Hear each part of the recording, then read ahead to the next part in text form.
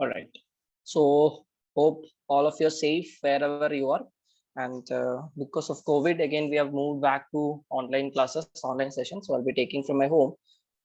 Just tell me, where did we stop in the last class? Which topic?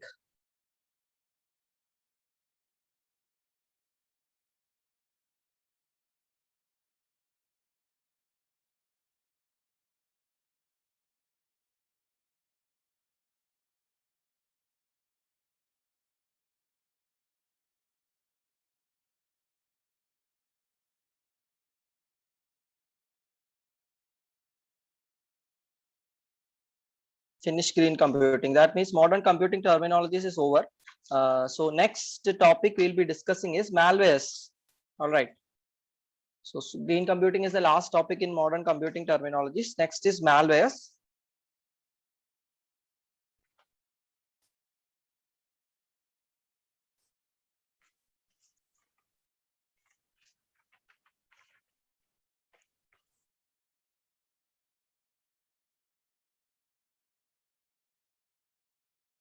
Okay. Yes, malware. Okay.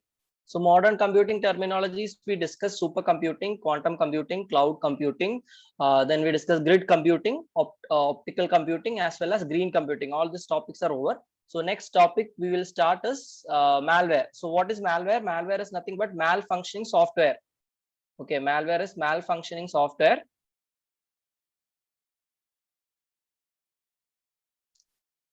So malfunctioning software. Malware is malfunctioning software.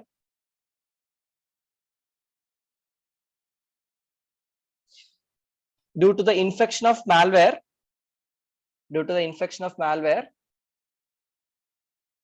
system will tend to exhibit some abnormal behavior. System will tend to exhibit some abnormal behavior. So this is called the malfunctioning. This abnormal behavior is called the malfunctioning. System will tend to exhibit some abnormal behavior. So there are different types of malwares. We'll discuss them one by one. But before that, we'll discuss the hackers. Who are hackers?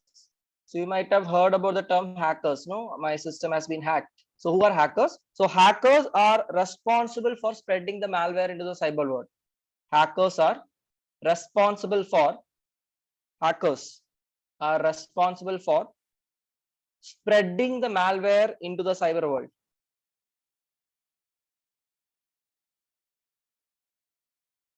Hackers are responsible for spreading the malware into the cyber world.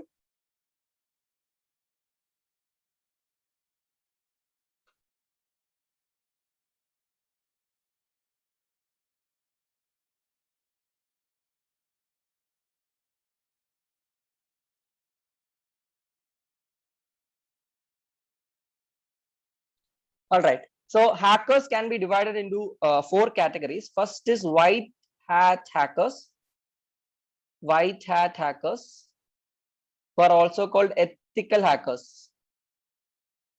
White hat hackers or ethical hackers. Then we have black hat hackers. Black hat hackers. There is gray hat hackers. And criminal hat hackers. Hackers are of 4 types: white hat, black hat, gray hat, and criminal hat.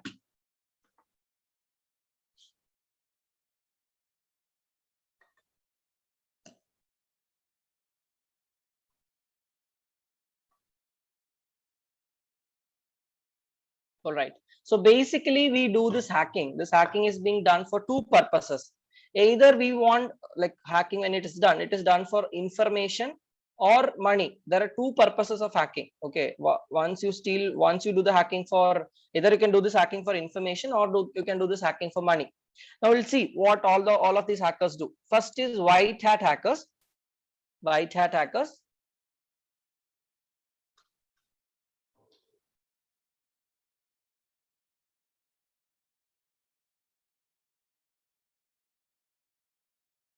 See, basically white hat hackers or ethical hackers intrude into the computer system or network with the legal permission of the owner or the company. Okay, they do this with the legal permission. They will, the company itself will ask these people to hack into the system. Why? Because we have to know what are the vulnerabilities in your system. Okay, if we do not do it, somebody external who can do this hacking, and this will lead to infecting the system, etc. So the company itself will hire people to do this hacking. So these are called white hat hackers. So they are also called ethical hackers. They do it for with the official legal permission of the company, and they do not have information benefit or monetary benefit. Maybe the company will provide them money, but they do not have any benefit. So you might have studied about something called 0-day vulnerability. In cyber security, you will study this if we have not studied. So in 0-day vulnerability, what is 0-day vulnerability? It is a weak point in your system which is not yet identified, but you will identify it only when it happens.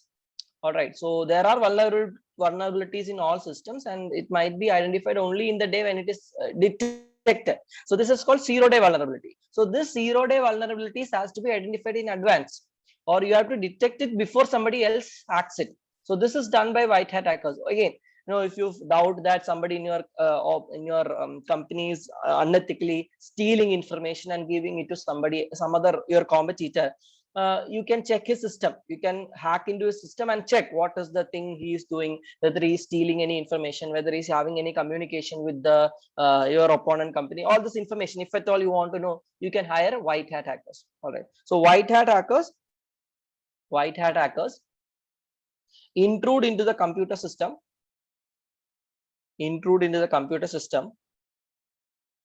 with the official legal permission of the owner or the company. With the official legal permission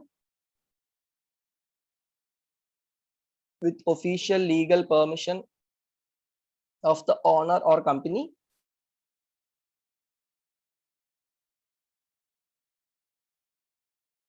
with the official legal permission of the owner or the company, to identify the vulnerabilities in the system. To identify the vulnerabilities in the system. With official legal permission of the company to identify the vulnerabilities in the system. They do not have any monetary or information benefits. No monetary or information benefits. So this is white hat hackers. Okay. Next is black hat hackers. So the extreme opposite, black hat hackers, the opposite of what you say, white hat hackers. They intrude into the computer system. They intrude into the computer system in an illegal way. They intrude into the computer system in an illegal way without official permission from the company. They intrude into the system in an illegal way without official permission from the company and threatens the user by gaining information for ransom.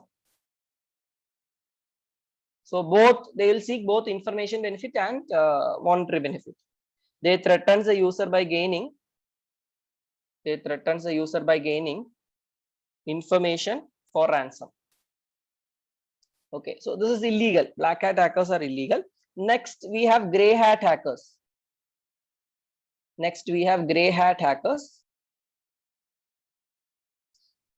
Gray hat hackers. They are intermediate between black and white hat hackers. They are intermediate between black and white hat. They are intermediate between black and white hat. They intrude into the system without permission. They intrude into the system without permission. They intrude into the system without permission. but have no information or monetary benefit. No information or monetary benefit. See, you would have seen people, hacking into the government websites or even university websites to prove a point. University is doing something which is against you. You will hack into the system and just flash the message that you are being hacked. All right. So there, you are not trying to steal any information, or you are not trying to steal any money. You are just trying to prove a point. So this is called gray hat hackers. Okay. So this is just to show the technical skill. It is just to show the technical skill or highlight a point or no, prove a point, whatever. Highlight or prove a point. So examples. No, there are people, there have been cases where we have hacked into Pakistan websites and just flash the message just to prove that you are vulnerable. You will do this. So this is gray hat hackers. No information benefit, no monetary benefit, but they do this without permission. This is gray hat hackers. See, all these three, white hat, black hat, and gray hat, these are technical hackers. These three are called technical hackers because they have the knowledge of how to do this hacking. All right, these people have the computer knowledge, and these first three, they are called technical hackers. Now, the fourth group, criminal hat, is called a non-technical hacker. All right, non-technical hacker, because they do not have the technical knowledge. They do not have the technical knowledge, but rather they will use some ready-made softwares which is available in the market. They will download the softwares and they will do this hacking with this software. So basically, they may not be able to log files and folders, etc., because they do not have that much information. So criminal hat hackers are non-technical hackers. Last one is criminal hat hackers. Criminal hat hackers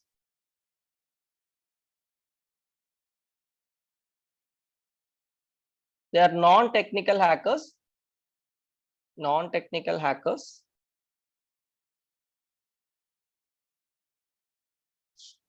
who use some ready-made softwares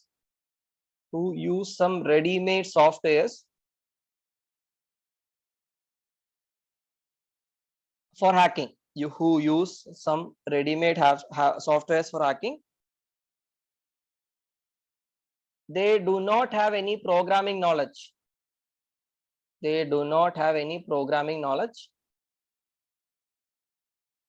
And mostly seek information benefit.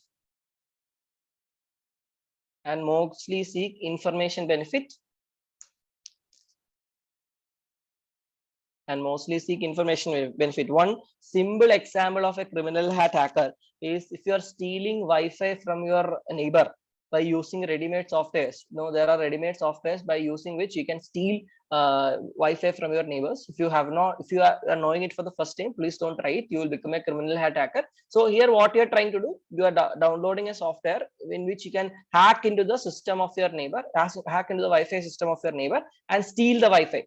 All right. So here, what you are doing, you are just seeking information. You do not want anything monetary from the other person.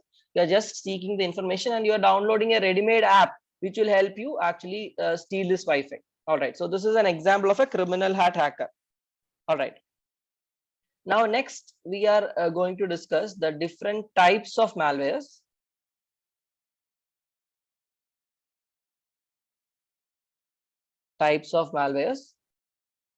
So the first one is virus.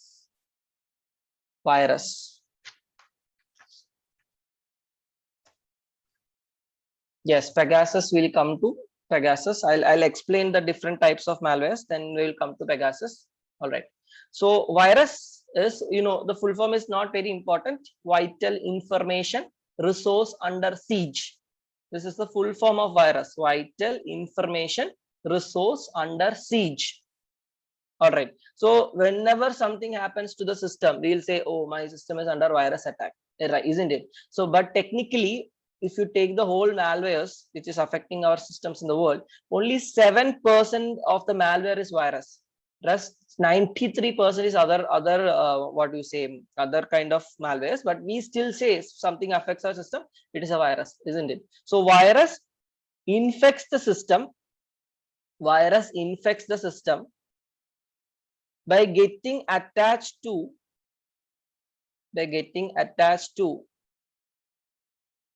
files, folders, or softwares. By getting attached to files, folders, or softwares. So virus can attach itself to files, folders, or softwares and infect your system. All right. Virus infects the system by getting attached to files, folders, and softwares. It hooks up the operating system. It hooks up the operating system. It hooks up the operating system, that is, it joins the operating system and will run a plenty of programs in the background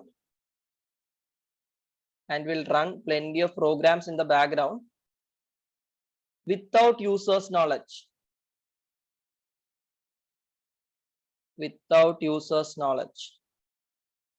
So this is what is happening in what we say virus. When virus infects our system, lot of programs will be run in the background without we knowing it. So when a lot of programs are running in the background, so if you open this task manager, if you plus control alt delete and open the task manager, you will see that you are not using any programs, but your CPU is running at 100%. No, your system performance is like, the system is performing at its 100%, but you are not using any software. Why? Because some virus has infected your system, which is slowing down the system. So it will run a lot of programs in the background without your knowledge, and system performance and speed will get reduced, or system performance speed will get reduced. So this is the result. System performance speed will reduce. System performance speed will reduce. It never corrupts the files and folders. It never corrupts files and folders. See, if a virus attacks the system, we will be still able to access the files and folders. Okay, it never corrupts the files and folders. It never corrupts the files and folders. And how does this infection happen? Infection can happen in offline and online mode, or offline or online mode. What is online mode? You download something from internet. This file, folder, or software contains this virus. It can infect your system. Offline is you insert a what we call pen drive or hard disk, anything into your computer, and it contains the virus. It can infect your system. This is offline or online mode. It can infect your system either in offline or online mode. And virus is non-self-replicative. Virus is non-self-replicative. That is, it needs users' presence to spread. It needs users' presence to spread. It needs users' presence to spread, and cannot spread by itself. And cannot spread by itself. That means the file needs to be opened. That is, the file needs to be opened. The file needs to be opened. See, if you have a file with this virus, only if you click on the file, open the file, then only this virus will be active. You have a file with a virus, you are using an antivirus software and deleting the file without even opening it, it will not infect the system. All right. So no, you have to open the file. That is why we say that we need the presence of a user to spread the virus. Only if the user opens the file, it will be spread. Unless otherwise, it will not be spread. So they cannot spread by itself, and file needs to be opened. So this is virus, and obviously we can use antivirus softwares. Right? There are antivirus softwares which can be used to prevent this virus. Antivirus softwares can be used to prevent the virus. Next type of malware is called worm. Worm. worm is kind of similar to virus. Infection gets attached to worm. Infection gets attached to files, folders, softwares. Infection gets attached to file, folder, softwares. It can spread in online or offline mode. It can spread in online or offline mode. But the difference between a worm and a virus is that this worm will corrupt your files and folders. It will corrupt the files and folders, and they are self-replicative. It will corrupt the files and folders, they are self-replicative. So if a worm is there in the system in a particular file or folder, or it has affected a drive, you have to empty it. You have to delete the file or folder, then only you will be able to be infected with the worm. But if a virus is attached to a file or folder, the file or folder or software will function. Only thing is that virus will infect your system, that is all. It will not corrupt the file or folder. But here the worm will corrupt the file and folder, whatever it is. So you have to empty it. It will corrupt the file and folder, and it needs to be emptied.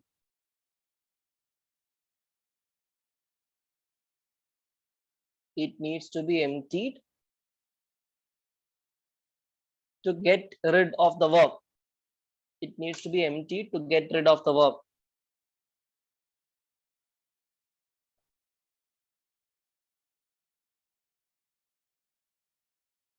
It needs to be emptied to get rid of the worm.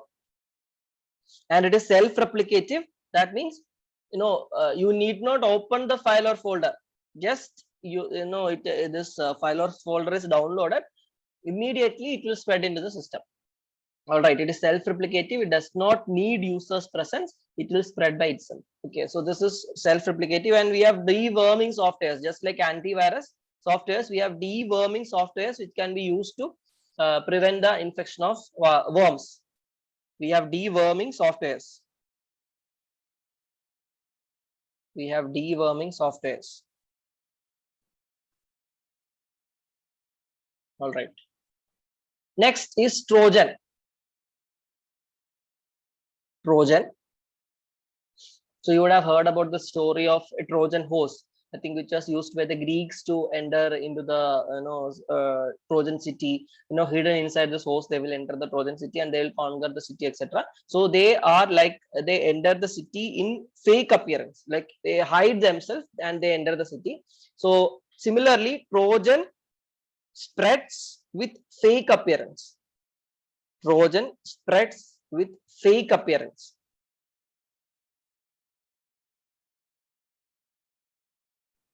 Trojan spreads with fake appearance. So example of Trojan, first one is Shopper. Shopper is the name of a Trojan, Shopper. So Shopper will flash fake reviews. It will flash fake reviews. It will flash fake reviews and screen unsolicited ads. It will flash fake reviews and screen unsolicited ads. So this will appear like an ad, or this will be like a fake review. Okay, so this place is selling something very good. No, it is selling hot, maybe pastries, cakes near you. So check the link. So you click it. Actually, it is a Trojan. It will get infected. So it will come as something else, and it will infect your system. So Shopper Trojan can come as fake reviews, unsolicited ads, etc. And this Shopper is capable of reading the data entered on the screen. Is capable of reading data entered on the screen.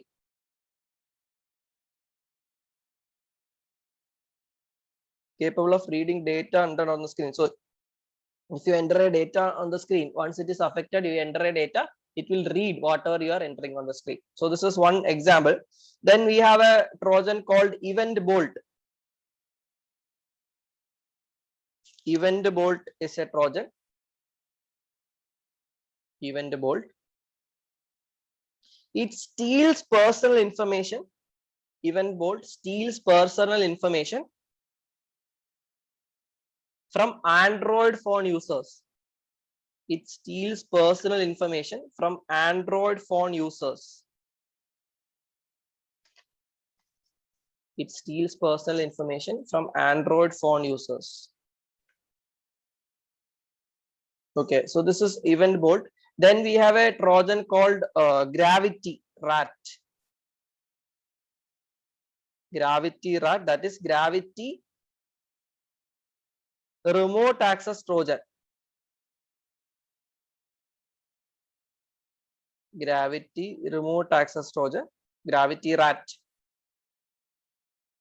Gravity Remote Access Trojan. So this was spread by Pakistani hackers. So this Gravity Rat was spread by Pakistani hackers. The infected system can be controlled from any part of the world. The infected system can be controlled from any part of the world. Can be controlled from any part of the world. The infected system can be controlled from any part of the world, and it takes up to 3 years to exhibit the first symptom. It takes up to 3 years to exhibit the first symptom. So even if our system is infected with this, what we say, gravity rat, we may not know it because it will not show you any symptom. Slowly, it will steal all the information. This was spread by Pakistan hackers. Gravity remote access Trojan, gravity rat. So once it is, the system can be controlled from any part of the world, and it will take 3 years to, exhibit the first symptom. And to basically deal with Trojan, we have something called a sandboxing technique.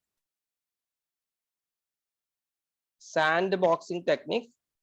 So it is like a sieve where you filter the Trojan. So just like antivirus software, just like anti-worm software, we have, and for to deal with Trojan, we have sandboxing technique. Sandboxing technique, or it is kind of a filtering technique. So if you have seen the sand, etc., is sieved through a filter, right? So this is called sandboxing or filtering technique. So the problem with this gravity rat was it was kind of invisible even to the sandboxing technique. Okay, until it was found, it was even invisible to this sandboxing technique. So this is the problem of Trojan. So once the Trojan affect, it will be it will come as fake, something fake, and it will infect your system, and it can steal information for a long time. This Trojans, it will come as fake appearance. All right. Next malware is called adware. Next malware is called adware.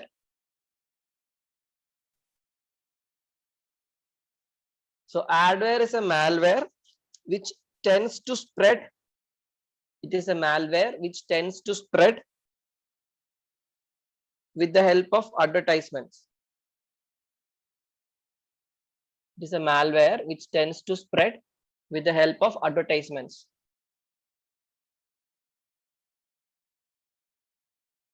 Malware which tends to spread with the help of advertisements.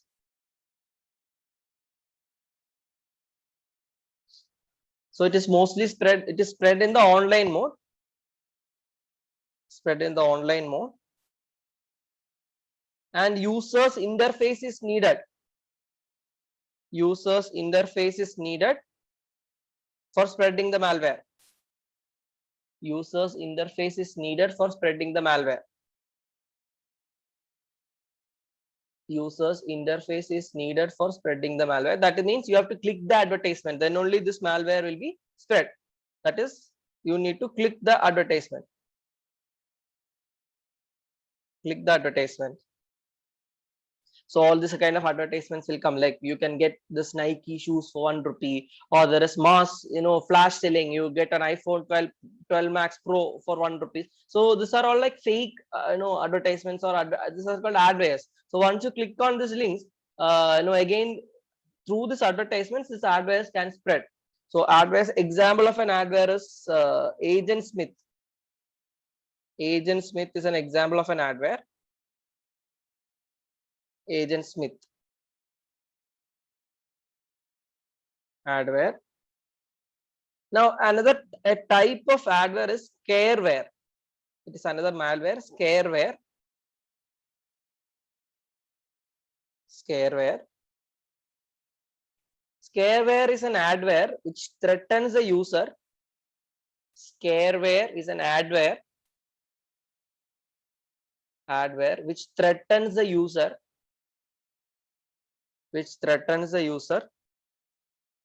to purchase certain products from their site. To purchase certain products from their site. Which threatens the user to purchase certain products from their site. Example is Zeg. Zeg is an example of a scareware. Zeg.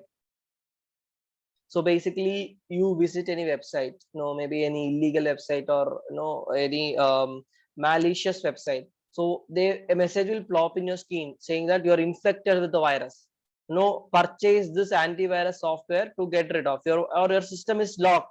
Okay, purchase this software to deactivate the virus. So these kind of messages might pop. So if you're not aware about all these malwares, what you'll do, you'll panic. Oh my god, my system is infected with virus, and you will try to purchase the software. One example. So this will scare you to purchase a software. This is called scareware. So example is SAC. And basically, to deal with all adwares, we have something called ad blocker. So there is ad blocker, in the browser extension. So in Google Chrome, if you're using Google Chrome, there you can add this ad blocker as a browser extension. So it can be added as a browser extension, which will prevent all these ads. Okay, so this is ad blocker. It can be tried to stop spreading of adwares.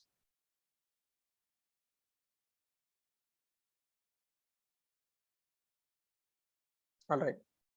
So next type of malware is spyware. Next type of malware is spyware.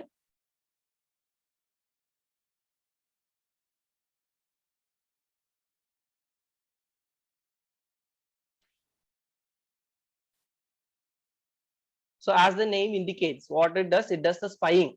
Okay, it does the spying, and so spyware tries to monitor sensitive contents. Spyware tries to monitor sensitive contents. It tries to monitor sensitive contents. Spyware tries to monitor sensitive contents. So basically, these spywares can be used for two purposes. So it can be used for espionage, or it can be used for sabotage. Okay, so the spywares can be used for espionage or sabotage. So espionage, what is espionage? Spying work done by one individual against another. Spying done by one individual. Spying done by one individual against another. Espionage is spying done by one individual against another. This is espionage. So here the only purpose is spying or surveillance. Okay, it will not do any kind of destruction or disruption. Only spying or surveillance. Only spying or surveillance. No disruption. It will not disrupt your system. You will be spied, and information will be stolen. All right. No disruption. Only spying or surveillance. So you would have heard about this famous spyware which was spread through WhatsApp called Pegasus. So Pegasus was an example of a spyware. Pegasus was spread through WhatsApp. So basically this was spread through Israeli hackers. So Israeli hackers attached this spyware through WhatsApp, and no, this spyware was spread in your phones from which sensitive information was stolen. Then there is another spyware called Strandhog. So these are all examples of spywares: Pegasus, Strandhog, etc. So this Pegasus will even make calls, SMS to person in your contact list. Voice, video calls will go in WhatsApp. So all these were issues. If Pegasus attacks your system, it would automatically get all the information from your contact list from your system to make SMS calls. So this was a spyware used to spy information from your phones, and it was spread by Israeli hackers through WhatsApp. Then we have sabotage. Spying of one nation against another nation. Sabotage is spying of one nation against another nation. Spying of one nation against another nation. And it is not just spying, it can destroy networks. They will destroy networks. Spying of one nation against another nation and destroying networks. And destroying networks.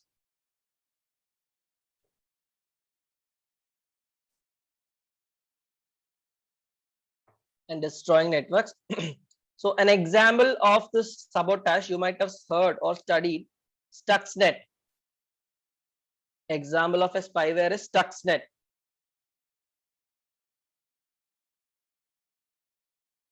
Example of spyware is Stuxnet. So do you know who spread this against whom? This is actually spread by the US government. It was spread by the US government against Iran. Spread by US government against Iran to monitor their nuclear deals. To monitor their nuclear deals. And ultimately their power plants, nuclear power plants stopped functioning because of the Stuxnet attack. Okay, so Stuxnet was used by the US government against Iran's nuclear power plants. All right. So this is the next type of malware, spyware. Next, we have ransomware.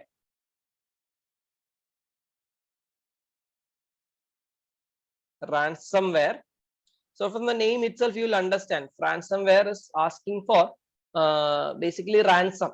It will affect your system, and ransom is being asked for. So ransomware is a malware which spreads with an attachment. It is a malware which spreads with an attachment in email. It spreads with an attachment in email. Malware spreads with an attachment in email. It will lock. Ransomware will lock all the files and folders. Ransomware will lock all the files and folders in the local drive. It will lock all the files and folders in the local drive. So your C drive, D drive, etc. will be locked. Only two files you will be able to open. One is called the information file, and then we have decryptor file. So the user will be able to access.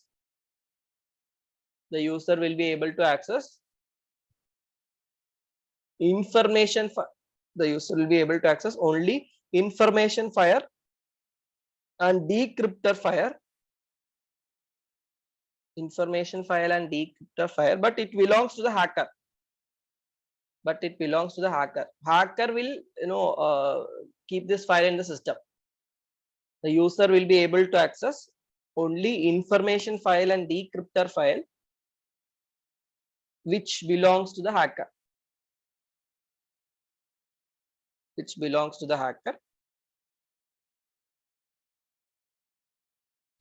Information file will contain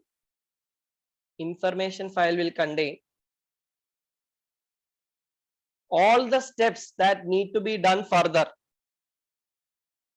Information file will contain all the steps that need to be done further.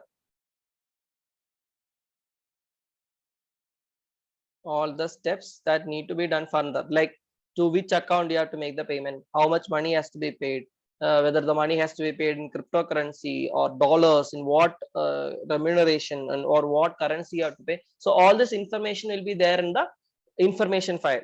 So this information file will contain the steps to be done further. After successful payment, so you have to obviously pay money. After successful payment of the ransom, after successful payment of the ransom, after successful payment of the ransom, and auto-generated decryptor key, an auto-generated decryptor key, an auto-generated decryptor key will be received in the registered email.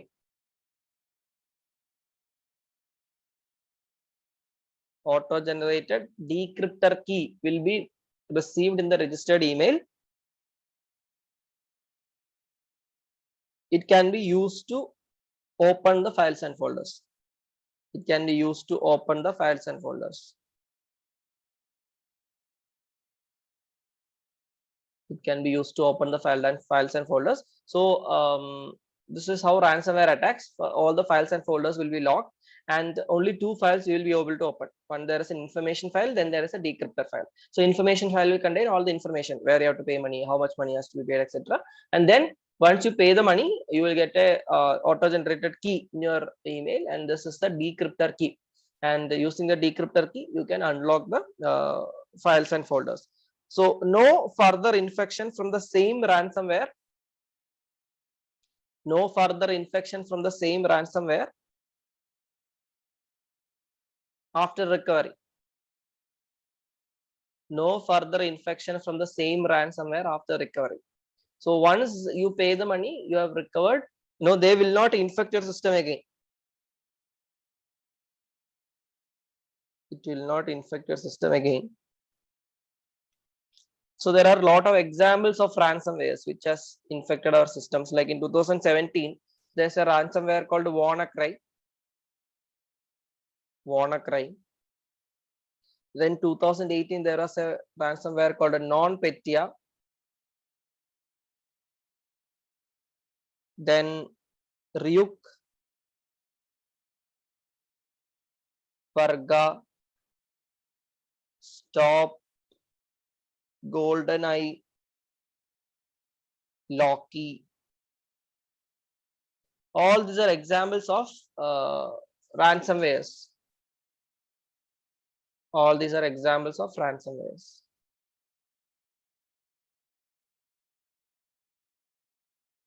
All these are examples of ransomwares.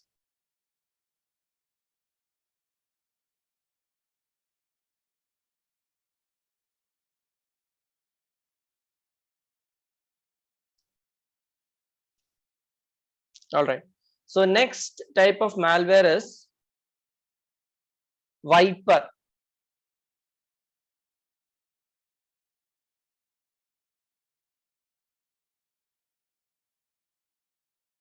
They don't attack a second time. Basically, what we say, ransomwares are created by mostly black hat hackers. They do not have much technical knowledge about these things. They will use mostly softwares to do this hacking. They will come, they will log the files and folders if they're using technical, technical softwares. So they will not be attacking again. They're slightly ethical in that way. Once we discuss Viper also, you will understand. So next is Viper. Viper. It is similar to ransomware. It is similar to ransomware. It is similar to ransomware in its mode of attack. It is similar to ransomware in its mode of attack. That is infection spread through an attachment in email. Infection spreads through an attachment in email. infection spreads through an attachment in email, and there will be information file, decryptor file, etc. Files and infection will spread through email. Files and folders will be locked. Files and folders in local drive will be locked. Files and folders in local drive will be locked, except information and decryptor file. Except information and decryptor file. But the difference is that even after payment, there will be no decryptor key. There will be no decryptor key. Even after payment of ransom, there will be no decryptor key which will be sent to email. There will be no decryptor key which will be sent to email. No decryptor key. That means your files and folders will be completely destroyed. Files and folders will be completely destroyed. So it is just like a ransom. You will know that it is wiper only after you make the payment. You make the payment and you will understand that there is no decryptor key. That means it is a wiper and it will completely destroy your files and folders. You will not be able to access your files and folders again.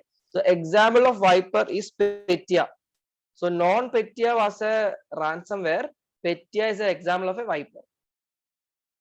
So in that way, ransomware is more ethical. You know, once they attack, they will give you the decryptor key. You can open your systems, and they will not attack you again. Once you are getting attacked, you pay the ransom. They will not attack you again and ask for ransom. In that way, they are more ethical. And mostly these ransomwares are used by mostly black hat hackers, criminal hackers, who use, they do not have much technical knowledge about these things. They use the help of softwares or things that are available in the market and do this hacking just to ask for money. Okay. The next type of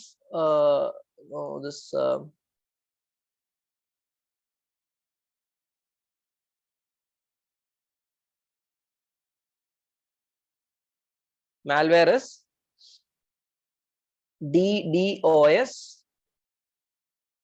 DDoS, that is distributed denial of service. Distributed denial of service. Distributed denial of service, or this is also called botnet attack. Distributed denial of service, or it is called botnet attacks.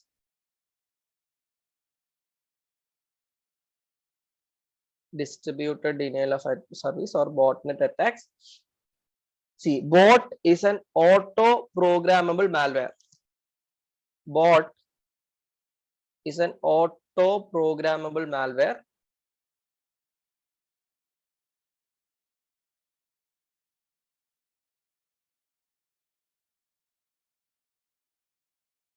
And one bot can generate multiple bots. One bot can generate multiple bots. It's an auto programmable malware. One bot can generate multiple bots. Internet connection is required for this attack, or internet connection is required.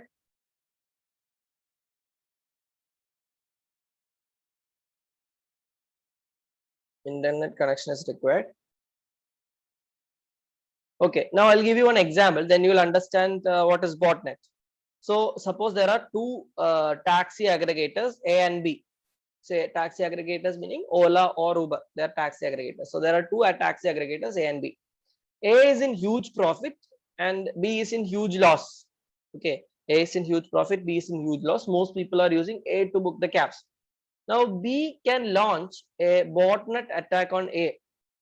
B will launch a botnet attack on A. Now what will happen? Suppose I am using my phone to book a cab through A. Once I try to book a cab through A, there will be B is having a botnet attack on me. Simultaneously, there will be 10,000 people who will be trying to book the cab from my same location. Okay, so this is not real people, they are artificially created people. At the same time, 10,000 people, 10,000 users from the same location will try to book a cab. So what message I'll get? No cab available. This will be the message I am going to get, because auto programmable softwares, which is randomly generated in that particular area, is trying to book cab through my same application. Okay, so ultimately I will not be able to book a cab through A, so I might switch to B for my cab. And once I start using B, I might use it more and more, and I'll try to book. So this is called auto programmable software, or distributed through different distributed systems. Like, there are many bots which are simultaneously trying to deny access for me. Okay, so this is distributed denial of service, or it is also called botnet attack, where auto programmable softwares will deny service for me. Okay, so there is a denial of service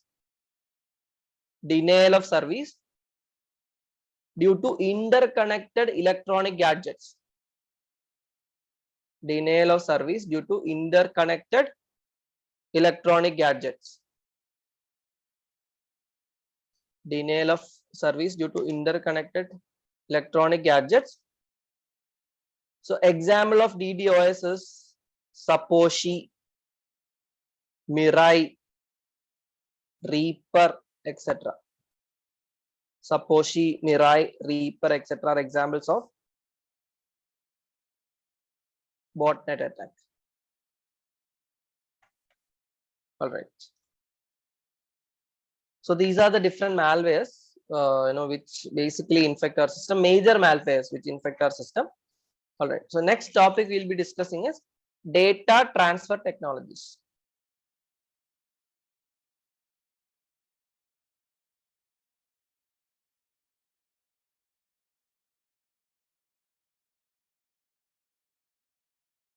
Data transfer technologies.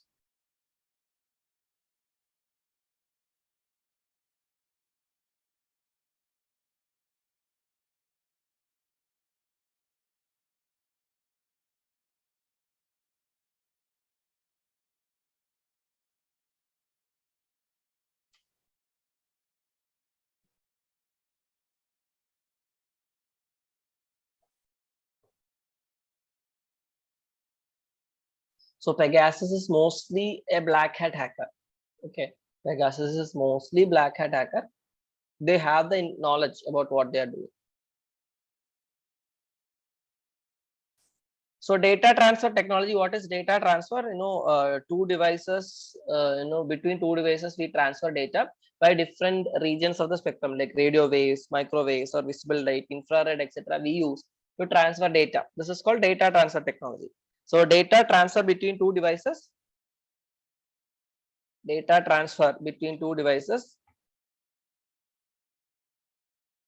takes place by using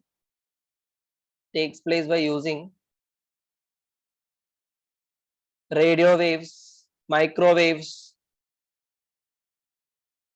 Data transfer between two devices takes place by using radio waves, microwaves, visible light,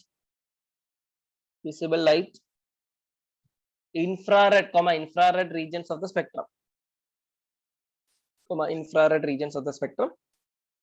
So first type of data transfer is called IRDA.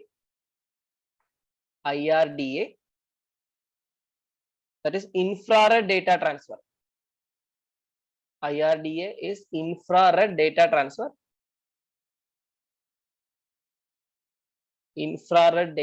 So it is an age-old technology. Initially, we had only Bluetooth and infrared in the mobile phones to transfer data. So maybe you would not have used infrared, but once, as I told, we had only Bluetooth and infrared. So it is infrared data transfer. So the coverage range was only 4 centimeters. So these devices had to be kept very close to each other to transfer data. Coverage range was 4 centimeters. And the data transfer was highly secure.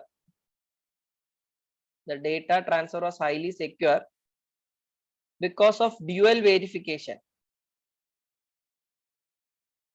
The data transfer was highly secure because of dual verification. What is dual verification? The sender and the receiver had to verify their devices. So in Bluetooth, you might have experienced it. If you're trying to send something via Bluetooth, first you will be asked, no, connect with XYZ device. You have to give yes. And the person who is receiving will be asked, ABC is trying to send information, should we accept? You have to give yes for my permission, and even the receiver has to verify the device, verify the, or accept this, then only this will happen. So it is highly secure because of dual verification. Dual verification. That is, sender and receiver should verify the devices. Sender and receiver should verify their devices.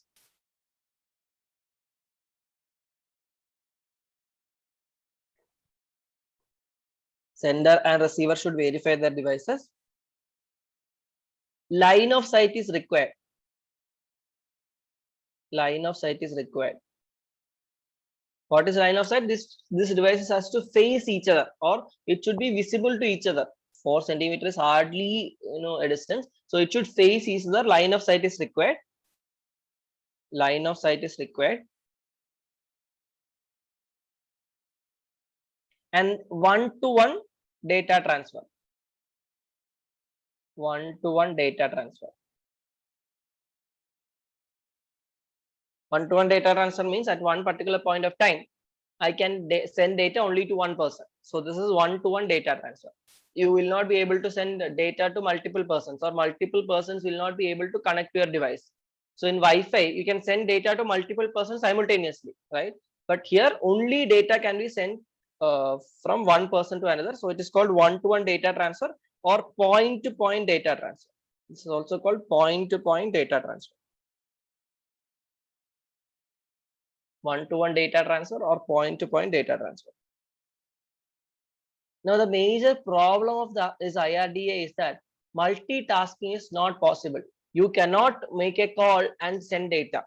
Even the 4 centimeter, it has to be facing each other. So if a call comes, the data transfer will stop.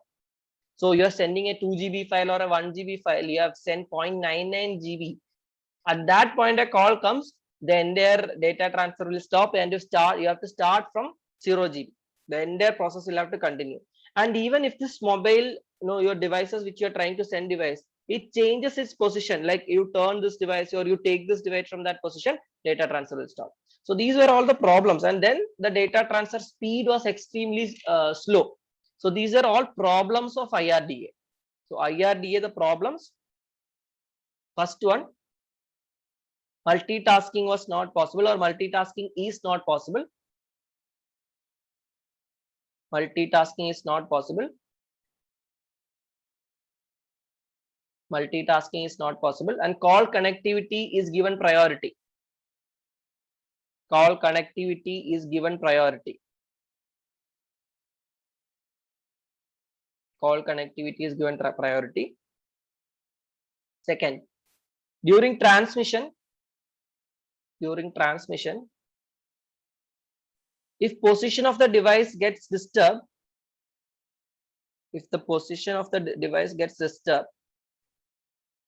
during transmission, if the position of the device gets disturbed, we need to restart from the beginning.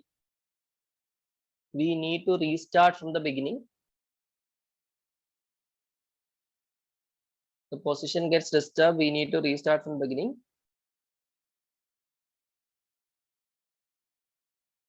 So these are then the data transfer speed is too slow. Data transfer speed is too slow. Data transfer speed is too slow. So all these are the problems. We are not using much infrared these days. So these days, one of the technologies we use is Bluetooth. Even that is even in limited way now, but still Bluetooth. So here we use the radio wave region of the spectrum.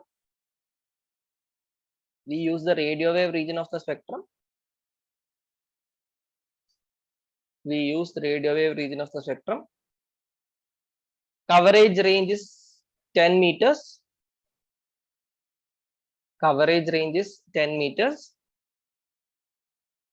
Bluetooth is also highly secure. because of dual verification. Highly secure because of dual verification. So it can be point to point or point to multi-point. Can be point to point or point to multi-point. Bluetooth data transfer can be to multi-point also. So this point to multi-point is basically used in geo beckoning. In geo beckoning. Geo beckoning is basically an advertisement tool. Geo beckoning. So geo beckoning is basically an advertisement tool where suppose you enter a shopping mall, you will get messages via Bluetooth, like these are the offers of this particular shop today, or this prices are available, etc. This message, if it comes to you via Bluetooth, it is called geo beckoning. So as you cross a particular point, you might be the Bluetooth might get activated and it will send messages to multiple devices simultaneously. Obviously you have to accept it to see it, but you will be shown this person is sending messages, offers of this particular place, etc. So if that is sent to you multiple people simultaneously, it is called geo beckoning. Okay, so geo beckoning is an example of point to multi-point Bluetooth data transfer. Geo beckoning is an advertisement tool. It is an advertisement tool used in shops, shopping malls, etc. Advertisement tool used in shops, shopping malls, etc. And what about line of sight in Bluetooth? Line of sight is not required. Line of sight not required. Line of sight is not required. All right.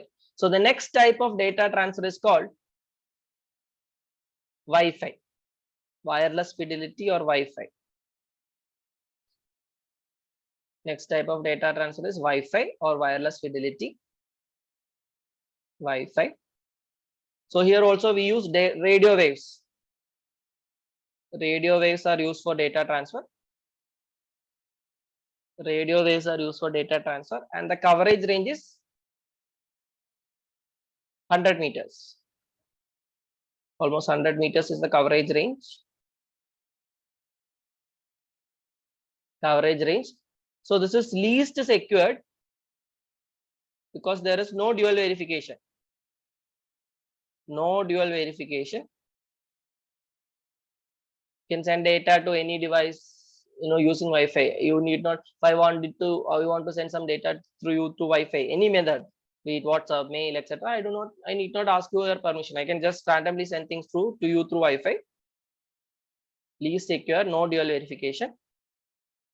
Can be point to point or point to multi-point. I can send to a single person, I can send to multiple people. Point to point or point to multi-point.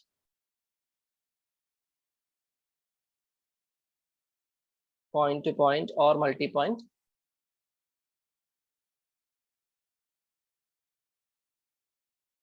No line of sight. Line of sight is not needed. Why? If the device can be in another room, I can send data transfer to any device anywhere. No line of sight is needed. No line of sight is needed. And this Wi-Fi is not used for mobility devices. Mobility devices, as the signal strength is not uniform. It is used for mobility devices as the signal strength is not uniform.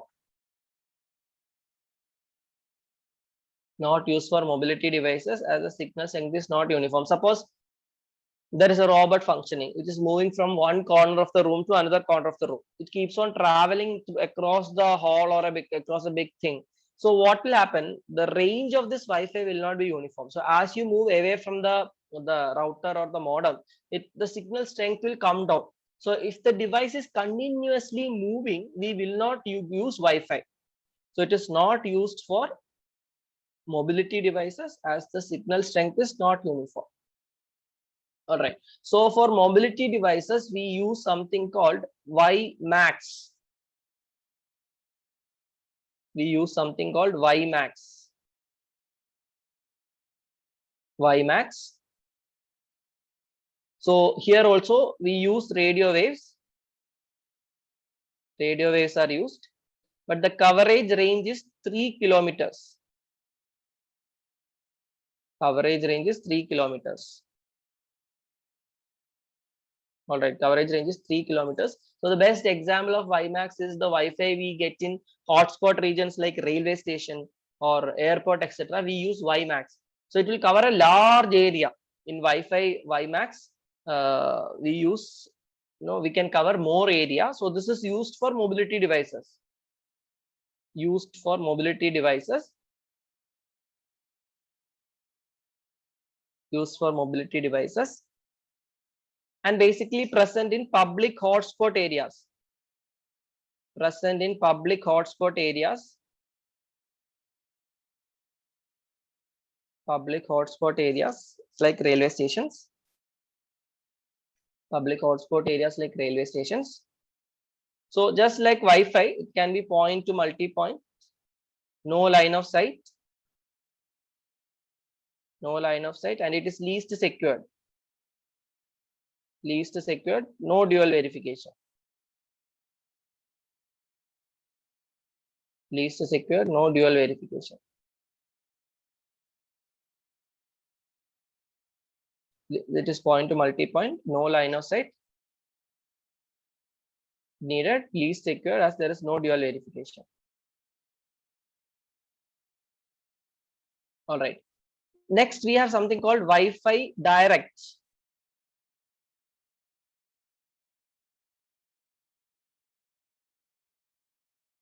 Wi-Fi direct.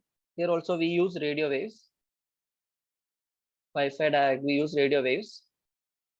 The coverage range is 20 meter. Coverage range is 20 meter. But here we do not need any data connection. No data connection is needed. Internet is not needed. No data connection is required. And we use the inbuilt radio transmitters. We use the inbuilt radio transmitters. No data connection is needed. We use the inbuilt radio transmitters. So you would have definitely used Wi-Fi direct without knowing that it is called Wi-Fi direct. Example of Wi-Fi direct is Share It. Share It, apps like Share It or those similar apps which we can use to transfer files. But you do not need Wi-Fi connection, but we will switch on Wi-Fi. Right, you will switch on Wi-Fi and using the inbuilt radio transmitters, we will send data. But the maximum coverage is 20 meters. Here also you would have seen it is highly secure. This is highly secure because there is dual verification. Highly secure because if you are sending data through Share It, you will ask send it to XYZ device. Yes, and the XYZ device will get a message ABC sending you this. Should we accept? Yes. So there is dual verification. So it is highly secure. Highly secure, but we need not have line of sight. No line of sight. And it can be also point to multi-point. So point to multi-point means inherently it is point to point and point to multi-point, both. So no line of sight is needed. Point to multi-point.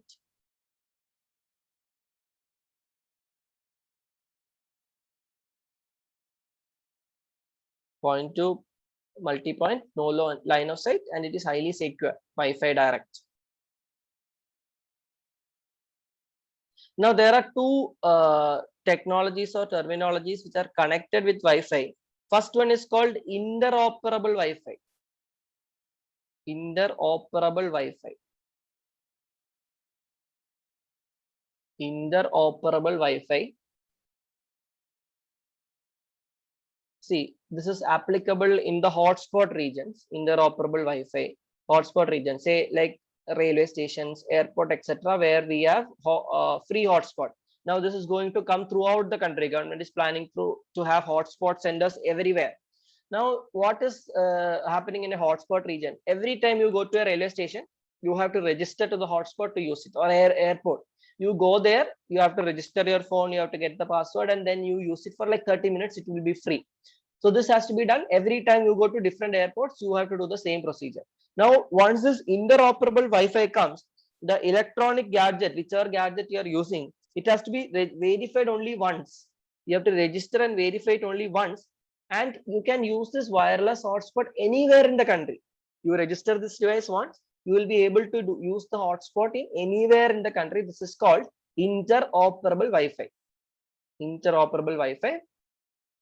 So only once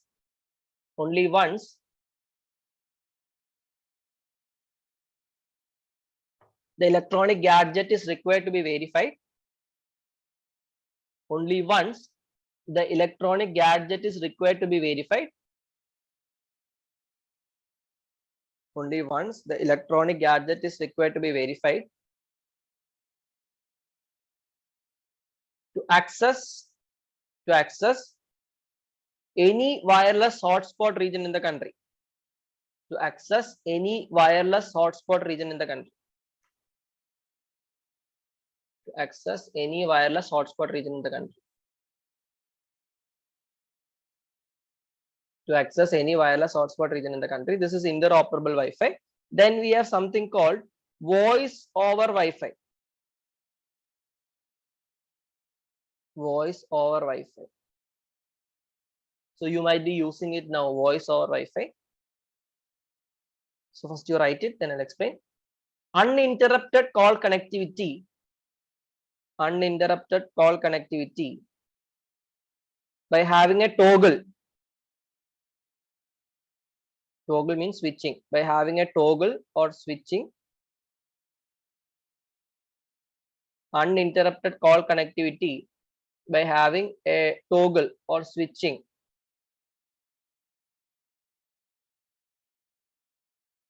By having a toggle or switching between VoLTE and Wi-Fi. VoLTE is your SIM card. 4.5G SIM card is called VoLTE. Your connection, SIM card connection and Wi-Fi. Switching between VoLTE and Wi-Fi. See, inside a room, you might not get proper network. So mostly, even if you have good coverage inside halls, inside rooms, etc., you might not get good coverage. So you'll have to switch outside, go outside the room in open space, etc., to make calls without interruption, right? So this problem is now solved by using this feature called voice over Wi-Fi. So if there is no network or if there is lack of network at your place, it will be switched to Wi-Fi automatically, and you will get a message at the top of your screen. You will see calling via Wi-Fi, right? Calling via Wi-Fi, that means from VoLTE you have been switched to Wi-Fi and calls are being made from Wi-Fi. Okay, so this will give you uninterrupted call connectivity. You need not go outside the hall or the room to make a call to get the network. So this feature is called voice over Wi-Fi, and 3 conditions should be there. 3 conditions have to be there to get this voice over Wi-Fi. First one, we should have a VoLTE SIM card. That is 4 generation SIM card or 4.5 generation SIM card we should be having. So VoLTE SIM card we should have. Second, your mobile phone should have voice over Wi-Fi. Mobile should have voice over Wi-Fi. Mobile should have voice over Wi-Fi. That is, mobile phone should support this feature. And third, your service provider should have voice over Wi-Fi. Service provider should have voice over Wi-Fi. Currently, I think only Jio and Airtel is providing voice over Wi-Fi. Soon, all of the other networks will also provide voice over Wi-Fi. So, service provider should have voice over Wi-Fi. They should support.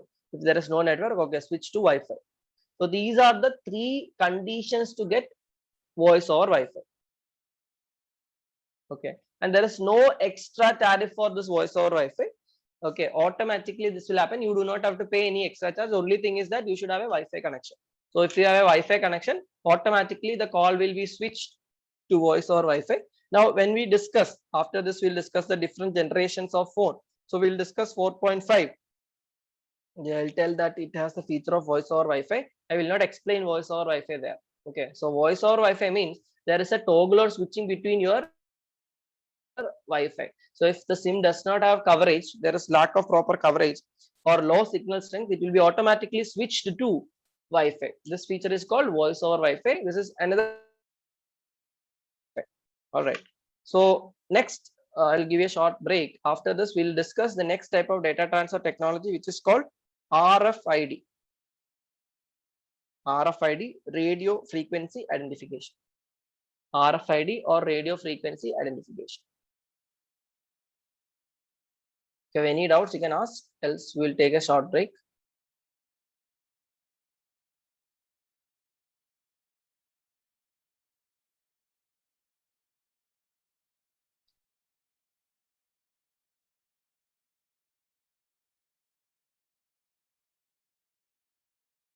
All right, 5 minutes. Thank you.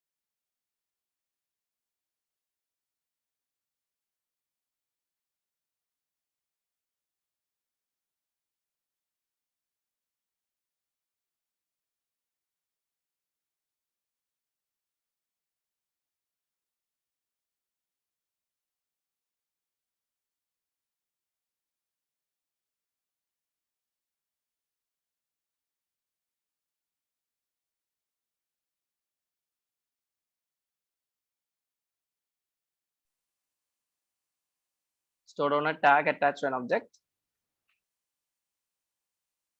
So there are two types of RFIDs. RFIDs can be classified into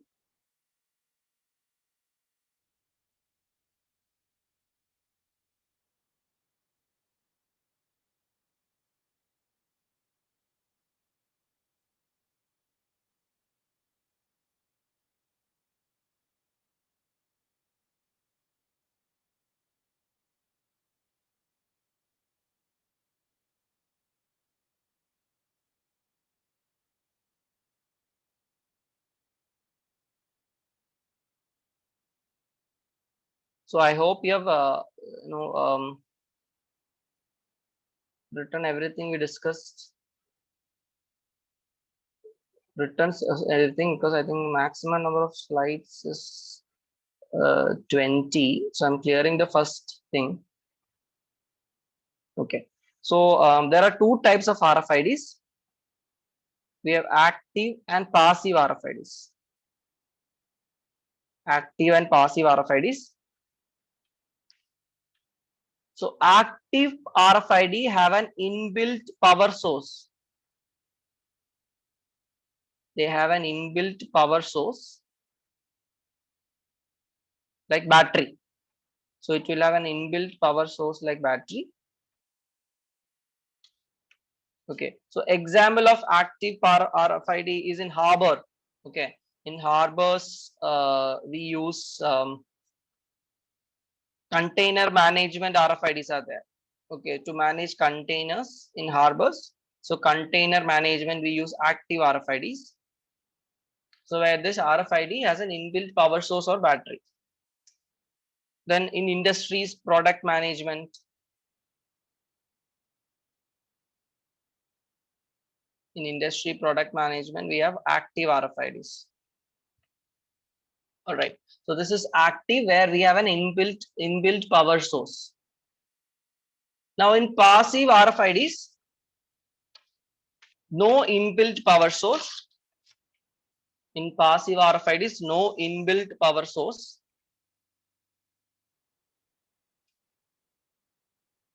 Passive RFIDs, there is no inbuilt power source.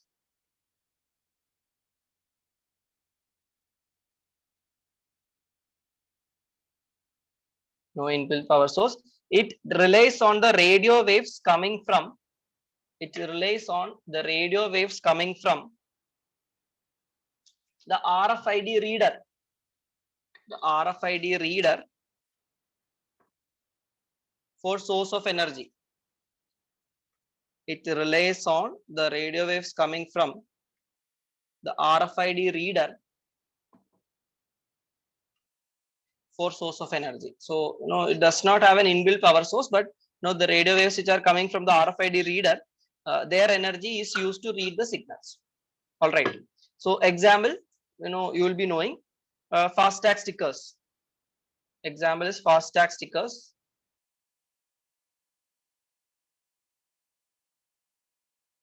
So there no power source is there, but rather we use the signals which are coming from the RFID reader. Then in HP petrol pumps, HP has something called fast lane, where cars will be having or vehicles will be having a FASTag, which will be read by this lane. Do you need not pay any cash or card? So HP's fast lanes have passive RFIDs. HP's fast lane have passive RFIDs. All right.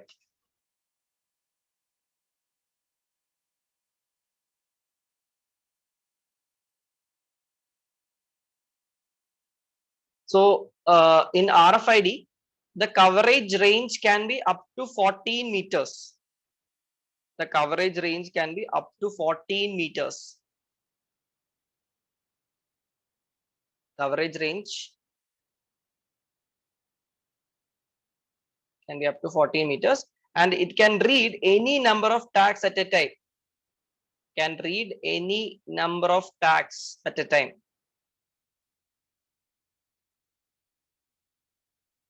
Can read any number of tags at a time.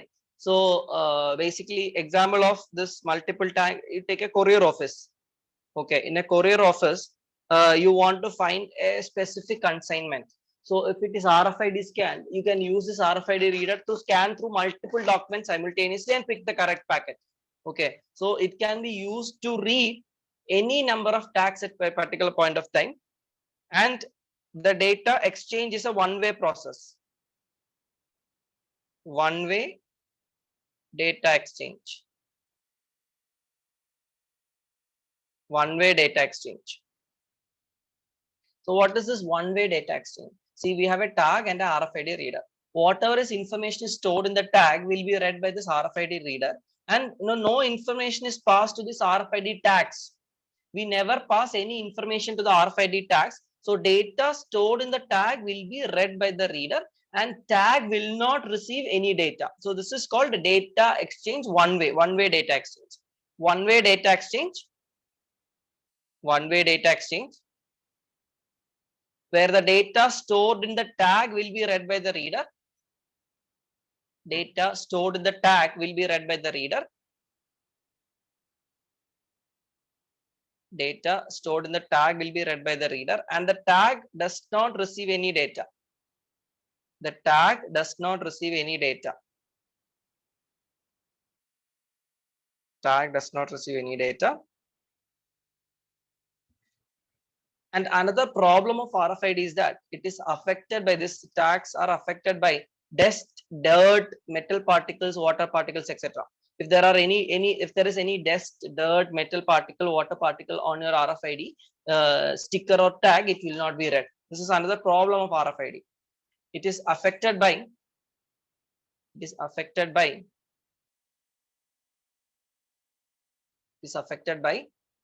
dust, dirt, metal and water particles. Dust, dirt, metal and water particles. It is affected by dust, dirt, metal and water particles. All right. So next, similar to RFID, we have NFC, near field communication. Near field communication.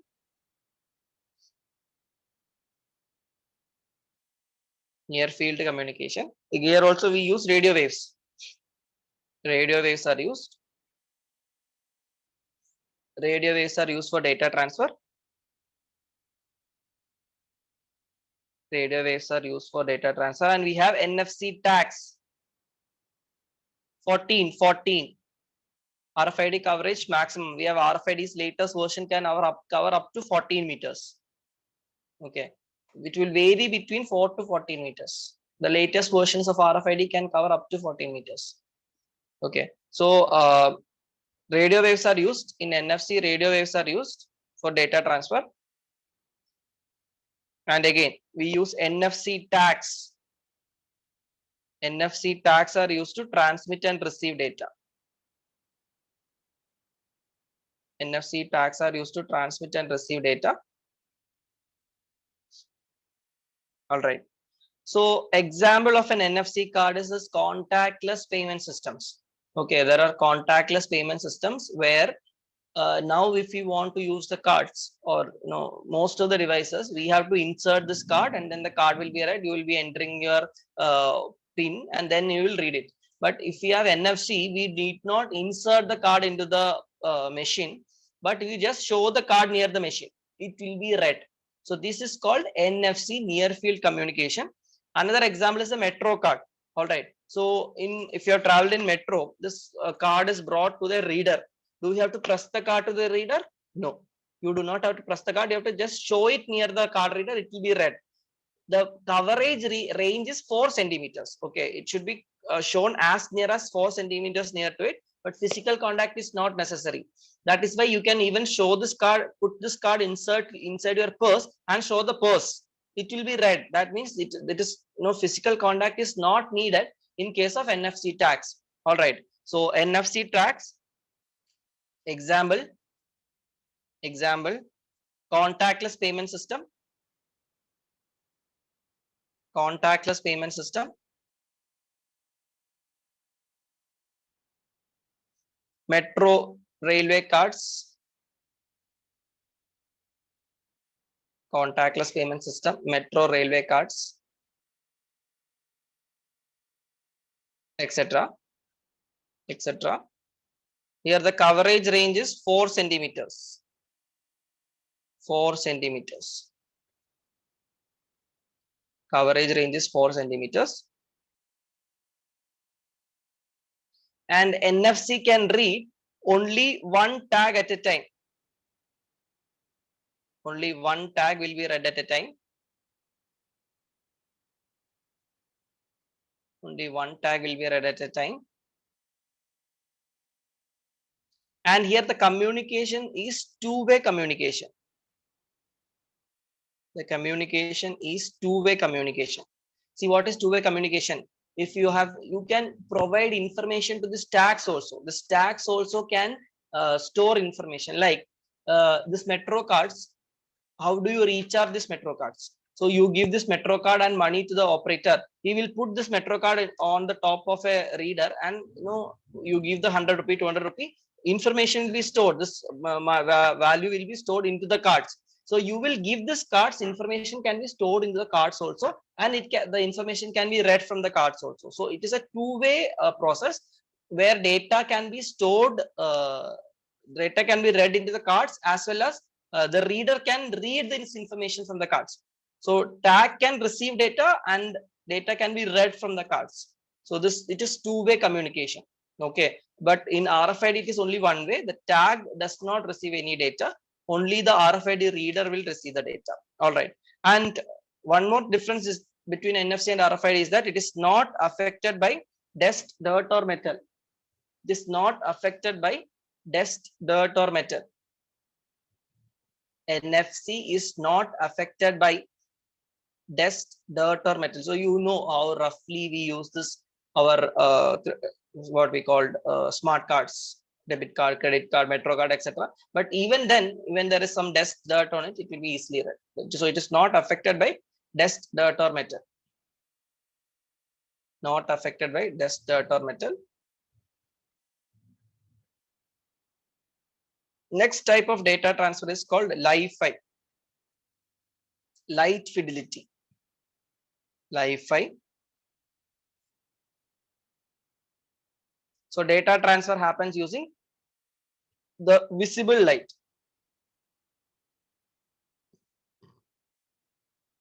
We use the visible light region for data transfer.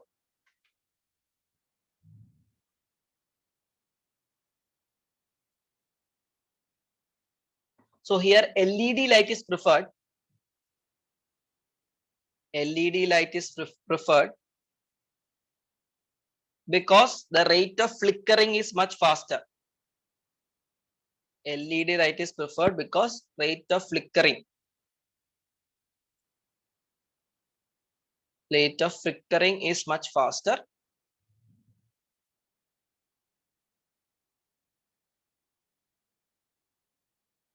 Rate of flickering is much faster. So flickering is like this on and off. So on and off will be much faster if you compare with other like tube light or any other bulb light. LED has faster rate of flickering. So we prefer LED lights in Li-Fi, and no radio waves are needed here. So the range, the coverage range of this Li-Fi will depend upon the luminosity of the bulb. Suppose we use a 20-watt bulb, the coverage range will be shorter. And if you go for a 100-watt bulb, the coverage range will be longer, right? So the coverage range will depend on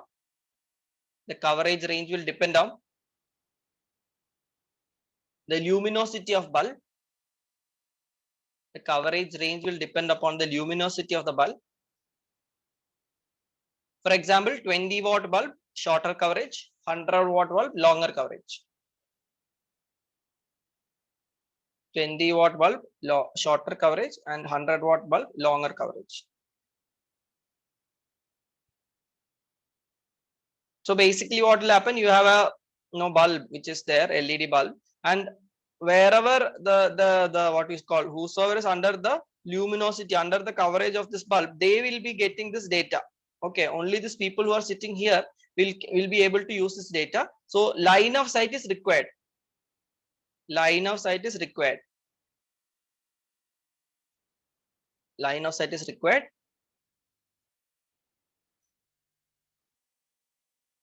Line of sight is required, and this is highly secure also. This highly secure because there is dual verification. There is dual verification. The service provider will know the devices, to which all devices it is being connected. The service provider will be knowing. Only if he accepts, you will be able to use it. Okay, so it is dual. There is dual verification, and you also have to accept that you are getting connected to this. You are sending data while under this Li-Fi. So there is dual verification, and hence it is more secure. Dual verification is there, and hence more secure. And what about the rate of data transfer? Will it be faster or slower? The rate of data transfer will be faster because light travels faster, right? So light travels faster and hence the rate of data transfer is faster. Light travels faster and hence the rate of data transfer is faster. The rate of data transfer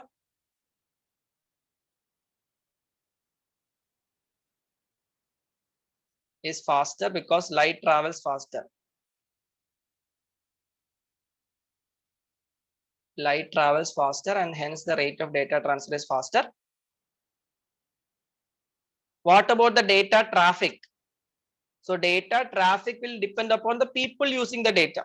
So if you compare with Wi-Fi, anybody within this 10-meter coverage or like in the coverage region will be able to use this 100-meter coverage will be able to use this Wi-Fi.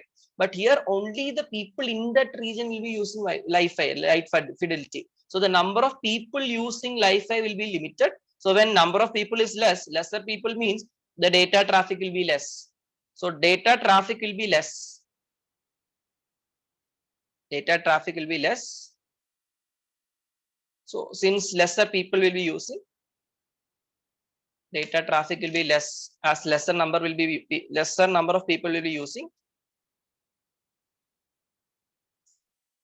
Data traffic less as lesser number of people will be using, and this will give more speed and hence more speed. Data traffic lesser as lesser number of people will be using, and this will give more speed. This will give more speed. And what about the operating cost? Will it be cheaper or expensive? This will be cheaper. It will be cheaper. Why it is cheaper? Because there is no spectrum auction. So this all the radio wave spectrums for providing 3G, 4G or 5G. The spectrum is auctioned by the government. So all these companies, Airtel, Jio, everybody has to buy a particular portion of the spectrum and then give you the service. That is why they are charging for the service, right? So it is not possible to auction visible light region. So there is no auction or there is no spectrum auction, and hence the operating cost will be cheaper.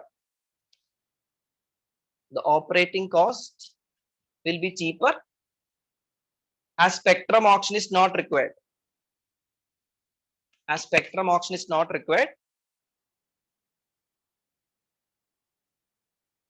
So what is the main drawback of this Li-Fi is, first point is that it cannot penetrate walls. It cannot penetrate walls. Drawbacks. First, it cannot penetrate walls.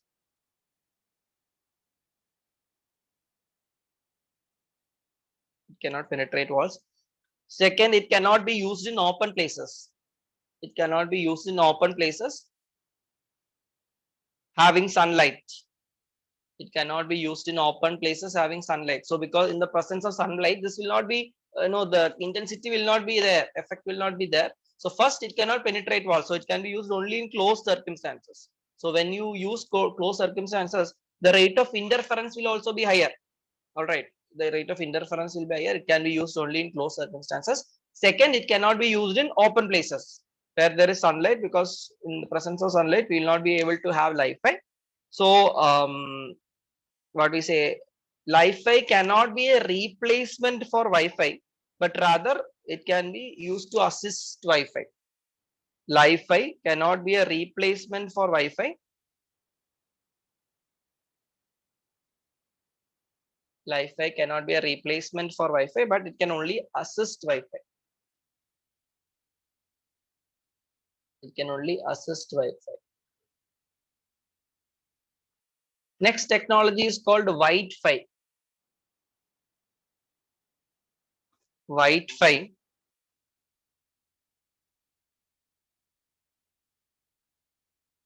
Where telecommunication operators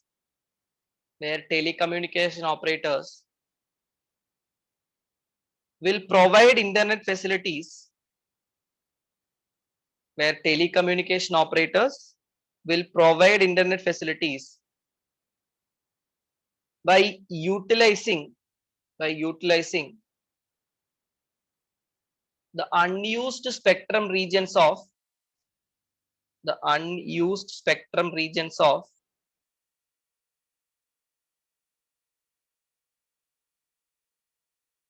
television operating companies.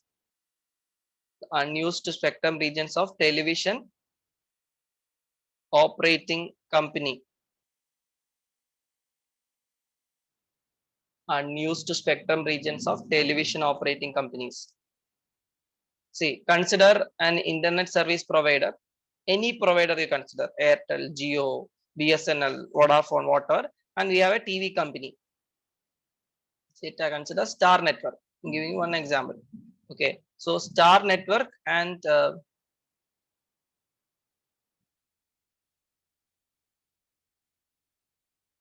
see, Wi-Fi in Wi-Fi, telecommunication operator will provide internet facilities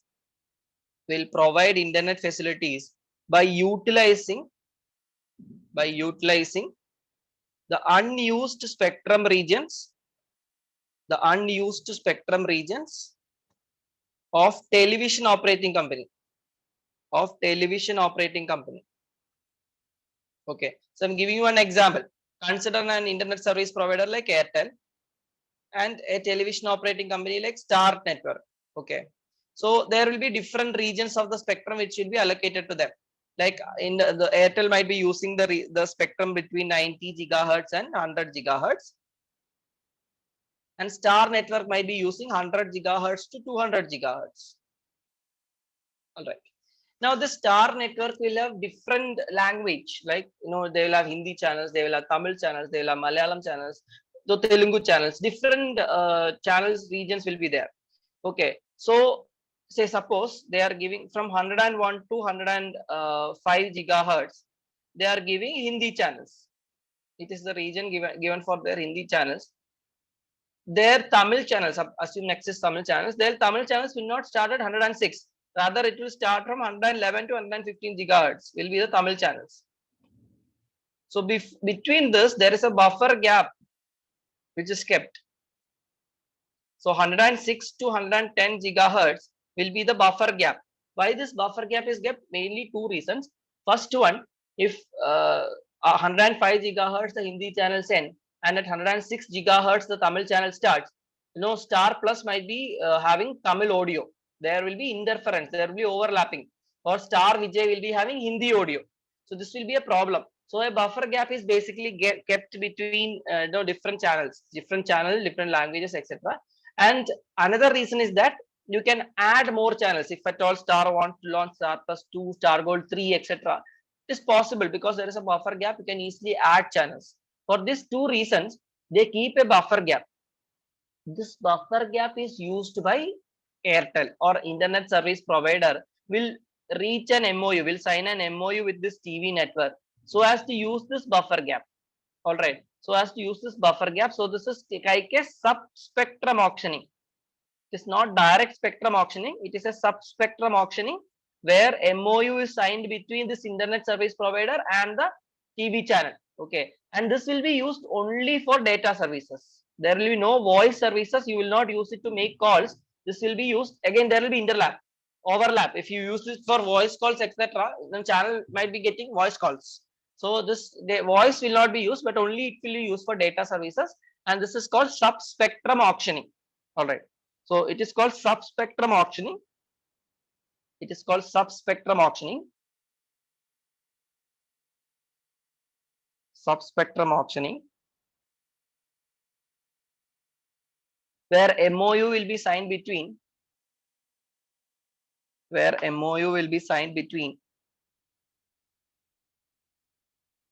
ISP, internet service provider, where MOU will be signed between internet service provider and the TV company to use buffer gaps.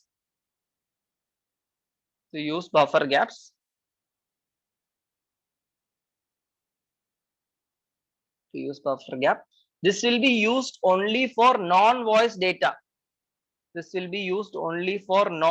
data. It will be used only for non-voice data to boost strength of internet connections. To boost strength of internet connections.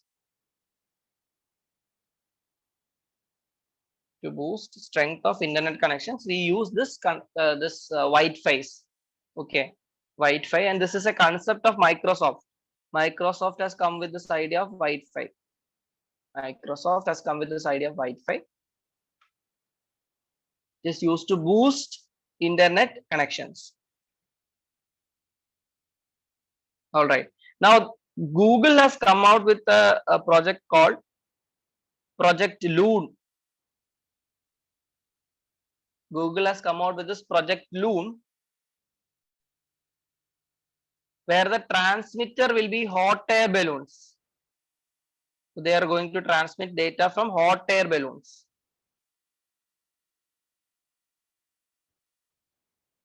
Where the transmitter will be hot air balloons and the receiver will be on the ground. So there will be hot air balloons kept and data will be transferred from these hot air balloons. Then similarly, Facebook has come out with Project Aquila. Facebook has come out with Project Aquila, where the transmitter will be drones. We will use drones for data transfer. Where the transmitter will be drones. All right. Now the last type of data transfer technology is called in-flight connectivity.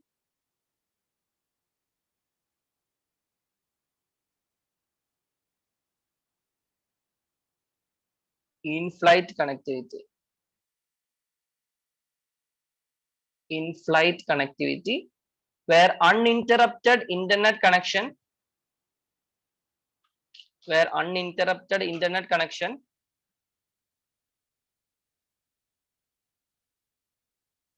will be provided to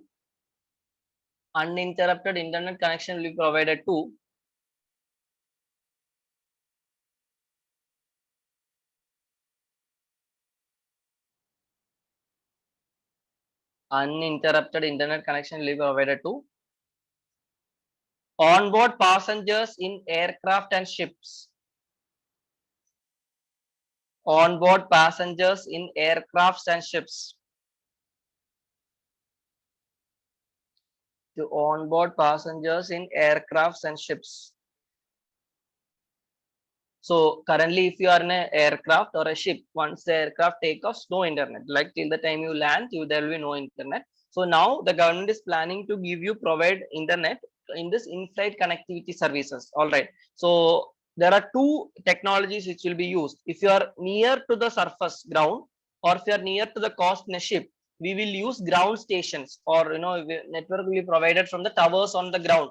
And if you are up in the sky in high altitudes, or if you are in open seas, the network will be provided by using satellites. So this is two ways in which they are trying to provide in-flight connectivity. So signals will be transmitted from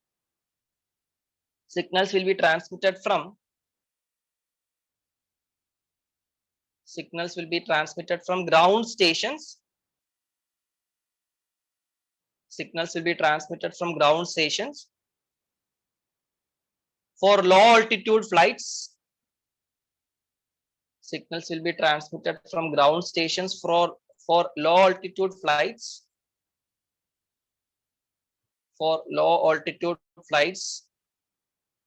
And ships near the coast. For low altitude flights and ships near the coast. For low altitude flights and ship near the coast. And from satellites. For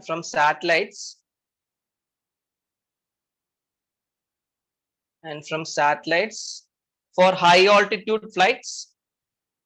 And from satellites for high altitude flights and deep water ships. And from satellites for high altitude flights and deep water ships.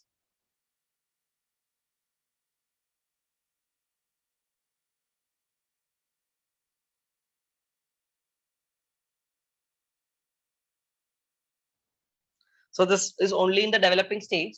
So you can update yourself about this in-flight connectivity once it comes into existence. Update yourself about the details, etc. So this is the data transfer technologies. Next topic we'll be discussing is generation of mobile networks.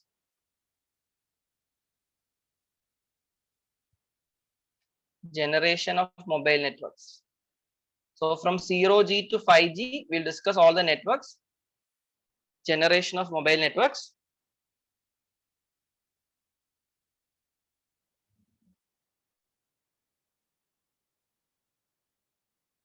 All right.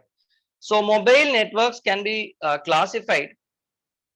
Mobile networks can be classified on the basis of signal. Mobile networks can be classified on the basis of signal as analog and digital. Mobile networks can be classified on the basis of signal as analog and digital.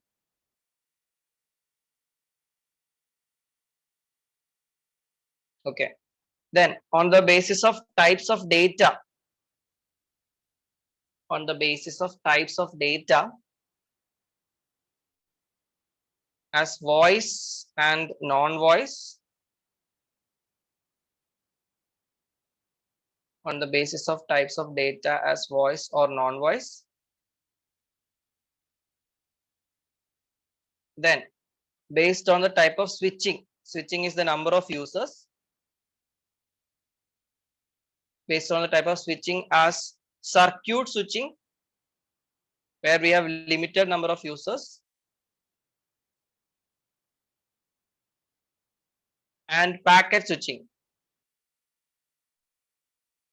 Circuit switching and packet switching where there is unlimited users.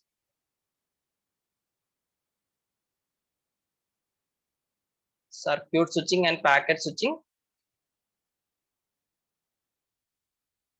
And then based on communication,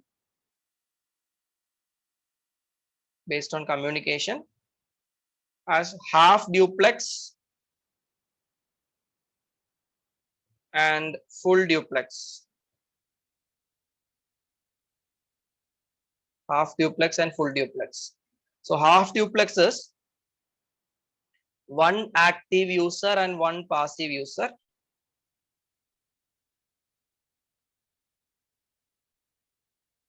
One active user and one passive user. Full duplex means simultaneous conversations.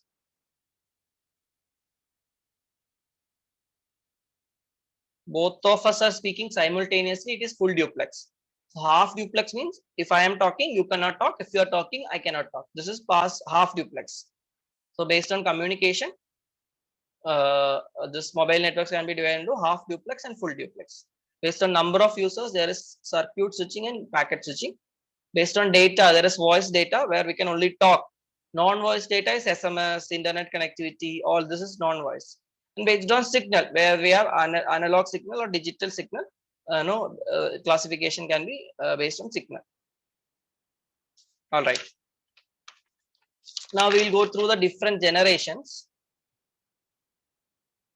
starting from zero generation. Zero generation or 0G. So we have an International Telecommunication Union, ITU, International Telecommunication Union.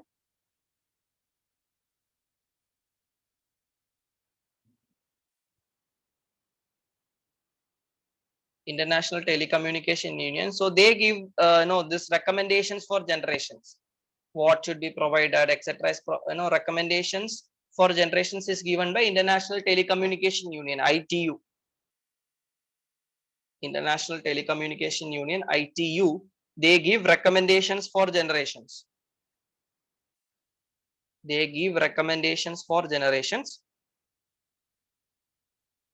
So zero generation is, we use analog based communication. In zero generation, we used analog based communication. We transfer only voice data. We transfer only voice data. Switching is circuit switching. Switching is circuit switching. And mode of communication. Mode of communication is half duplex. Mode of communication is half duplex. Zero generation, analog based communication, only voice data, circuit switching, and half duplex. So example of zero generation is walkie talkie, where only one person can talk. Or there is something called ham radios. Ham radios, which are all examples of zero G. Walkie talkie, ham radios, etc. are examples of zero generation.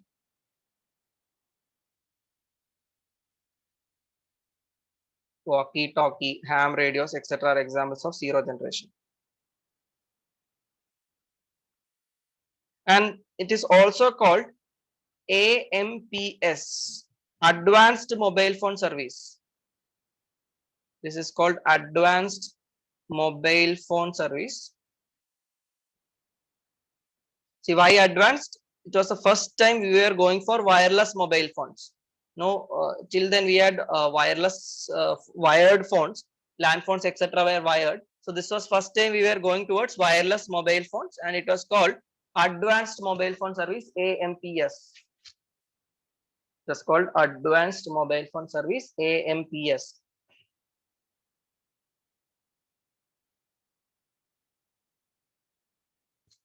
Advanced Mobile Phone Service, or AMPS. All right. So next is first generation 1G. First generation or 1G. So here also we use analog signals. Analog signals. But data is voice and non-voice. Data is voice and non-voice. Switching, still we have circuit switching. Circuit switching. And communication is full duplex. Communication is full duplex, where both can talk. Both persons can talk.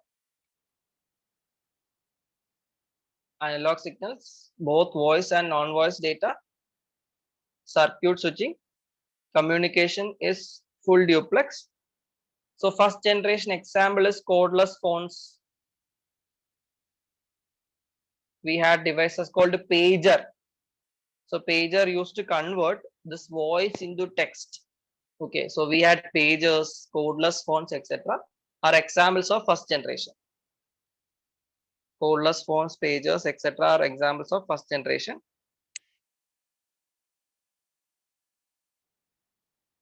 So it was also called IMTS. IMTS, Improved Mobile Telecommunication Service. It was called IMTS, Improved Mobile Telecommunication Service.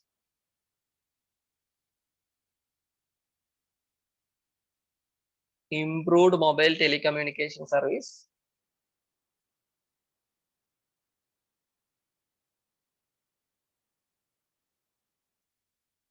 IMTS, Improved Mobile Telecommunication Service. All right, so this is first generation. So here we have voice, non-voice data is messaging. You can do messages using pager, but no data, no internet connectivity is there in the first generation. Next is second generation or 2G. Second generation or 2G. See, from second generation, certain features are common for all generations. So we started using SIM cards from second generation onwards. So from here all generation will have SIM cards. SIM cards are there. Then the signals, the communication will be digital. From here on, all generations will be using digital signals. Digital signals. Then voice plus non-voice. Voice plus non-voice. and the communication will be full duplex. Communication will be full duplex. So this is common for from second generation. These are the features. From second generation, we will be having these features. So complete digital presence. We have SIM cards, voice plus non-voice, and we will have full duplex. Full duplex. But switching is still circuit switching. Switching is still circuit switching.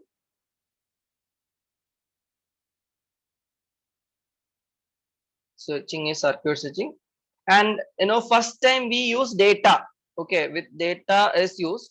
The speed is 9.8 kbps, very slow internet, but still we use data in second generation.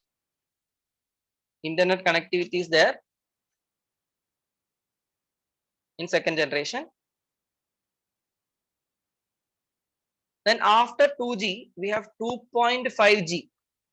This is called edge also. E. The symbol will be E, called edge. 2.5G. 2.5G. So all these features are same. Okay. Here we use circuit switching for voice and packet switching for non-voice.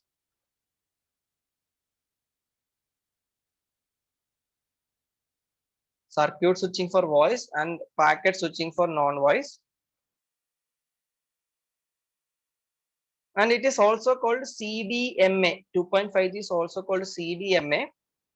Code division multiple access. Code division multiple access. This is a technical name. So basically, when you make a call, the caller and the receiver, there will be a code. The network from which I am calling will have a code, and the receiver's network will have a code. This should match. Then only the call will get connected. We do not have to do anything. It is all from the technical side. So it is called code division multiple access, CDMA. CDMA. Internet is there, with a speed of say 115 kbps. Network is there with 115 kbps. All right.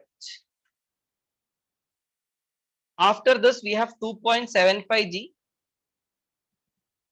2.75G, where features are almost same as 2.5G. It is called Edge Plus. Edge Plus. And we have the technical name is TDMA, Time Division Multiple Access.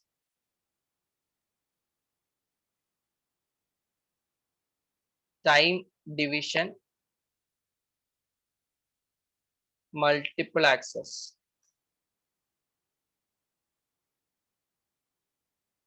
Time division multiple access. See, Edge is an improved connectivity over 2G. That's all. So we have improved connectivity, more than speed increases with respect to 2G, and it is called Edge. And here the speed is say 384 kbps. 384 kbps. So Edge technology is an improvement over the GPRS. That is the 2G technology. We improve it, call it Edge. Okay, so this is 2.75G. Now, if we take the second generation in general, second generation, there are some drawbacks. First drawback is drawbacks of 2G. First drawback is that multitasking is not possible. Multitasking is not possible. See, what is multitasking? Again, you cannot connect to internet by making a phone call. So either you can make a phone call or you can connect to internet. Both are simultaneously not possible, and priority is given to phone calls. If a phone call comes, your net will automatically get disconnected. So multitasking is not possible. Multitasking is not possible. And priority is given to call connectivity. Priority is given to call connectivity.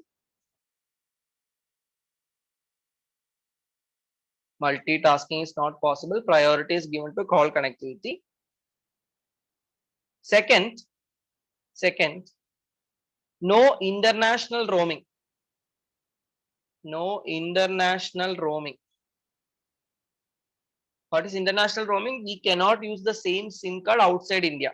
So see, 2G had state roaming. 2G had only state roaming. That means we could use the SIM anywhere inside the state. If you go outside the state, you have to take SIM card of that state.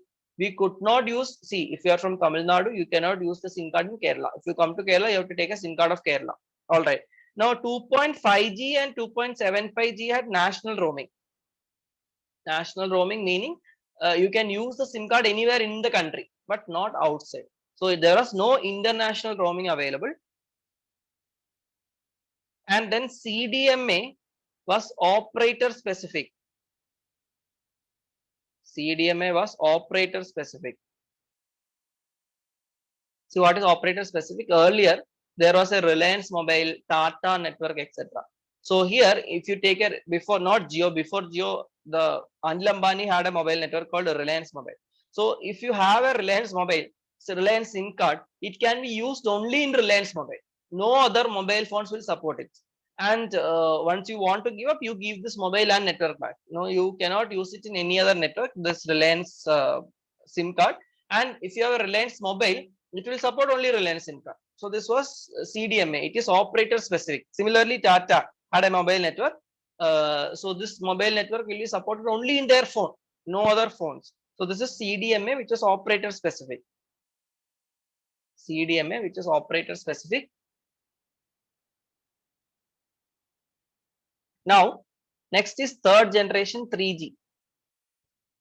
Third generation 3G. All right. So in 3G, we completely move to packet switching. 3G, we have packet switching. We have international roaming.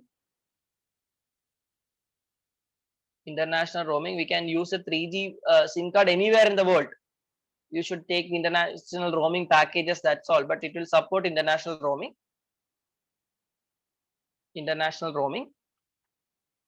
Then the revolution of applications come with 3G. Applications or apps. Revolution of applications come with 3G. Revolution of applications come with 3G. And we can, stream live television.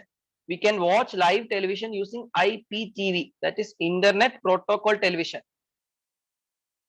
Internet Protocol Television can stream live television. Could stream live television using IPTV, Internet Protocol Television. Internet Protocol Television.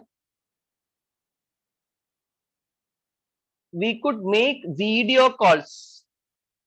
We could make video calls via apps like Skype and all. We could make video calls via apps.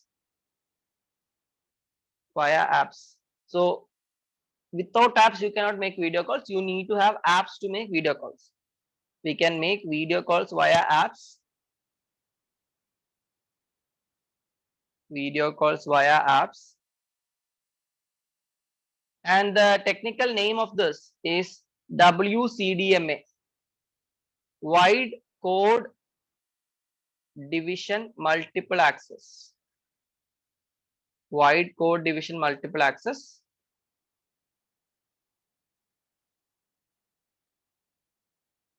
Yes. So this is a combination of CDMA plus TDMA. CDMA plus TDMA will be WCDMA, Wide Code Division Multiple Access. Wide Code Division Multiple Access. All right. So the speed was approximately 2 Mbps. Speed was 2 Mbps, etc. And one more feature in third generation is that we had mobile number portability. Mobile number portability. What is mobile number portability? Without changing the number, you could change the networks. Without changing the numbers, you could change the. So if I have a Geo SIM, I want to change to Airtel. Earlier, I had to take another connection from Airtel to change to Airtel. Now we can switch from Geo to Airtel without losing the mobile numbers using mobile number portability. So this mobile number portability also came in 3G. Mobile number portability. See, what is international roaming? We can use our SIM card anywhere in the world. Okay, our SIM card will work anywhere in the world. This is called international roaming. So in 2G, we could use the SIM only in our state. 2.5, 2.75G, we could use the SIM card anywhere in India. So in 3G, we could use the SIM card anywhere in the world. This is called international roaming. All right. Now we have 3.5G. 3.5G, which is called high speed packet access, HSPA. High speed packet access. High speed packet access, HSPA. Speed is 12 Mbps.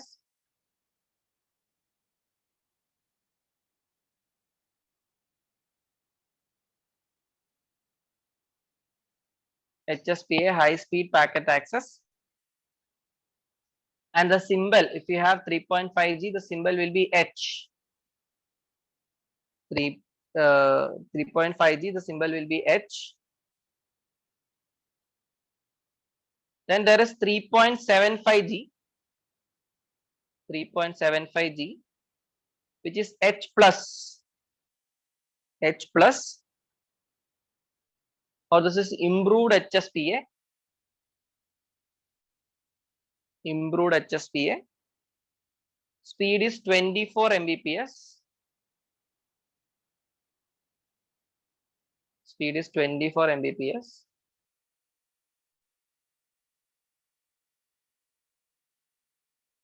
(3.75G).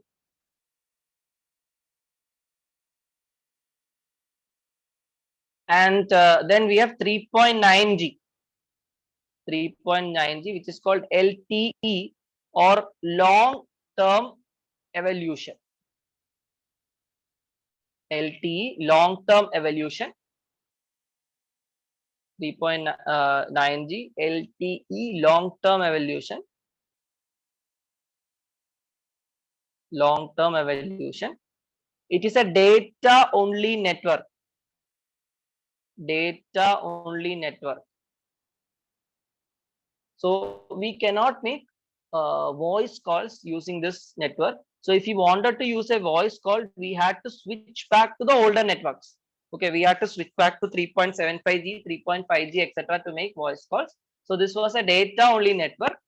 To make a call, we had to switch over to older generations.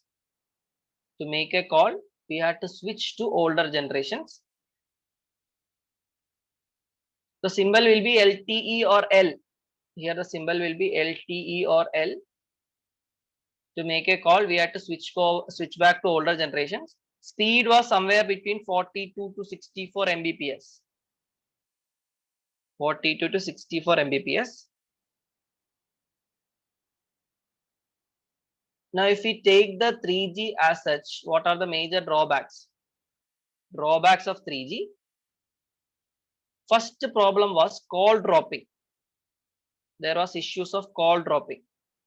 See, call dropping can be two types: active call drops and passive call drops. Active and passive call drops. What is active call drops? Conversation is happening. Conversation is happening, and the call gets disconnected without user's knowledge. Conversation is happening, and the call gets disconnected without user's knowledge. Call gets disconnected without user's knowledge. See, we both are talking in between the call drops. We'll not know about it. This is active call drop. call gets disconnected without user's knowledge. In passive call drops, one person can speak and hear. One person can speak and hear. Other person cannot hear. Other person cannot hear. So you will be talking, you will be listening to me, but I cannot hear what you will be telling. Okay, I will be saying hello, hello, hello. This process will be going on. Hello, I cannot hear. Hello. So this is passive call drops. You will be able to speak and listen to what I'm saying, but I will not be able to listen to what you are saying. So this is called passive call drops. So in 3G, both active and passive call drops are there. Both are there. This active and passive call drops. Second is call connectivity. Call connectivity is slow. There is something called latency time period. Latency time period. That is the waiting time for the call to get connected. Latency time period is the waiting time for the call to get connected. So this beep sound, no, when you are calling, beep, beep, beep, beep, then it will start ringing, right? So this was called latency time period. Now in 4G, we have reduced, there's hardly any latency time period.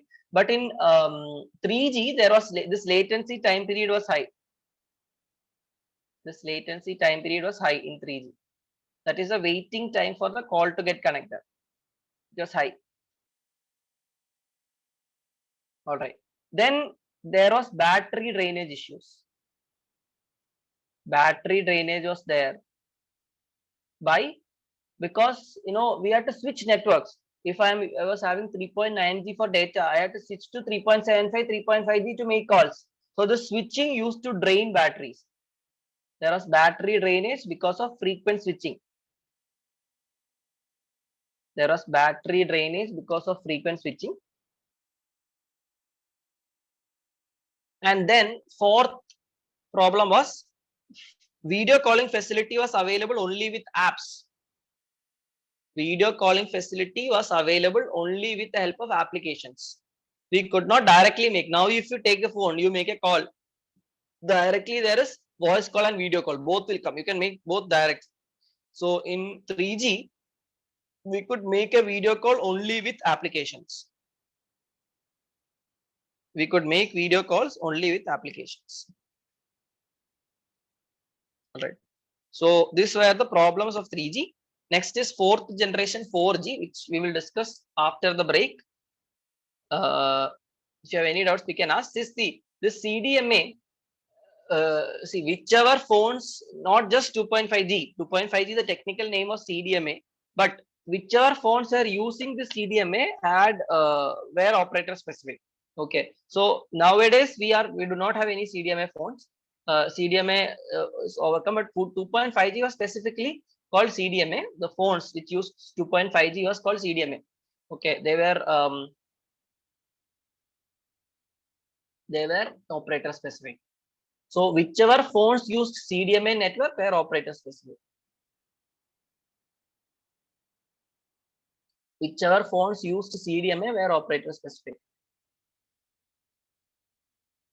NFC have two-way communication, correct? NFC has two-way communication. RFID has one-way communication.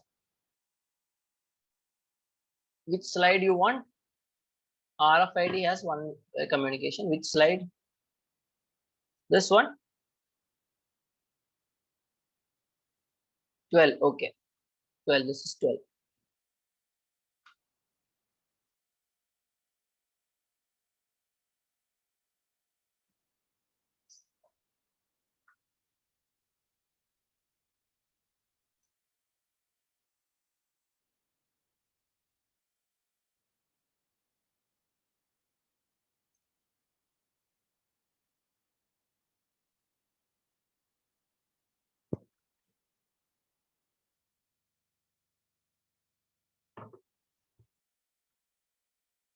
All right. Anything else?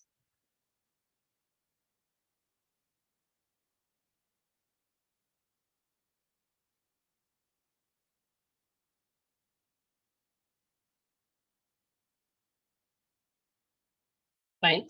So in that case, we'll take a break. We'll meet at 5 o'clock.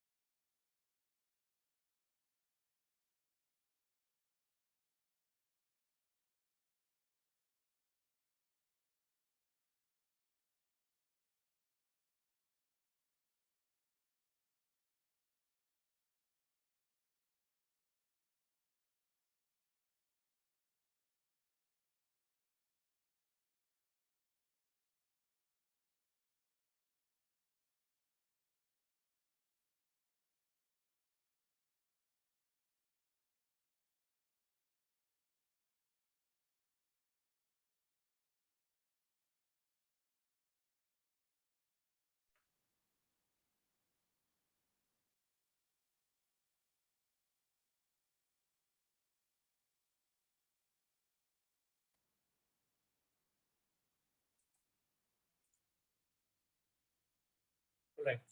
So let's continue. Am I audible?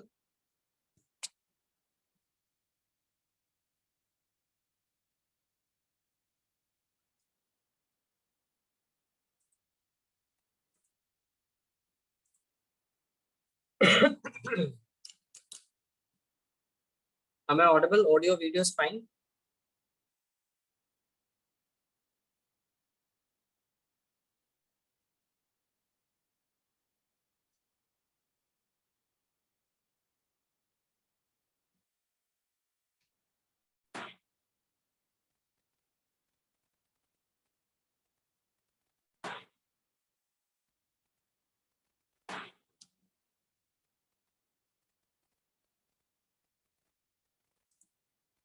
Okay. So let's continue. We have to discuss 4G or fourth generation. 4G or fourth generation.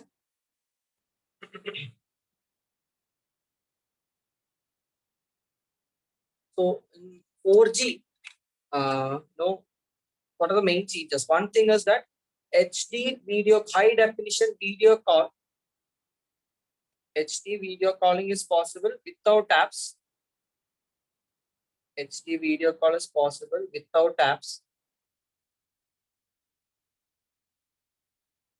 HD video call is possible without apps. Then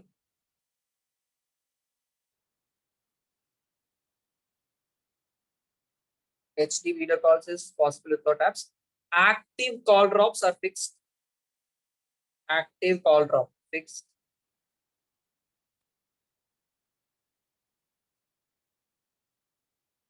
Active call drop is fixed.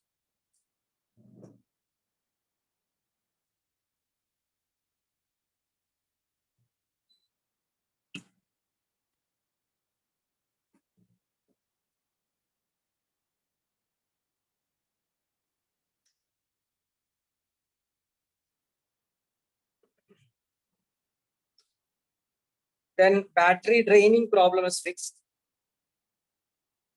Battery draining problem is fixed.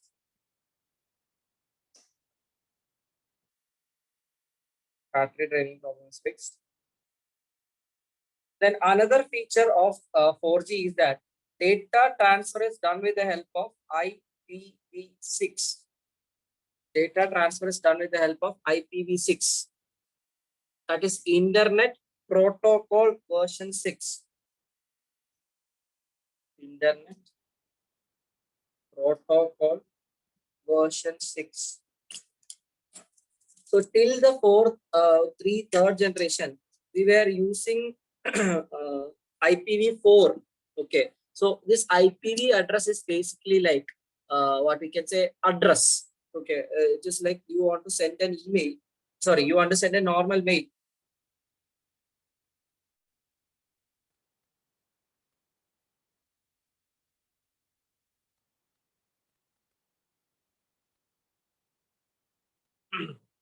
Sorry. Imagine you want to send a normal mail. There should be an address for you to send the mail, right? So you'll enter the postal address to send the mail. Similarly, these IP addresses are used to specify the system. So to access to the internet, you want to receive and send the data using the internet. We use an IP version. So you would have heard about this IP version called 192.168. So and so. This is the IP address. So this is the consent number which is required to access the internet. So this is like a postal address which is required to send and receive email. Similarly, there should be a consent address to access internet. This is called IP address. So IPv4, Internet Protocol version 4, was a 32-bit address. Now IPv6 is going to be 128-bit address. Okay, this is going to be a 128-bit address. So you can store more number of devices in this IPv6. More devices can be connected using IPv6. So we have switched towards IPv6, Internet Protocol version 6, IPv6, which is a 128-bit address. which is a 128-bit address. IPv6 is a 128-bit address. Then latency time period have come down. Latency time period is come down. These days we hardly hear any deep sounds. The call directly gets connected, right? So IPv latency time period has come down. And this 4G is also called, there are two technical names, USDMA or OFDMA. Okay, so Universal Synchronizing Division Multiple Access. Universal Synchronizing Division Multiple Access, or it is also called orthogonal frequency division multiple access. Universal synchronizing division multiple access and orthogonal frequency division multiple access. So what is this orthogonal frequency division multiple access? See, earlier, suppose a network was using say 100 to 105 gigahertz for Chennai city. Okay, so the entire Chennai city will be splitting this 100 to 105 gigahertz. Now in orthogonal frequency division, we will be splitting it like 100 to 101 gigahertz might be for Anna Nagar, 101 to 102 gigahertz for the maybe for the next place, maybe Adayar. So similarly, this will be split between different places, right? So when it is going to be split between different places, what will happen? The data traffic will reduce. The data traffic will reduce. That is, number of people using it will be specific to that region. So data traffic will come down and hence the data speed will increase. Data speed will increase. This is the benefit of orthogonal frequency division multiple access, where users and services are segregated based on frequency. Orthogonal frequency division multiple access. Orthogonal frequency division multiple access, where users and services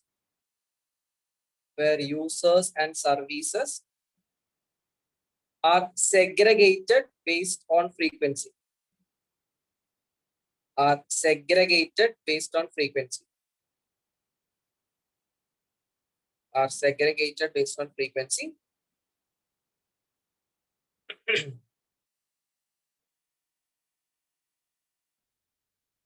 Now, in fourth generation, the speed increases to GB. Okay, so in 4G, the speed is 2 Gbps. The speed is 2 Gbps, but this is only a theoretical speed. Okay, this is not the actual speed. So there was an open network survey.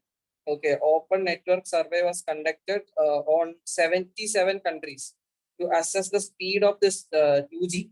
4G. There was an open network survey of 77 countries, and Singapore was the topmost country in this. Singapore was the topmost country. Singapore had a speed of 1.8 Gbps. In this open network survey, Singapore topped with 1.88 Gbps, and India was 76 out of 77 countries. India was 76. I think Costa Rica was the last country. But yeah, India's actual speed is far away from this 2 Gbps. So ideally, 4G is expected to work at 2 Gbps, and Singapore is the country where it is very close to the near value of 2 Gbps. Okay, so this is a theoretical possible speed, 2 Gbps. So these are the features of 2 Gbps. Sorry, these are the features of 4G generation. Next is 4.5G. 4.5G is also called VoLTE. 4.5G, which is also called VoLTE. See, if you remember, 3.9G was called LTE, right? Long-term evolution. Here we could not make any voice calls, only data was being used. So 4.5G is voice over long-term evolution. Voice over long-term evolution. voice over long-term evolution, where there is both voice as well as data network. Here we have both voice and data network. Voice and data network. So here call dropping is kind of completely addressed. Call dropping is completely addressed. Both kind of passive also is addressed to most extent. So call dropping is completely addressed. There is instant calling facility. Instant calling facility. Or there is no latency. Instant calling facility or no latency time period. Instant calling facility, no latency time period. And we have something called voice over Wi-Fi, which we discussed earlier. Voice over Wi-Fi. Voice over Wi-Fi.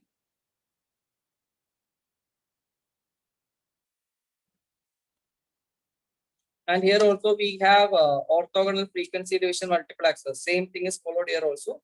We have OFDMA feature. Orthogonal frequency division multiple access is there in 4.5G also, OFDMA. And the speed is somewhere between 2 to 6 Gbps. 2 to 6 Gbps is the speed. So since we have both voice and data, there is no need of switching, right? No need of switching. So we can use 4.5G and you make voice calls as well as use data. Fine. The last is 5G or fifth generation. 5G or fifth generation, which is called beam division multiple access or BDMA. Beam division multiple access, BDMA.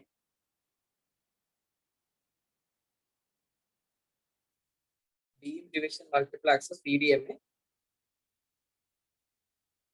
So here what we do in BDMA, active user signal will be improved. Active user signal will be improved. And passive users will be given minimum signal strength. Passive users will be given minimum signal strength. All right, what is this? So take a network, take a tower. So under this tower, there might be say 1,000 users which are using this tower. But at a particular point of time, only say 100 users are using the phone. So they are called active users who are actually using the phone. They are called active users. Now currently, everybody is given same network. If irrespective of whether you are using the phone or not, you might be given the full network, right? Now in fifth generation, what we do, we will give maximum signal for the active users, minimum signal strength will be given for the passive users. So passive users will have minimum strength so that they get the call.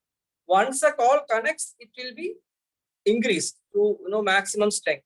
But active users will be given improved signals. Passive users who are actually not using the phone will be given minimum signal strength. So this is called beam division multiple access. All right. So this is one of the ways by which speed is improved. Then we discussed about edge computing, right? Edge computing where the speed is going to be improved because of decentralized clouds. So 5G will support. 5G will support edge computing and IoT. It will support edge computing and IoT. Augmented and virtual reality. Augmented and virtual reality. What is this? We'll discuss the next class. Augmented and virtual reality. And here we'll have more ground stations or more towers. Here we'll have more ground station or towers which are compact and portable. Which are compact and portable. See, it will not be like the big towers we see in our life. In today's world, like big towers empowering a long area, but rather it will be small compact towers which can be kept in each building. So maybe 2 or 3 buildings will have one small tower. Okay, so this will be compact, this will be portable from place to place. So this will be used. So there will be more ground stations, which will again increase the network coverage. So there will be more ground stations or towers which will be compact and portable. The speed is expected to be between 10 to 20 Gbps. The speed will be between 10 to 20 Gbps. And here also we will be using IPv6, Internet Protocol version 6. Internet Protocol version 6. All right. So these are the different generations of mobile phones. Okay. Any questions, any doubts you can ask. Next topic we will be discussing is digital payment system. Next topic is digital payment system.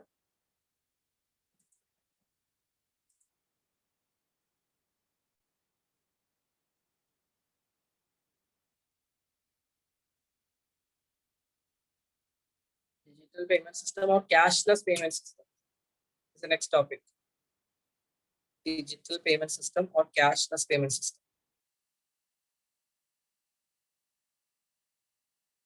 So all digital payment system uses API technology. Okay, all digital payment system uses API technology. What is API? Application Programming Interface. Application Programming Interface. Application Programming Interface. All digital payment systems uses API, Application Programming Interface. See, what is API? User has the complete freedom to decide what course of action he has to do. The bank will never tell you whatever application you are using. They will not tell you, okay, you can use it only to transfer money. Okay, use it only to receive money. Use it only to see the mini statement. Okay, this kind of instructions. You have the complete freedom to decide what has to be done. So this is called application programming interface. All digital payment systems, whatever we are going to discuss, all of them are API technologies or application programming interface, where you decide, where user has the complete freedom,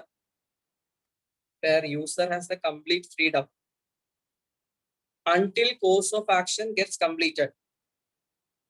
Where user has the complete freedom until course of action gets completed. Until course of action gets completed. All right. So first digital payment system we'll discuss about net banking. Net banking. First is net banking.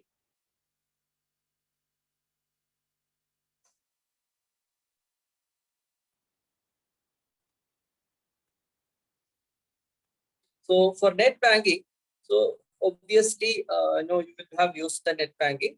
Net banking has 2 levels of authentication. Net banking has 2 levels of authentication. First, you have to enter your login credentials.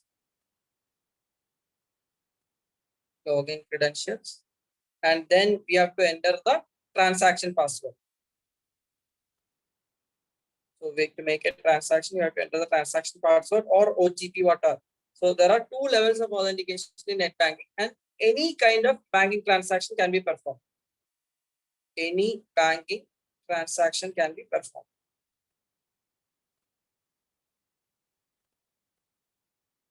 Any banking transaction can be performed using net banking. There are 2 levels of authentication. You need the login credentials as well as transaction password. All right. So this is the net banking. Next, we have plastic money.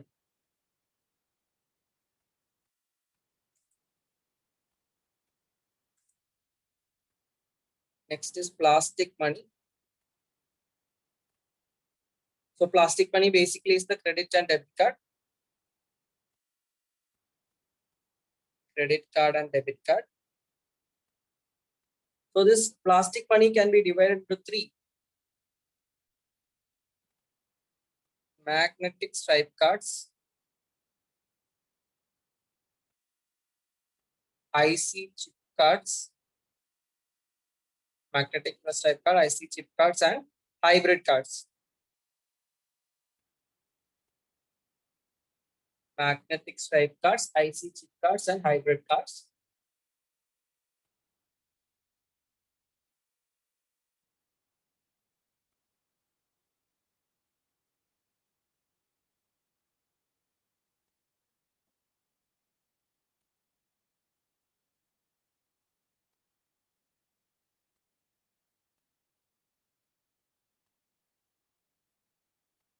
All right. So first is magnetic stripe cards. So this is the cards we used to have earlier. Now they just be replaced by IC chip cards. So in magnetic stripe cards, see at the back side of the card, you will have a black color magnetic strip. Okay. So this magnetic stripe at the back will have all the information stored, like what is your bank account, the IFSC code. All the information will be stored at the back side of the card. So when you insert it, this black backside magnetic stripe will be red, so that all information is processed. All right. So magnetic stripe card will have a black color magnetic strip. Will have a black color magnetic strip at the back side. At the back side, where all the information is stored. Where all the information is stored. It will have a black color magnetic strip at the back side where all the information is stored. And how do you perform the action? Like how do you do the transaction? By swiping it. So if the case of magnetic stripe card, you swipe the card and do the transaction. All right. So action is done.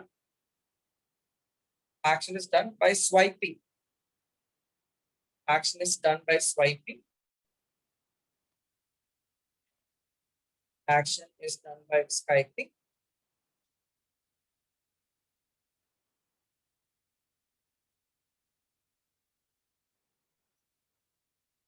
All right. So next is IC chip card. Next is IC chip card.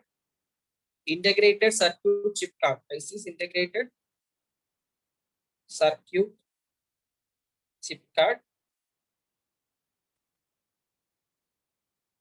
So this cards will have an IC chip in them.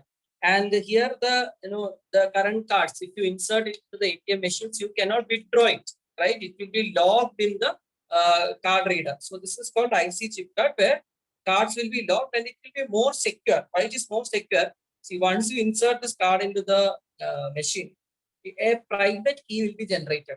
A random private key will be generated. This key has to be verified by the bank.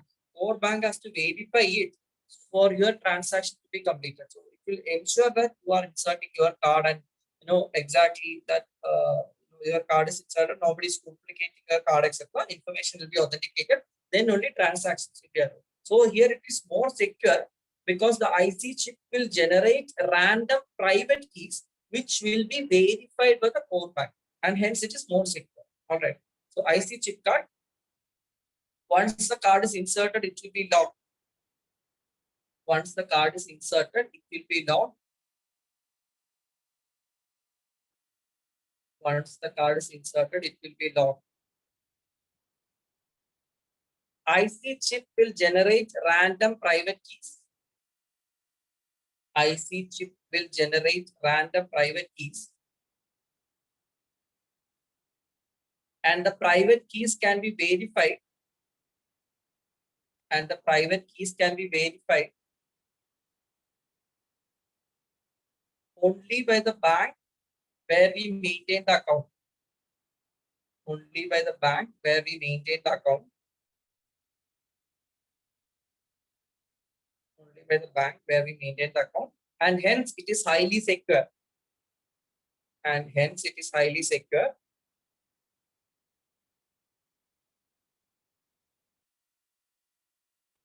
Hence it is highly secure. So this magnetic stripe cards have a problem. It can have a problem called skimming. Okay, skimming is nothing but the duplication of these cards. These cards might be duplicated and it can be used. Okay, this if you can track the ATM numbers, etc., it can be duplicated. But this is not possible for an IC chip card because of this one-to-one verification. So there is a one-to-one verification which happens because of the private key which is generated, and hence skimming is not possible for IC chip cards. whereas skimming is possible for magnetic stripe cards. Skimming or duplication is there in magnetic stripe cards. All right. So magnetic stripe cards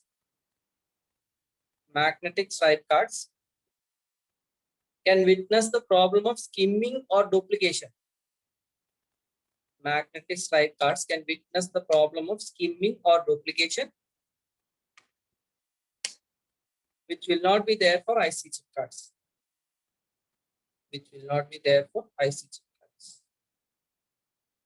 All right. So hybrid cards will have both. It will have magnetic strip plus IC. Both will be there for hybrid cards. That's all. Both will be used for storing data. This hybrid cards will be combination of magnetic stripe cards plus IC strip cards. Combination of magnetic stripe cards plus IC strip cards. All right. Now, to use this POS machines, okay. So we will insert this either in a ATM machine or a POS machine, right? Point of sale machine. That is the machine which we use in our what we say shops. When we go for shopping, we use a POS machine. So in all POS machines, we require an internet connection. Okay, this works on internet connection. So internet, based on the how we provide this internet connection, POS machines can be divided into three.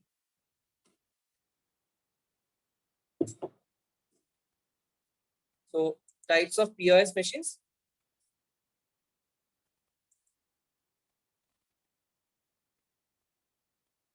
POS machines. First, we have countertop machines. Countertop terminal machines. CTT. Countertop terminal machines. Second is portable machine.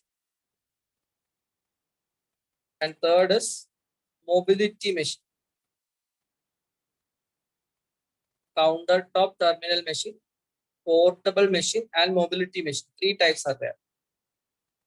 So countertop terminal machine are oldest machines where we use wired connections. It can be kept only on the top of the table. There will be a wired connection, and we will be using dial-up connections here. It is the old way of connecting to the internet. Dial-up connections will be used. So physical wire will be used to connect to the connect the machine. Countertop terminal machines, we use wired dial-up connections. So this is very slow and poor internet connection. Slow and poor internet connection is there in CTT, countertop terminal machines, where we use wired dial-up connections.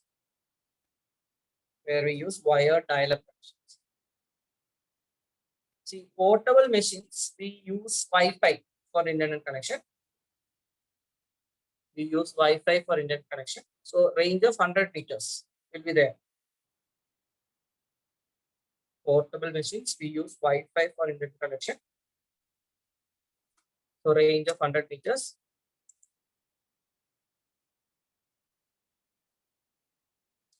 There are POS machines. POS machines are different. So cards can be three types. We can have magnetic stripe cards, IC chip cards, and hybrid cards. That is different. POS machine is the machine which we use to read these cards. Okay, this is different topic. So POS machine are used to read the cards. So there are three types of POS machines: countertop terminal machines, portable machines which uses Wi-Fi. So 100-meter range will be there. Example we use in restaurants or hotels. Now the card reader which is brought to read this machines, the card reader which is used to read this card in this restaurant are portable machines. So example, restaurants. And mobility machines will have SIM cards. So we connect to the internet from the SIM cards. Mobility machine uses SIM cards. So this is used by this online delivery persons. So Amazon, Flipkart, even Swiggy, Zomato people, when they come, they will be having a machine with them. No? So this machine is called mobility machines, used by online delivery persons. used by online delivery persons. Online delivery persons. So here there are two levels of authentication. Two levels of authentication are there. One, first we have to interface the card. Interface the card, that is swipe the card or insert the card. So this is interface the card and then enter the 4-digit PIN. Enter the 4-digit PIN. So these are the two levels of authentication: interfacing the card and entering the 4-digit PIN. Interfacing the card and entering the 4-digit PIN. Now there is a third level of authentications for transactions above 50,000. For above 50,000 transactions, there is a third level of authentication.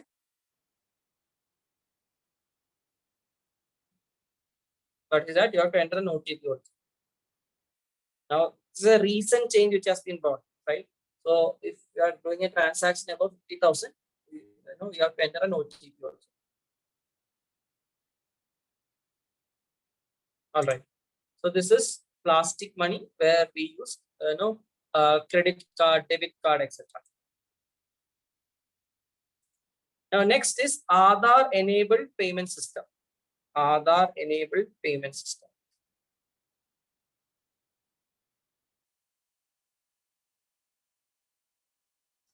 Aadhaar enabled payment system.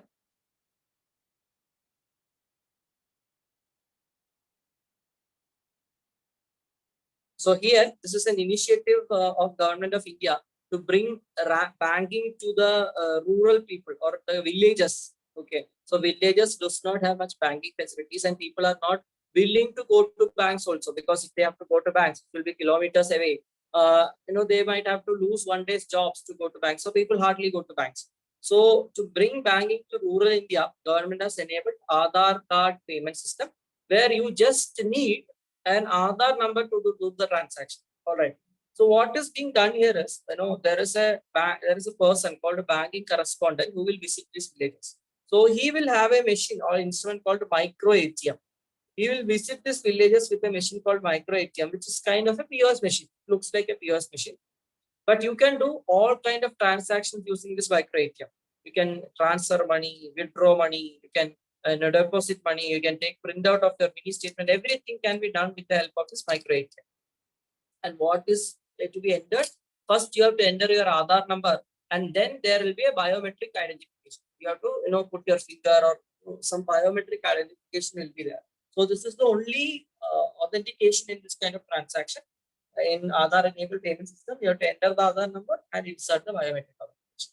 But this micro ATM is a very small machine. It will not, it cannot hold any cash. No, so how can you receive cash, deposit cash, etc. This banking correspondent will act as the representative. Okay, the banking correspondent, once you insert your Aadhaar number, enter your biometric authentication. If you want money, the banking correspondent will give you.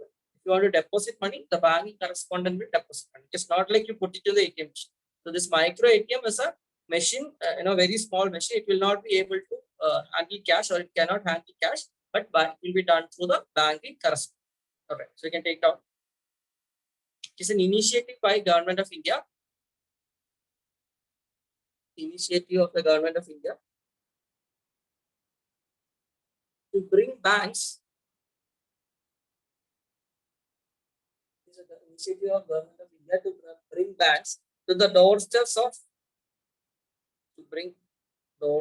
bank to the doorsteps of people in rural India. To bring banks to the doorsteps of people in rural India.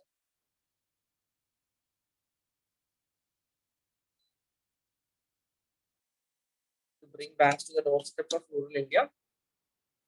The only requirement is an Aadhaar card number. The only requirement is Aadhaar card. Only requirement is Aadhaar card. And transactions will be done. Transactions will be done. The only requirement is Aadhaar card, and the transactions will be done with the help of doorstep of rural customers. Doorsteps of rural customers. Doorsteps of rural customers. The only requirement is Aadhaar card number, and transactions will be done with the help of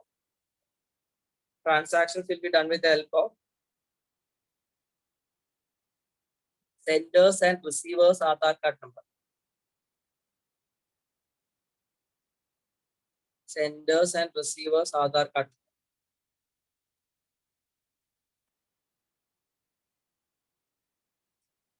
Senders and receivers Aadhaar card number. Next paragraph, you write. Next paragraph. A banking correspondent. A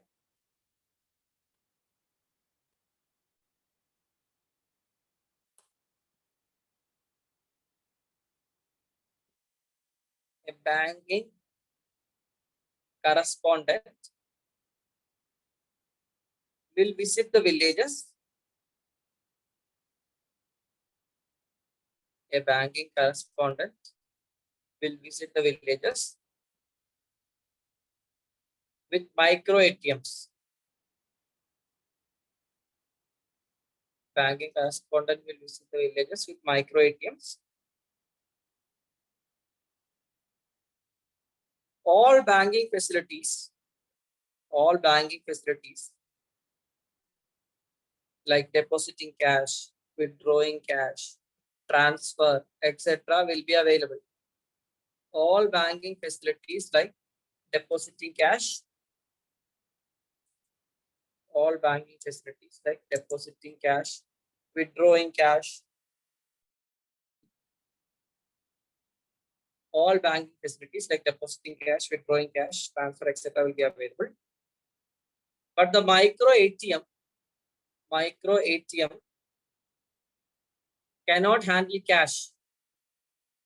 Micro ATM cannot handle cash. But micro ATM cannot handle cash. It will be done by the banking representative. It will be done by the banking representative. Micro ATM cannot handle cash. It will be done by the banking representative. All right. So what are the steps? The steps. First, you enter sender's Aadhaar. Sender's Aadhaar. Second, you enter the receiver's Aadhaar.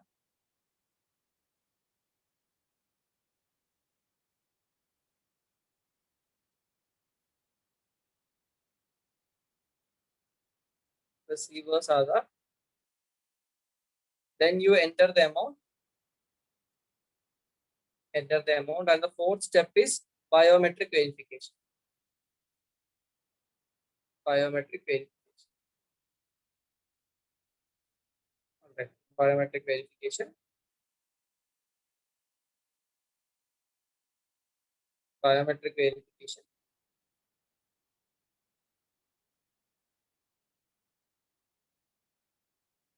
So here there is only one level of authentication.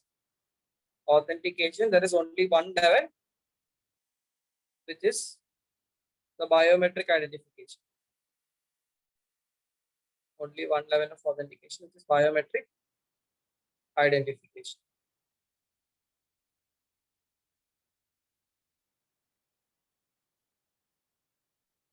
And this micro ATM is a mobility machine. Micro ATM is a mobility machine. So we discussed CTT, portable machines and mobility machines. So this is a mobility machine where we use mobile data for internet. We use mobile data for internet. Micro ATM. Micro ATM, we use mobile data for internet. All right. So this is the next payment system, Aadhaar enabled payment system.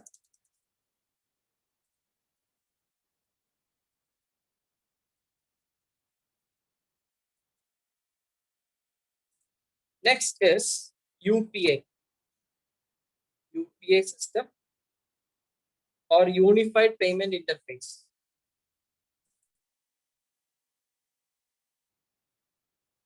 See, banking correspondent to handle money.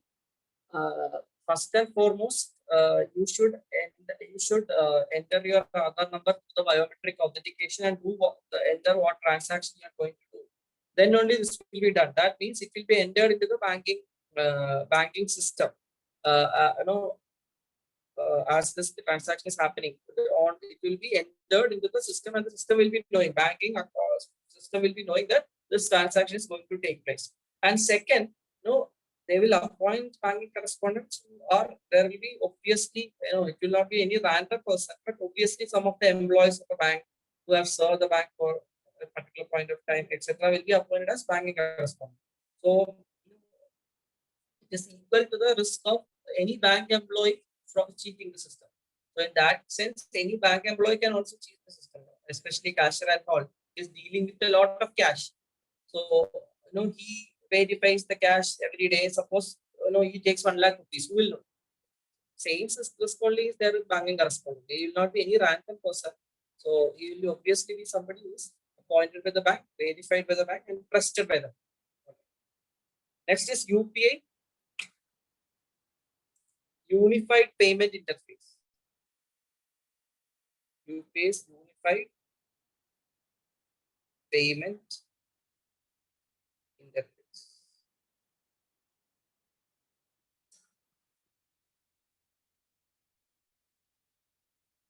Unified Payment Interface. So here, payment is done with the help of bank UPI applications. Payment is done with the help of bank UPI applications. Bank UPI applications. So each and every person will have their own virtual UPI ID. Each and every person will have their own virtual UPI ID. Each and every person will have their own virtual UPI ID for a particular bank. For a particular bank. So you just enter your details. The bank will generate the UPI ID. All right. The bank itself will generate the UPI ID. And for each bank, you have a separate UPI ID. If you have an account in SBI, you will have an UPI ID. If you have an account in ICICI, you will have a separate UPI ID. So each bank will have a separate UPI ID. This is one problem of this UPI. You have to remember all these UPI IDs to do the transactions. Now, there are 2 levels of authentications. I'll give you the problems. 2 levels of authentication. 2 levels of authentication. First is verifying your mobile number. First is verify your mobile number. And second is entering the OTP or UPI PIN, etc. Whatever.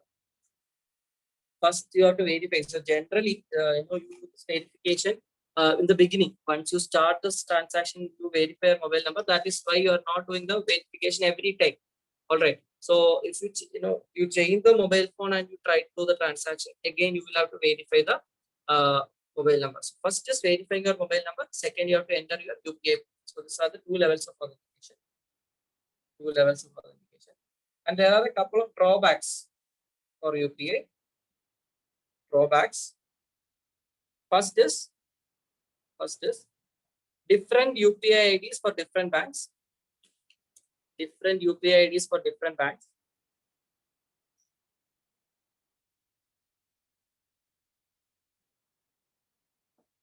Different UPI IDs for different banks. And second, service is granted only to smartphone users. Service is granted only to smartphone users. So you need to have a smartphone to use this UPI. Service is granted only to smartphone users.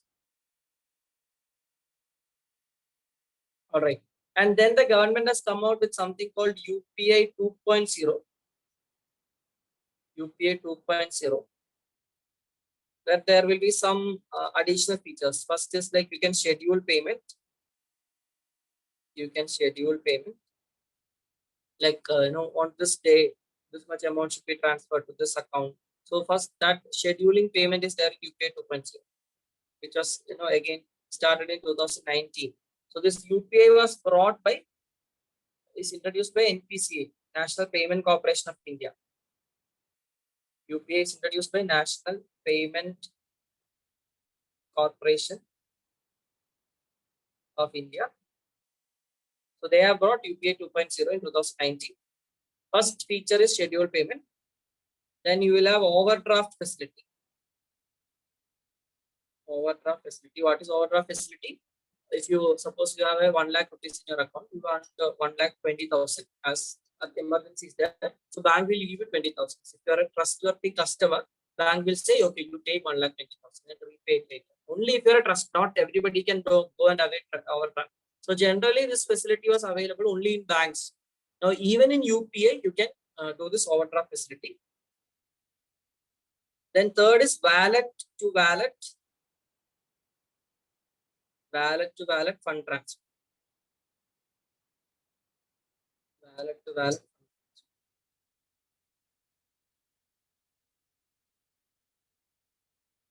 Wallet to wallet fund transfer. So we'll discuss mobile wallets. So from one mobile wallet, you can transfer money to another mobile wallet. Okay, from one mobile wallet, you can transfer money to another mobile wallet. So this is introduced in UPA 2.0. All right. So this problems we discussed, like it is different UPI IDs for different banks. Can be used only by smartphone users, etc. It is overcome by using theme.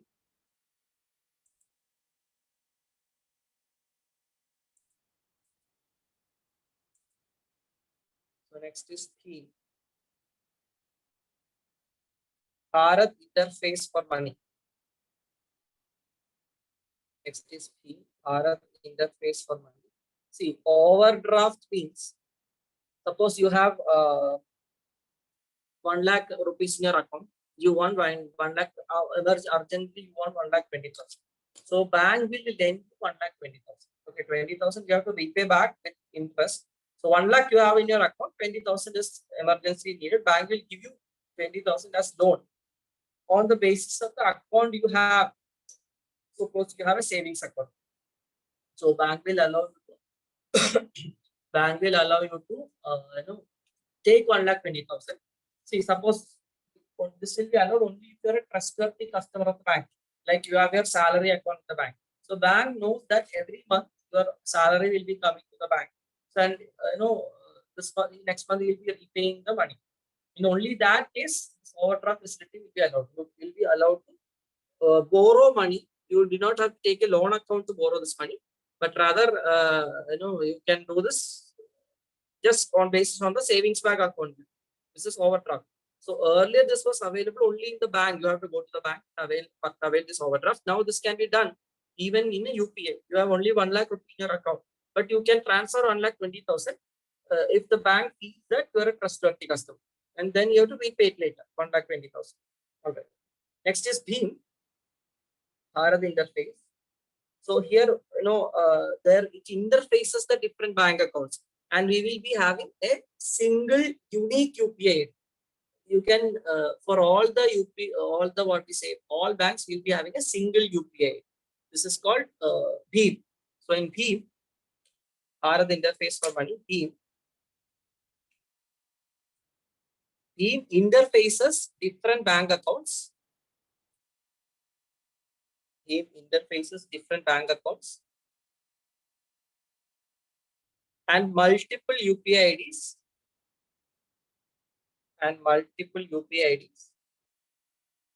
to a common application.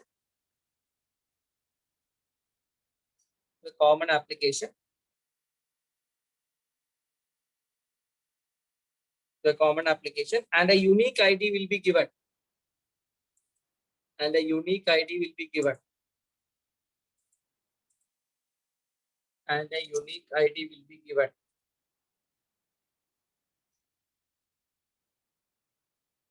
So So instead of multiple IDs, you will have one common ID for all banks. This is called UPI, Unified, BEAM, Bharat Interface for Money. And the service can be availed by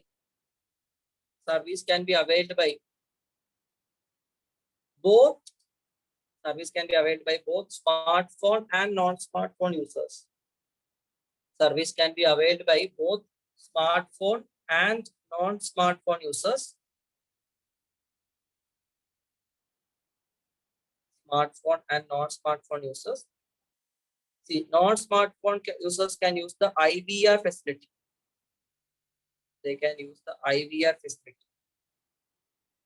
That is interactive voice response. Interactive voice response. You can use the IVR or interactive voice response. That is, you call and say, dial 1 for bank transfer, dial 2 for depositing, like likewise. So you will be connected to the voice response, and you can press 1, 2, 3, 4 accordingly, and the transaction will be done. So even non-smartphone users can use BEAM. Okay, even non-smartphone users can use BEAM. This is the advantage of BEAM. And all bank accounts will be linked to one common UPI. So we have, suppose you have SBI account, you have Axis Bank, and you have Canara Bank, etc. So in BEAM, there will be only one UPI. So maybe XYZ at the rate of BEAM.in, whatever. So there will be one UPI ID will be provided, linking all the bank accounts. So what you can link your bank. You can decide which bank you have to use in the app itself. In the app, you can select the preferred banks, and from that bank will be linked to the BEAM account. All right. So there are 3 levels of authentication. 3 levels of authentication. First is mobile number verification. 3 levels of verification. First is mobile number verification. Mobile number verification. Then you have to select the preferential bank. You have to select the preferential bank. Select the preferential bank. And then you have to enter the UPI PIN, etc. You have to enter the UPI PIN or say PIN, whatever has to be entered. So these are the 3 levels of authentication in BEAM. All right.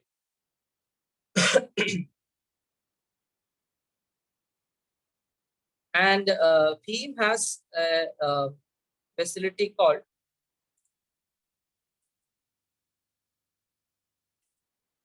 BEAM QR code. So using BEAM, we can use next BEAM QR code, quick response code. We can use BEAM QR code also. So the only condition is that you should have an account on BEAM. This is the only condition. You can scan QR codes, quick response code. So basically, there are 2 types of codes which are used for scanning. We have barcode and QR code. Barcode and QR code.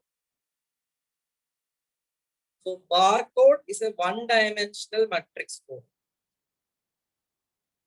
Barcode is a one-dimensional matrix code. And QR code is a two-dimensional matrix code. One-dimensional matrix code. This is two-dimensional matrix code. It can be scanned only in vertical direction. Scanned only in vertical direction. This can be scanned in horizontal and vertical direction.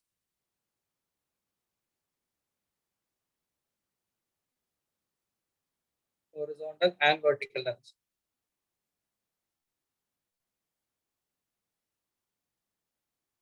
So what is the equipment needed? To scan a barcode, we need a barcode scanner. We need a barcode scanner. Specifically, if you have a barcode scanner which produces, which which uses actually laser light to read this barcode. So we need a barcode scanner which uses laser light to read the barcode. We have a barcode scanner which uses laser light to read the barcode. QR code can be even read with mobile cameras, right? You will be using QR code scanners at multiple places. All days you just scan the QR code, it will be done. So QR code users just you even can read it with mobile cameras.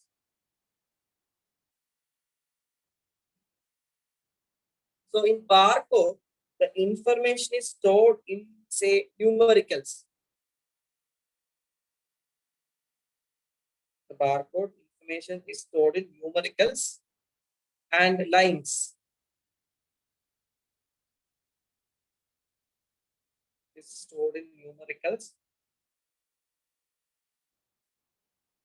and lines. Information is stored in numerical and lines. Like 12-digit numbers and lines will be there in barcode. Stored in numerical and lines. In QR code, we can store the information in numericals, alphanumericals, binary, or even in kanji, which is a language of Japan. So this is the language of Japan. Even we can store the information in kanji or whatever. So even in kanji, we can store, this is the local language of Japan. Even this, we can store the information. So QR, here it will be numericals. See, numericals can be numbers or binary also. It can be 0, 1, 2, 3 or binary 0, 1, 0, 1. Likewise, also you can store. So plus lines here, it can be either numericals, alphanumericals, so hashtag, whatever, alphanumericals, binary, or even a local language of Japan called kanji.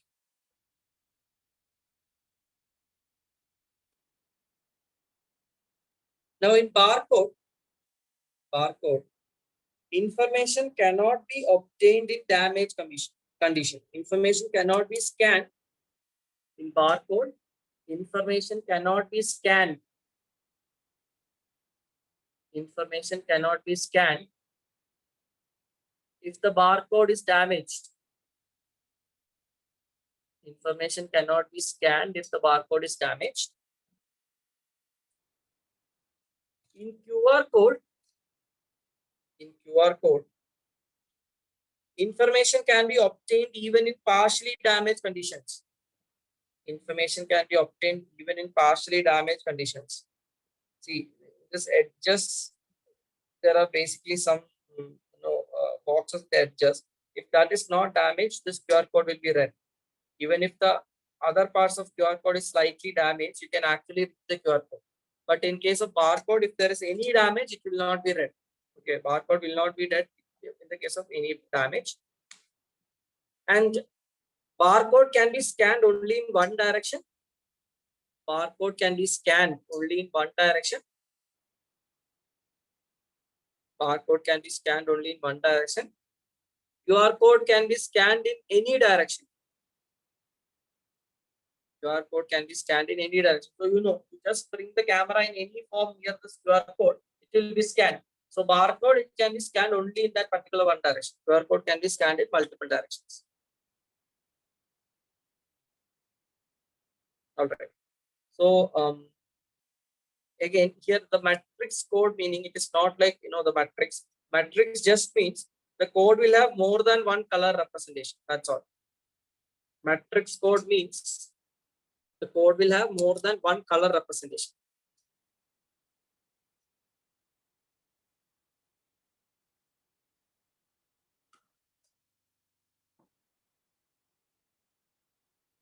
The code will have more than one color representation. That is the meaning of matrix.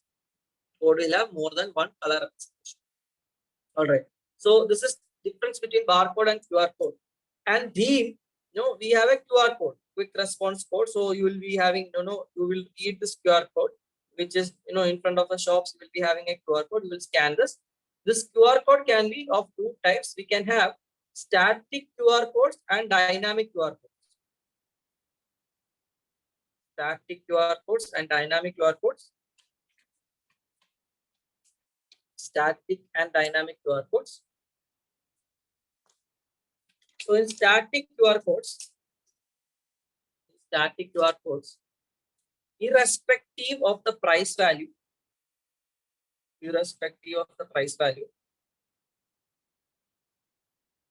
QR code is common for all the consumers. QR code is common for all the consumers. Irrespective of the price value, QR code is common for all the consumers. See, at the end of your purchase, you scan a QR code and make the money. You deposit the money to the shopkeeper's bank account. So this QR code is same for everyone. So this is the example of a static QR code. Irrespective of the price value, QR code is same for everyone. This is a static QR code. In dynamic QR code, the QR code will get verified. The QR code will get verified on the basis of its price.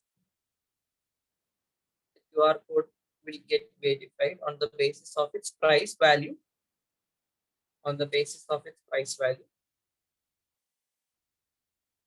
So example is individual QR codes. For products. Individual QR codes for products in supermarket. Individual QR codes for products in supermarket. The final payment will be done using static QR code. The final payment will be done by using static QR code. All right. So here each product will have a different QR code based on its price. All right. But at the end, you will make the payment. It will be a single payment based on the QR code of the shopkeeper. You will make a single payment. But individual products will have individual QR code. So this is called dynamic QR code. Even our Aadhaar card number, the QR code is different for different Aadhaar codes. So it is an example of a dynamic QR code. Each person will have a different QR code. This is called dynamic QR code. Now the last of digital transfer technology is mobile wallet. Mobile wallet.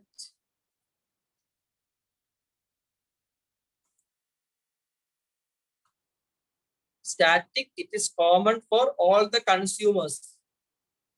Static, it is common for all the consumers. So the last mobile wallet, the last type of digital payment is mobile wallet. Mobile wallet. So mobile wallets can be of four types. First, we have closed wallet. Then we have semi-closed wallet. Closed wallet, semi-closed wallet. Then we have semi-open wallet. And then we have open wallet. Open. These are the four types of mobile wallets. So first is closed wallet. Closed wallet. Amount in the wallet can be used. The amount in the wallet can be used only within the company. The amount in the wallet can be used only within the company. Only within the company. Or for purchasing products sold by the company. Only within the company or for purchasing products sold by the company. The amount can be used only within the company or for purchasing products sold by the company. So example is this book my show or say make my trip. You have money in the make my trip. It cannot be used in some other platform. It cannot be used to buy pizzas. Okay, if you have money in so let's say book my show, it cannot be used to buy something from Flipkart, right? So it can be used only in the particular company, within the company. So Ola money, it can be used only to book cabs from Ola. So these are all examples. Make my trip, book my show, Ola money.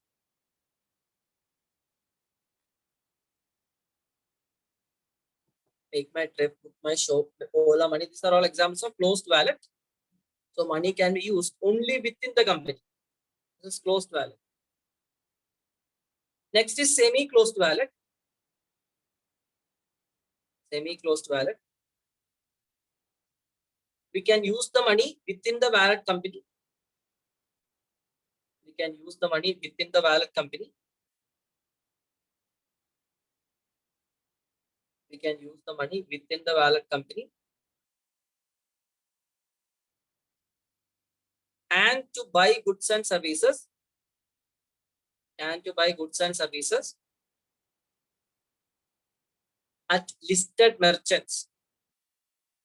And to buy goods and services at listed merchants. Buy goods and services at listed merchants.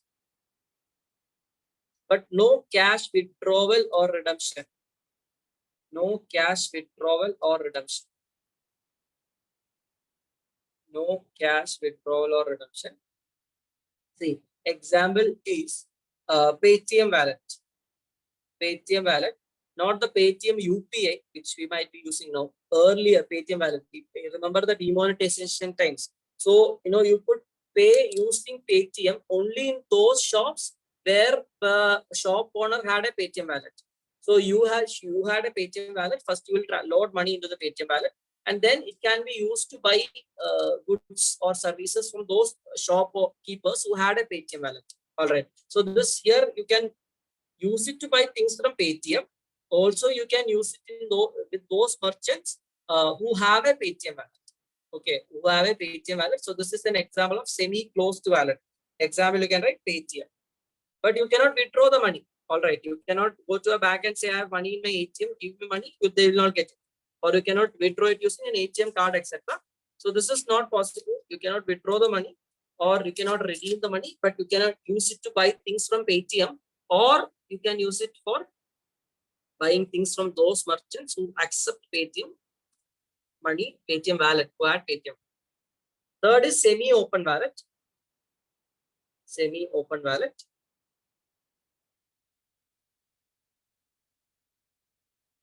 The money can be used for. The money can be used for any kind of purchase. Any kind of purchase.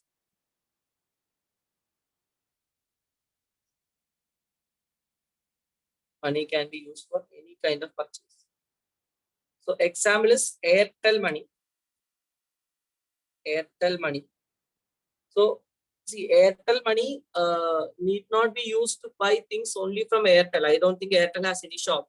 You can use Airtel money to buy things from, say, Book My Show, Make My Trip. Anywhere you can use this money. Okay, like even all applications where you want to buy things, Flipkart. If they accept Airtel money, you can pay using Airtel money.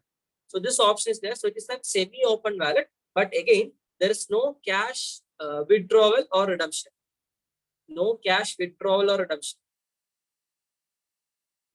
We can use it for any kind of purchase, but no cash withdrawal or redemption.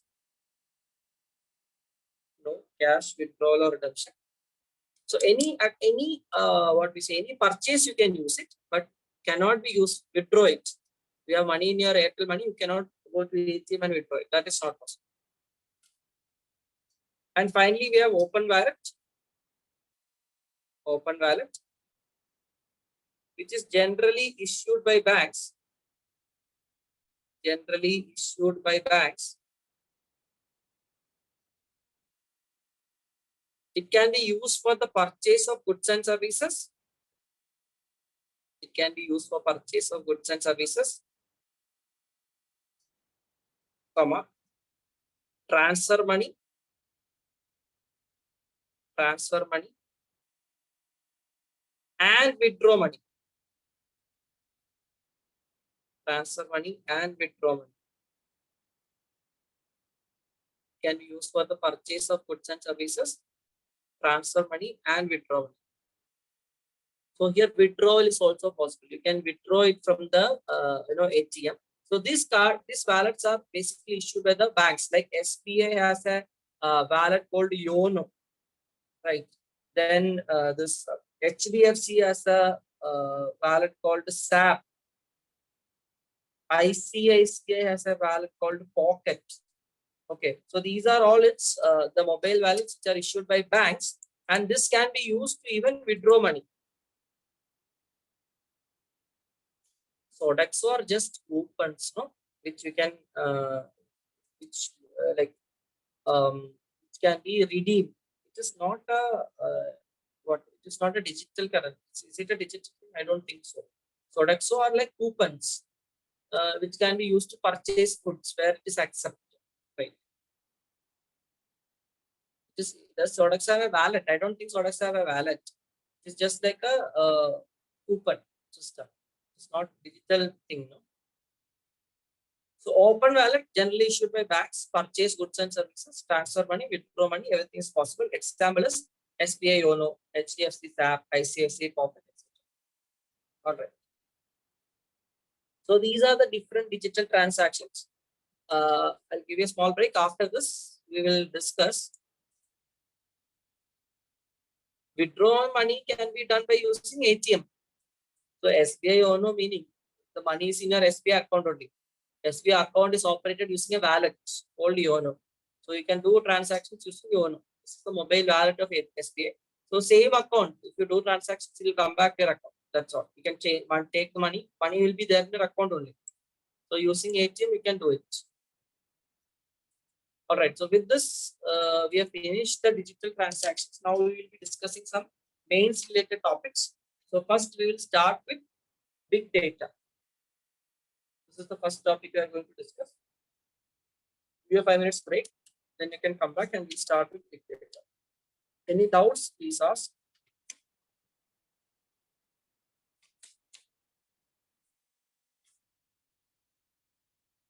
So we'll be discussing big data, IoT, AI and robotics, blockchain, and network. These are the topics which are remaining in ICT.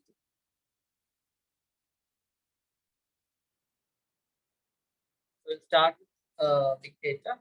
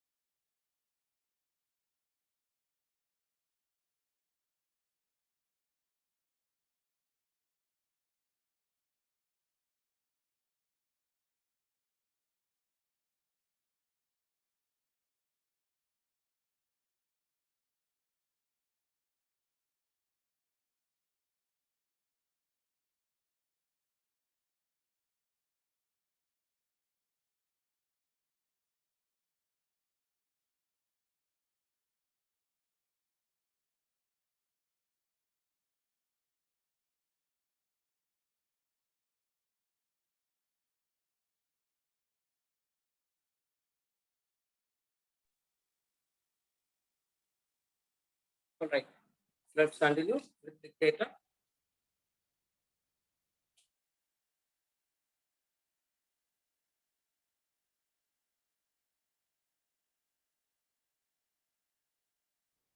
So big data, as the name suggests, name indicates, it is it is a large amount of data, which is it's like a large size spreadsheet which holds information, lot of information which should be stored together, and it functions on the basis of 4V principle.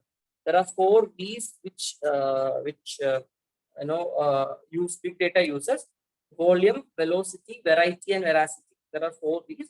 So it will contain large volume of data. That's the first thing. So almost 250 petabytes of data is there in big data, can be stored in big data. So if you remember, the fastest supercomputer is the number of instructions 415 petabytes. So 250 into 10 raised to 15 volume petabytes of data can be stored by this big data. Velocity is the speed at which big data is generated, and the speed at which we can access big data is very fast. So, in microseconds to nanoseconds, we can access the data from big data. It's a large volume of information which can be accessed at a fast speed. And then the variety of data which can be stored. We can store all sorts of information: the numericals, alphanumericals, images, pictures, songs, videos. All sort of information can be stored, and the data stored is there is veracity. Veracity means uncertainty of data. Yes. So uncertainty of data, it can hold information from it can store information of both known and unknown people. So this is called uncertainty. We can store both known and unknown persons' data. So this is all features of big data. All right. So you can write big data. Big data is a large size spreadsheet. Is a large size spreadsheet. Big data is a large size spreadsheet which holds the information about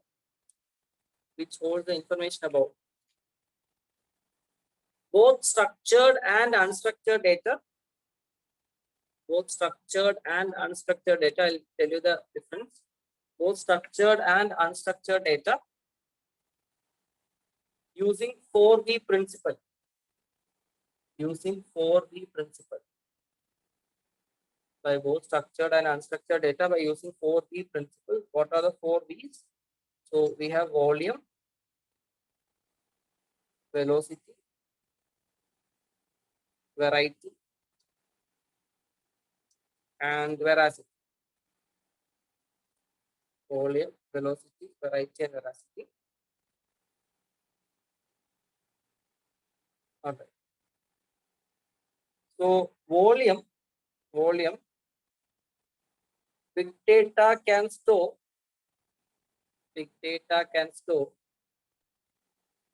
information of about 250 petabytes. It can store information of about 250 petabytes. Okay. Velocity can store volume of about 250 petabytes. Velocity. Data can be generated. Big data can be generated and accessed.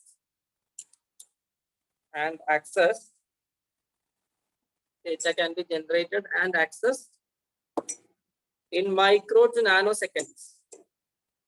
In micro to nanoseconds. Data can be generated and accessed in micro to nanoseconds. Variety. It can store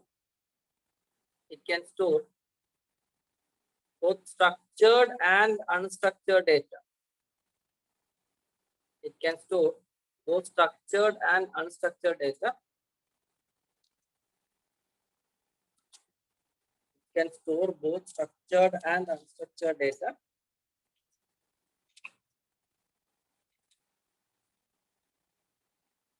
Structured data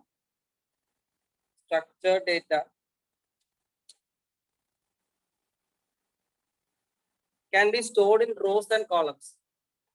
Structured data can be stored in rows and columns.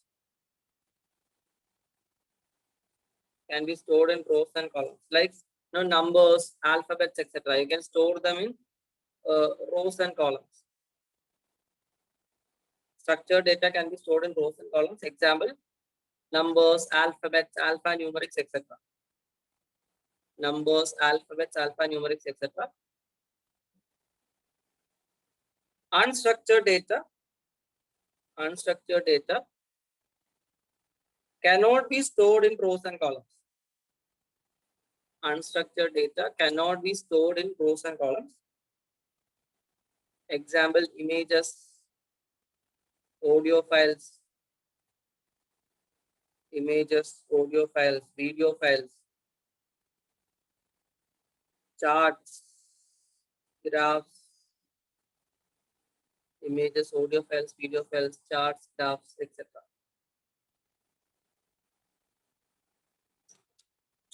Images, audio files, video files, charts, graphs, etc. So all this information can be stored in big data, both structured and unstructured. Veracity is the uncertainty of data. Veracity is the uncertainty of data. We can store both known and unknown persons' data. We can store both known and unknown persons' data. We can store both known and unknown persons' data. All right. So one example of big data, which is used in the current context, like economic survey has used big data. Okay, economic survey has used big data to analyze the migration patterns in the country. Migration patterns. How did they analyze the migration patterns? They went through the data records of all the railway ticket bookings. Okay, and they went through this railway ticket bookings and understood where does more migration to happen. Is it rural to rural? Is it rural to urban? Is it urban to rural? Is it urban to urban? So this you might have studied in sociology about migration. So economic survey, I think 2018, analyzed all these ticket bookings in the country and came out with the migration patterns of the country. So this ticket bookings, if you want to analyze it for a whole year or more than that, imagine the volume of data you will be having. So this analysis, normal data analysis softwares cannot do it. So we need special tools for this big data analysis. And after doing this analysis, we can come out with predictive studies, diagnosis, all these things can be done. So this is one example where big data was used. And then there's a big data tool for hospital management called Practo. Practo is a big data tool used for hospital management, basically. So hospital will have huge volume of data regarding the patient and their information, their tests, their history, all these things. Every day a lot of patients will be coming to hospital. So for hospital management, there's a big data tool. Similarly, in all fields, we can have different big data management tools. All right. Now the questions we can expect from big data from a means perspective is: what is big data? Applications of big data, analysis of big data, or critically evaluate big data. So we'll discuss the pros and cons of big data. Okay, so we'll discuss the pros and cons. So this can be used to answer all these questions in the way it is being asked. Okay, pros and cons of big data. So first we'll discuss pros. First point, it is used as a diagnostic, or it is used for diagnostic analysis. It is used for diagnostic analysis. Big data is used for diagnostic analysis. It can be used to observe,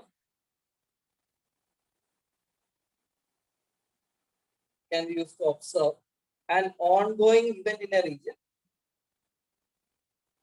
It can be used to observe an ongoing event in a region, and can be used for effective diagnosis.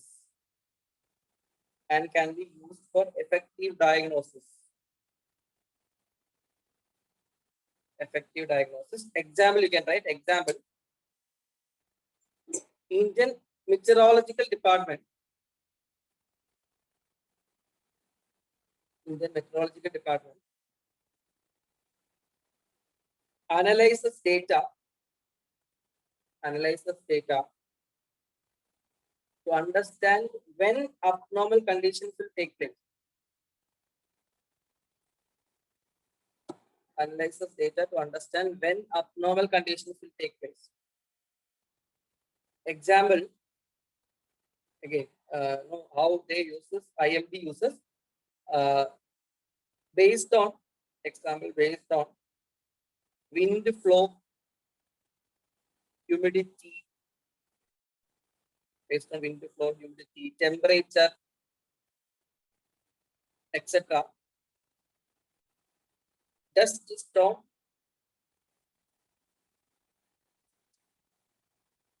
based on wind flow, humidity, temperature, etc.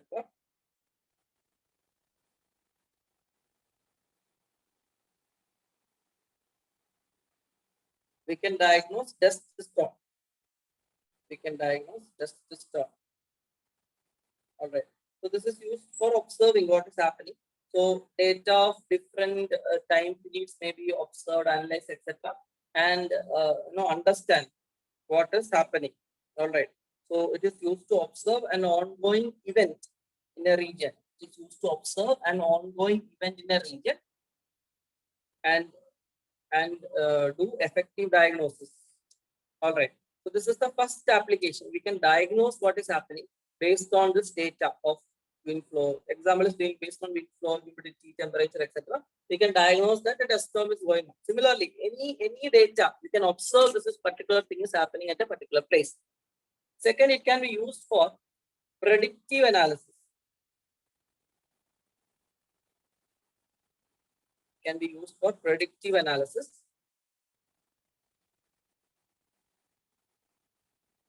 That is predicting a definitive future. Both the pro and con, because predicting a definitive future is possible in certain sectors and not possible in certain sectors. All right. So in pro, we will discuss where all we can predict a definitive future. Okay. To a certain extent,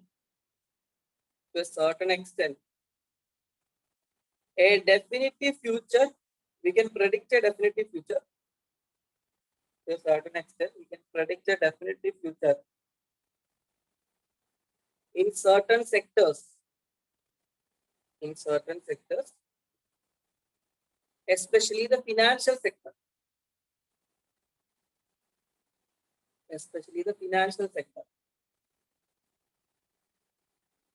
So we can analyze, the sales data, etc. of the last few years and understand what is going to sell in the market, what's not going to sell in the market. See, people of a particular area might prefer some kind of food, or people in a particular area will not prefer some kind of food. So you do a data analysis of the what is selling more, what is not selling more, and accordingly, you can see. There is no point in this. I'm simply telling the logic. There is no point in starting a non-vegetarian restaurant in an area which is inhabited by Brahmins. So this is common logic. But what is selling more, which brand people are preferring, etc. We can do analysis of the sales volume, etc. and study. Or if you want to diversify market, you want to extend to another brand, etc. You can do a proper analysis of sales. So financial sector predictive analysis is possible. All right, we can predict a definitive future.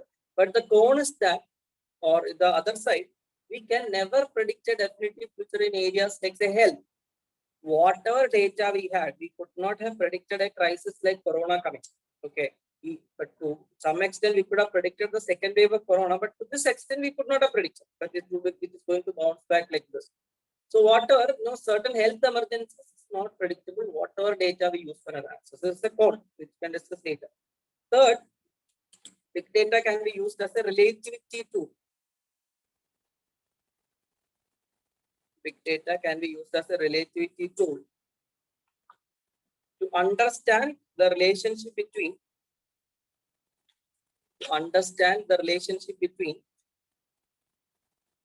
can be used as a relativity tool to understand the relationship between unknown elements. to understand the relationship between unknown elements.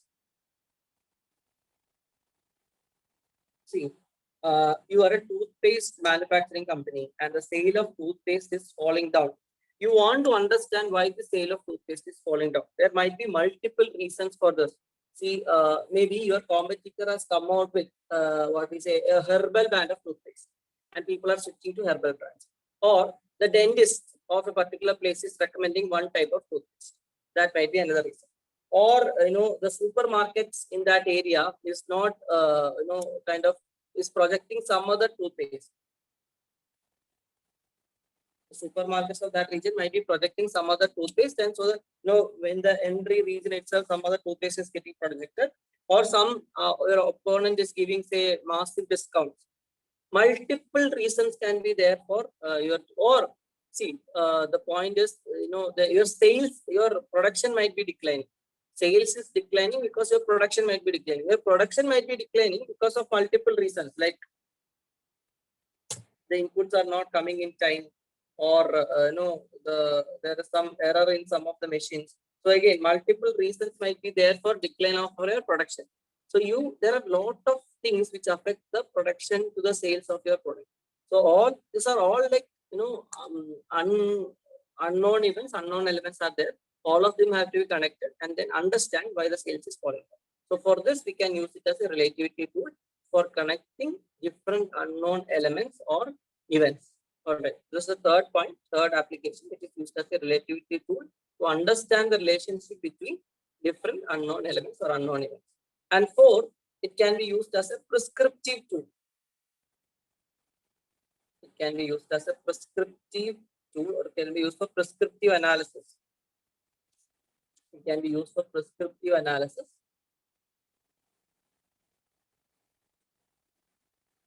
Can be used for prescriptive analysis. That is to handle certain kind of unforeseen event. To handle certain kind of unforeseen events. And the steps that need to be taken further. And the steps that need to be done further. And the steps that need to be done further. And the steps that need to be done further. See, example, handling disasters. Example, handling disasters, handling a bomb blast, etc. So you are the say district magistrate of a particular place, or you are the secretary of a particular department, and a disaster is happening, say at a state level or a national level. See, COVID is a disaster. Lot of things have to be handled to simultaneously. Testing is getting done, then vaccines have to be provided, and then there, what we say, you have to know about the hospitals available, their beds available, oxygen cylinders available, and how many patients are getting tested, how many are getting positive, negative. It is a lot of information, and then there are protocols which has to be followed, right? So big data will help you handle all this. Sitting in your office, you will be able to handle all this data, and they will do an analysis of the whole data maybe available in the country. See, from a central government point of view, they have to analyze the whole country. Maybe from a state point of view, all the hospitals in the state. From a district point of view, all the hospitals in the district. So imagine the volume of data which is getting handled by a health minister in the central government. Okay, all this 28 states, the health sector.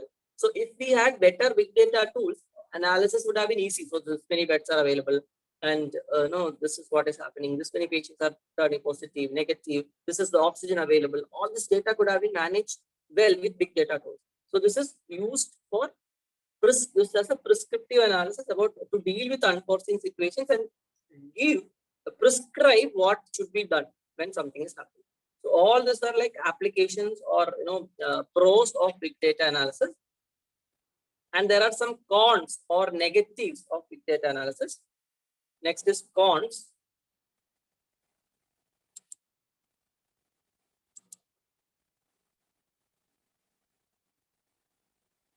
The first point is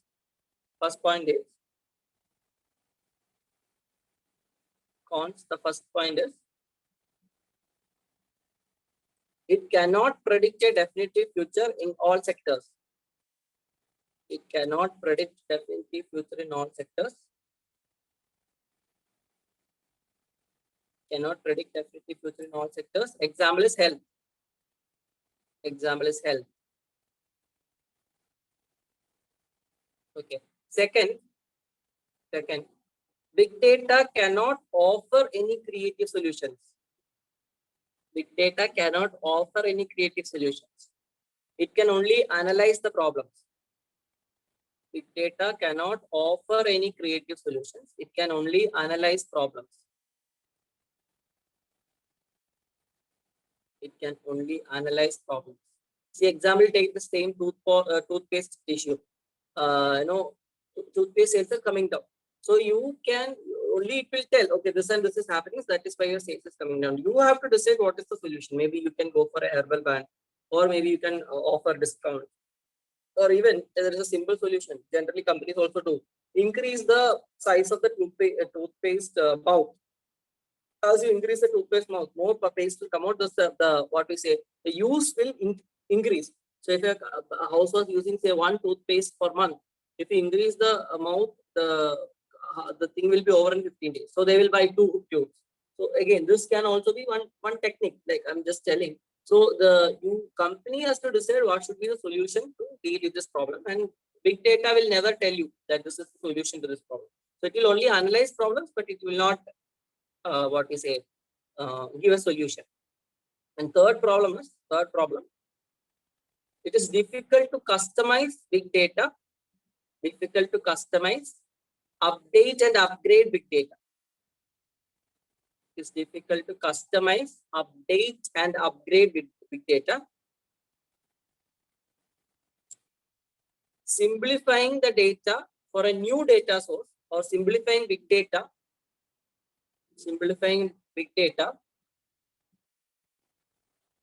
for a new data source may not be possible. Simplifying big data for a new data source may not be possible. May not be possible. Simplifying big data for a new data source may not be possible. See, you are having two industries. Assume you are having two industries. One is say a restaurant. Say you are having a restaurant chain. You're a business owner with a restaurant chain, and you own a say mobile network. Okay, there are two business you are doing. You have a big data to understand the mobile mobile network, like mobile usage, how people are using mobile, their call data, their recharge data, their internet usage, uh, which age group is using more data, etc. All these things you are studying so that you can come with new offers for that particular scheme. Or if people are using less in a particular age group, you have to prompt them to use more. So you can come up with a lot of strategies. The same big data tool may not work in the restaurant thing, because the people's patterns in the restaurant business is totally different from the mobile network. So these are the big data which is used, big data software tool which is used in one network area may not work in another area. So this is what we say, simplifying for a new data source or customizing it for a new data source might be costly or even complex. So okay, this is not possible. This is another issue of big data. So because the requirement of both companies are different, so a single big data cannot be used for both. So this is example and the cons of big data. So again, use these points. These are all valid points regarding big data. And if at all the government comes out with any new application of big data, keep a note on that. All right. So next topic we will be discussing is IoT, Internet of Things.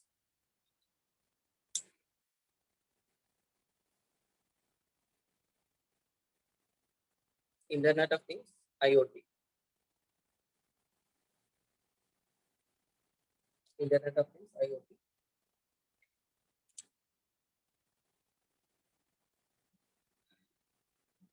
Just write the definition, then we'll explain and I'll explain. It is an integrated infrastructure. It is an integrated infrastructure which aims to integrate hardware components like sensors. Yes, It's a kind of integrated infrastructure. It's a kind of integrated infrastructure which tries to integrate hardware components like sensors. It integrates hardware components like sensors along with data to the internet by using wired or wireless internet media. Wired or wireless internet media. By using wired or wireless internet media. All right. So I'll give you a simple example. Suppose you have an alarm clock and you have a coffee making machine. Okay, you have an alarm clock and a coffee making machine, or even a geyser. Alarm clock and a geyser. So as soon as this alarm clock rings, what will happen? Alarm clock will send a message to the coffee making machine to start making coffee. Alarm clock will. So Internet of Things is an integrated infrastructure.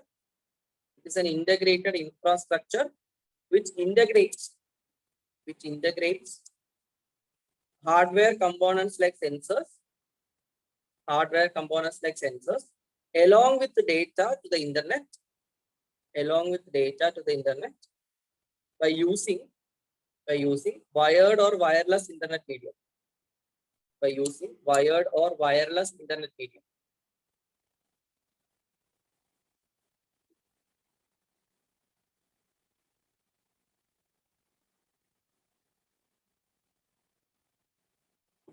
By using wired or wireless internet. All right. So as I was telling, there are two devices. We have an alarm clock and then we have a coffee making machine. So as soon as this alarm clock rings, message will be sent to the coffee making machine to start making coffee. So here two devices are communicating. We do not even require human presence. Two devices are communicating. So this is called Internet of Things, where two devices will be communicating, and here one device will act as the transmitter and the other device will act as the receiver. Okay. So here alarm clock will act as the transmitter and coffee making machine will act as the receiver. Only in that way communication will happen. It is a one-way data transfer. There is no two-way data transfer. Coffee making machine will not. It is like alarm clock will send a message. Hello, how are you? Good morning. And coffee machine will send a reply back. All fine. How are you? Thank you. So this is not happening. Just message will be sent to the coffee making machine. Start making coffee, and it will start making coffee. This is all right. So it is not a machine-to-machine communication. It is not a machine-to-machine communication. So machine-to-machine communication example is this chatbots. There is echo. Is it fine now? Is echo fine? Yeah. So what I was telling is it is not a machine-to-machine communication. So machine-to-machine communication example is this chatbots. Like in many even UPSC websites, if you log in, immediately a pop-up window will come. Hello, how may I help you? So similarly, this IRCTC has a chatbot called Disha to help you. You can chat with it. So you type something, it will reply back. All right. So yes, IBM Watson assistant chatbot. There are a lot of chatbots. Even our Alexa and Siri is machine-to-machine communication. You ask Alexa, play XYZ song. Alexa will say yes, playing XYZ song, and it will play the song. Right. So the communication is always two-way, machine-to-machine communication. Whereas in this, it is not a machine-to-machine communication. As I told, the coffee making machine will not say, okay, alarm clock, I'm starting making coffee. No, this is not there. So it is not a machine-to-machine communication. It is just a one-way process. One device will act as a transmitter and the other device will act as a receiver. It cannot perform both operations. Alarm clock cannot act as transmitter and receiver. Won't happen. Alarm clock is either transmitter or receiver. All right. So you can take down.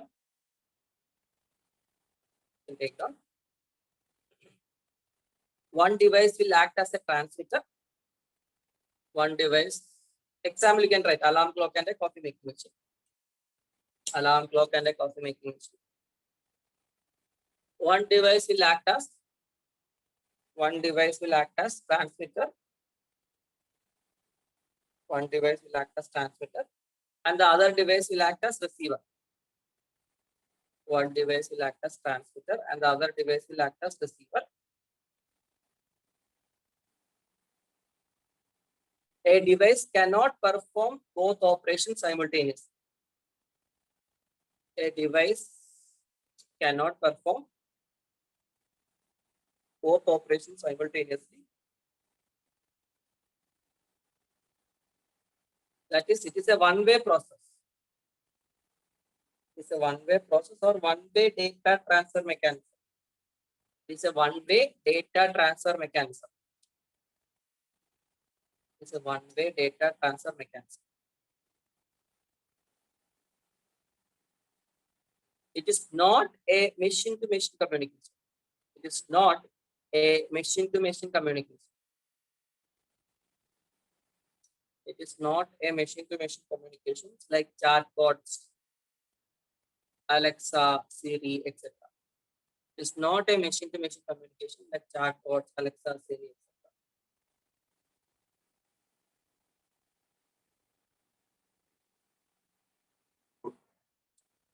Not a machine-to-machine communication. All right. So there are some practical examples you can write about. IoT is used in a lot. IoT is just in the beginning of the use. Especially this is just becoming popular. So in the upcoming years, a lot of updates will come about IoT. Okay. So keep yourself updated about what all is happening. So in the smart city programs, some examples I'll give you. In the smart city programs, CO2 sensors, carbon dioxide sensors.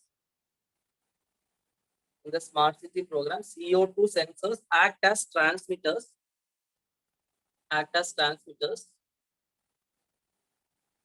And state pollution control board mobile phones. State pollution control board mobile phones. State pollution control board mobile phones act as receiver.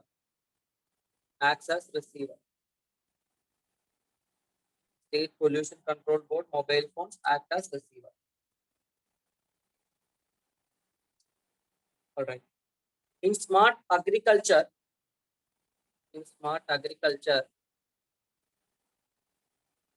tensiometer, tensiometer, tensiometer, which is a soil moisture sensor. Tensiometer, which is a soil moisture sensor, act as a transmitter. Acts as transmitter. So it will sense the moisture in the water. If the moisture level is falling down, it will send a message to the pump, start pumping water. And motor pump will act as the receiver. And motor pump will act as receiver. Motor pump will act as receiver. Some problems of IoT or some challenges of IoT. Some problems or challenges of IoT. First problem is naming and organizing these devices. Naming and organizing these devices. Naming and organizing these devices. See, I'll give you again another example. See, your fridge is an IoT device, and the fridge is connected to the milkman's mobile phone. So, the fridge, as soon as the milk level falls below a particular quantity, a message will be sent to the milkman asking you to replace milk. This is an IoT. Now, if there is only one IoT device for the milkman, he will understand, okay, this IP address is sending you this message, replace milk, he will understand. But as imagine that 50 phones in that area as IoT, okay. So he will be getting this IP address, this IP address, this IP address, different IP addresses will be coming to the milkman. So it is important that you name these IoT devices and properly they should be organized. So there should be a centralized license issuing authority for IoT devices. Without license, IoT can bring complexity. All right, so this is important. So there should be a centralized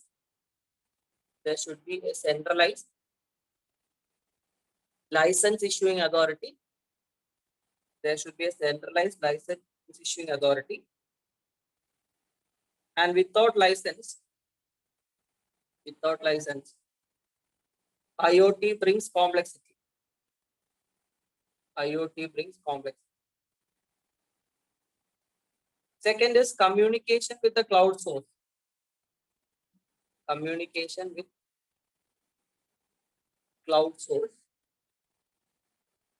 See, the current problem with any communicating with any cloud source is that there is no interoperability. Okay, so maybe between Google Drive, we'll discuss it in cloud computing also. It is not interoperable. There is no interoperability. So interoperability should be established. Communication with cloud source. There is no interoperability. There is no interoperability between clouds. There is no interoperability between clouds. So a solution is iPaaS. Once iPaaS comes, there will be interoperability. Currently, there is no interoperability between cloud sources. Solution is iPaaS. Next is tracking and monitoring tool. Tracking and monitoring tool. See, again, you are sending this, fridge is sending the message to the milkman to bring milk. Okay, and there is no human intervention in any IoT device. So you will not check if milk is there. Maybe next day morning you come and check the fridge for milk. There is no milk. Why? Because the milkman has not brought the milk. Either the milkman forgot to bring the milk, or there is some issue with your IoT device, whatever. So there should be a tracking and monitoring tool. Just like your Zomato and Swiggy, where you order food and there is a tracking and monitoring tool. Similarly, there should be tracking and monitoring tool for IoT also. So there should be tracking and monitoring tool to check the effective operation of the device. To check the effective operation of the device.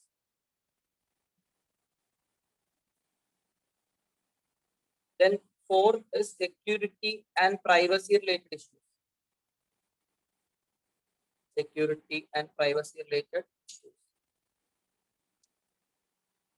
See, as you move towards anything technical, there is a chance of more cyber attack or bug attacks. Okay, so these attacks have to be dealt, by our CERT, which again you might have studied in internal security. We have a cyber emergency response team. So they should maybe certify this IoT devices or something like they should be. There should be foolproof cyber security measures. All right, and similarly, security is in multiple aspects. We have to ensure that instead of sending this alarm clock and this coffee making machine, we told instead of sending message to the alarm clock, it should instead of alarm clock sending message to the coffee making machine, it should not send message to the gas stove to switch on.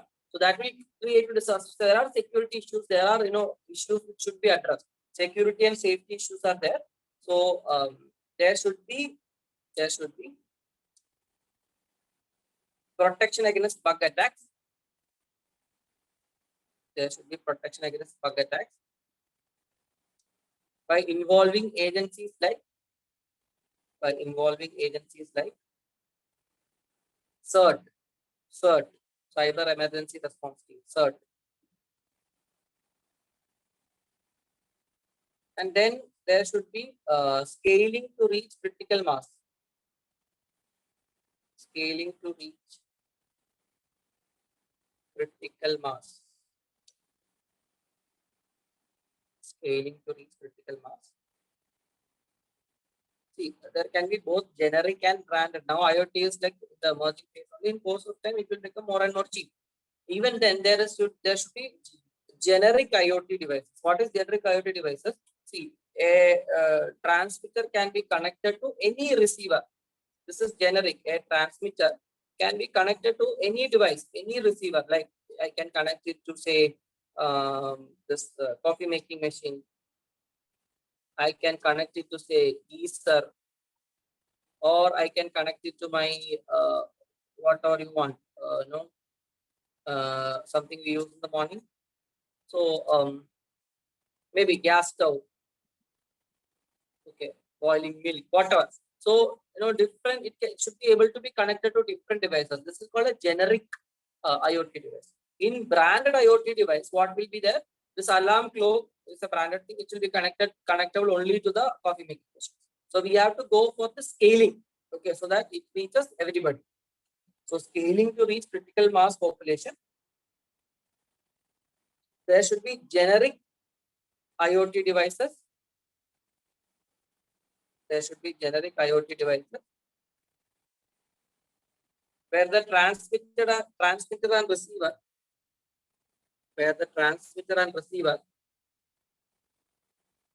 can be connected to any component. Where the transmitter and receiver can be connected to any component. Where the transmitter and receiver can be connected to any component.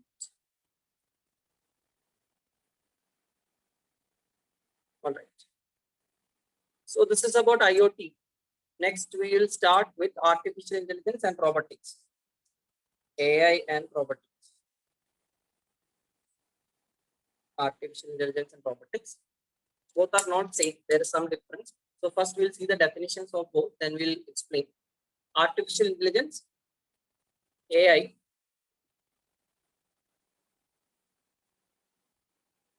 is a branch of computer science. AI is a branch of computer science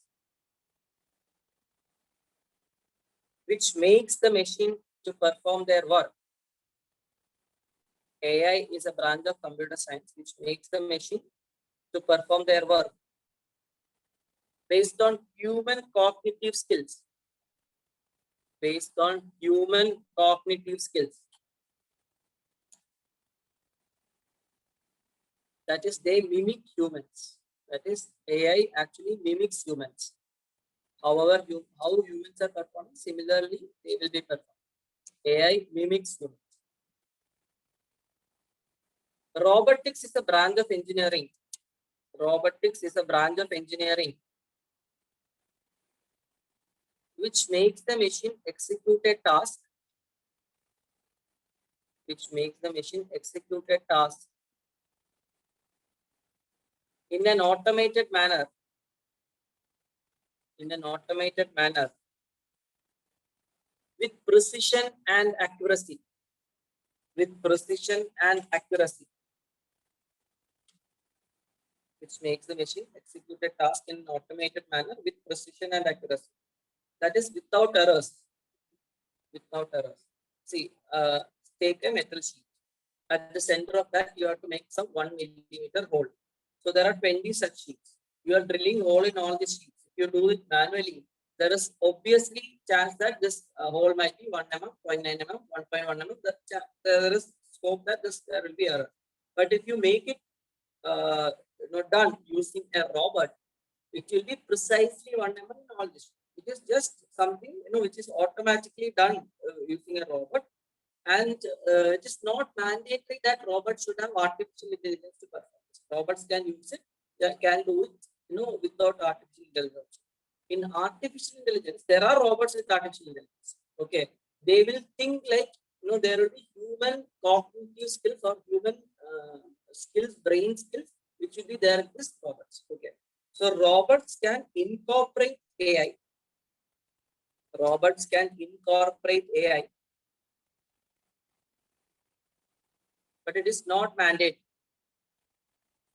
But it is not mandatory. Robots can incorporate AI, but it is not mandatory. Artificial intelligence can be done. AI can be done with the help of 3 types of learning. AI can be done with the help of 3 types of learning. First one is machine learning, deep learning, machine learning, deep learning, and adaptive learning. Machine learning, deep learning, and adaptive learning. So AI can be done with the help of machine learning,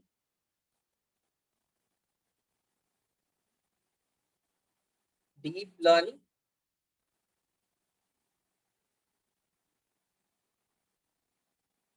and adaptive learning. Machine learning, deep learning, and adaptive learning. So in machine learning, machine learns from its own past experience. In machine learning, machine learns from its own past experience. Machine learns from its own past experience. So for example, take a driverless car. So this driverless car, when the information is provided, imagine that the information regarding speed breakers is not provided. So what will happen? The car will come over a speed breaker and it will jump over the speed breaker. First time it will jump over the speed breaker.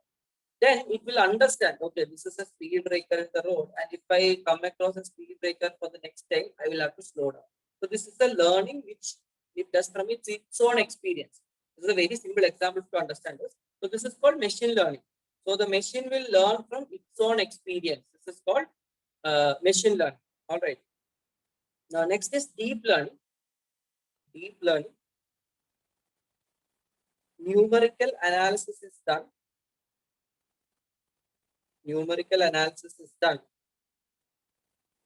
in a comparative manner. Numerical analysis is done in a comparative manner from previous experience.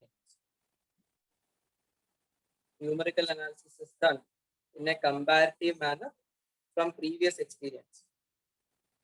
From previous experience. So imagine, take the same example.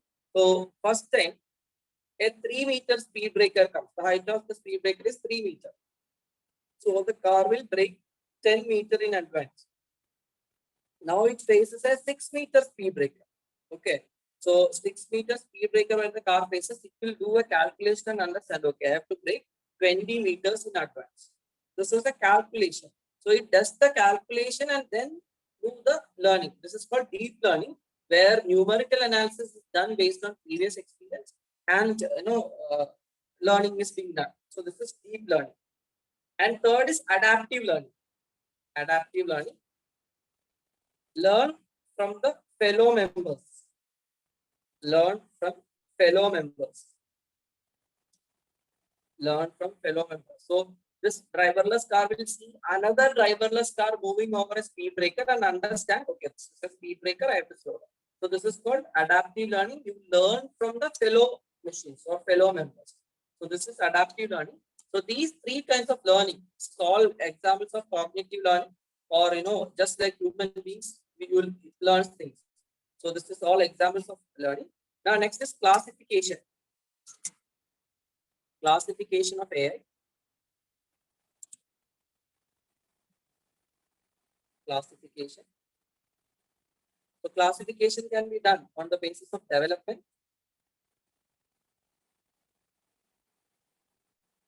and application. Classification can be done on the basis of development and application. On the basis of development, there can be strong AI and weak AI. Strong AI and weak AI. Strong AI and weak AI. And the basis of application, there can be reactive machines. Reactive machines. Limited memory. Limited memory. Theory of mind. Theory of mind. And self-awareness. Theory of mind and self-awareness. Theory of mind and self-awareness. See, strong AI and weak AI is how AI is developed. Strong AI is used for, difficult applications, non-routine applications like defense applications or even interacting with human beings. You say every time it will be a different experience for the artificial intelligence robot. So this is used for difficult non-routine applications. Weak AI is used for routine domestic jobs. See, a robot is being used for as a housemaid. Okay, so this has to do sweeping every day. So it has to do sweeping every day. It's a routine application for which the robot is doing, and maybe it has to count money at a bank. So it is a routine regular application where you need only weak artificial intelligence. So this is the two types. Strong AI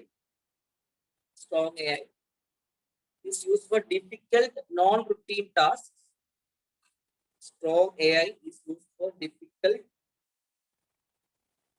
non-routine tasks like defense,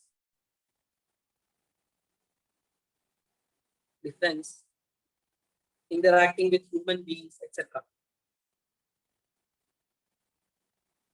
Defense, interacting with human beings, etc. Weak AI is used for executing. Weak AI is used for executing routine domestic tasks. Routine domestic tasks.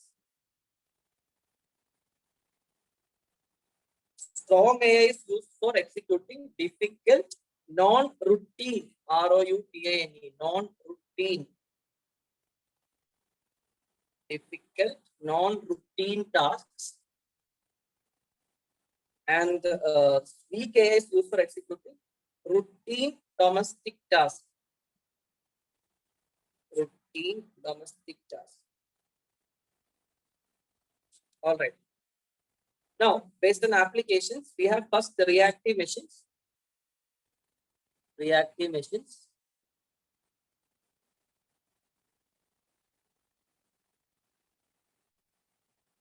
Reactive machines does not store any kind of information. It does not store any kind of information from the past actions. From the past actions for future reference. It does not store any kind of information from the past actions for future reference. From the past actions for future reference. It executes each and every task. It executes each and every task as a new task. It executes each and every task as a new task. See, example is IBM as a chess playing robot called Deep Blue. You would have read about this. Vishwanathan Anand playing against Deep Blue, etc. There are examples game playing robots. Examples game playing robots. Game playing robots. IBM's Deep Blue. IBM Deep Blue. So IBM Deep Blue is a chess playing robot. So it does not store what it has done previously. So it will not think like I played Vishwanathan Anand last time. This virus moves, I should save it. Look, every time it plays Vishwanathan Anand, it will be playing with fresh moves. Okay, it will not store what it has done before. So this is called reactive machine. It does not store anything from its previous actions. Next is limited memory. Limited memory. It can store some information from the previous executed task. It can store some information from the previous executed task. Can store some information from the previous executed task. Example is driverless cars. Driverless cars is example. It stores some information from the previous executed task. Example, driverless cars.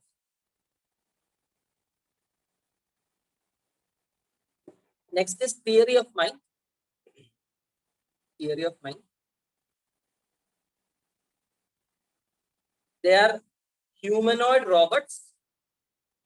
They are humanoid robots.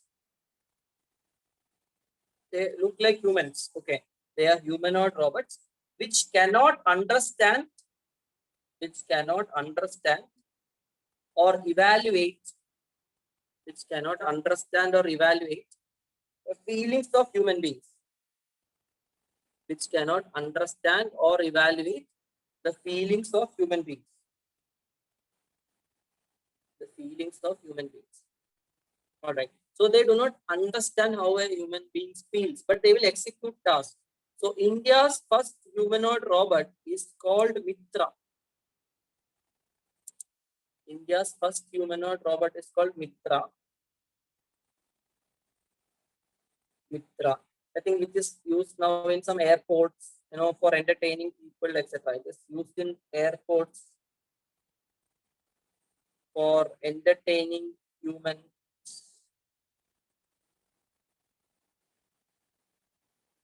entertaining guests, etc. It is being used. Mitra. Then we have a robot for banking purpose called Lakshmi.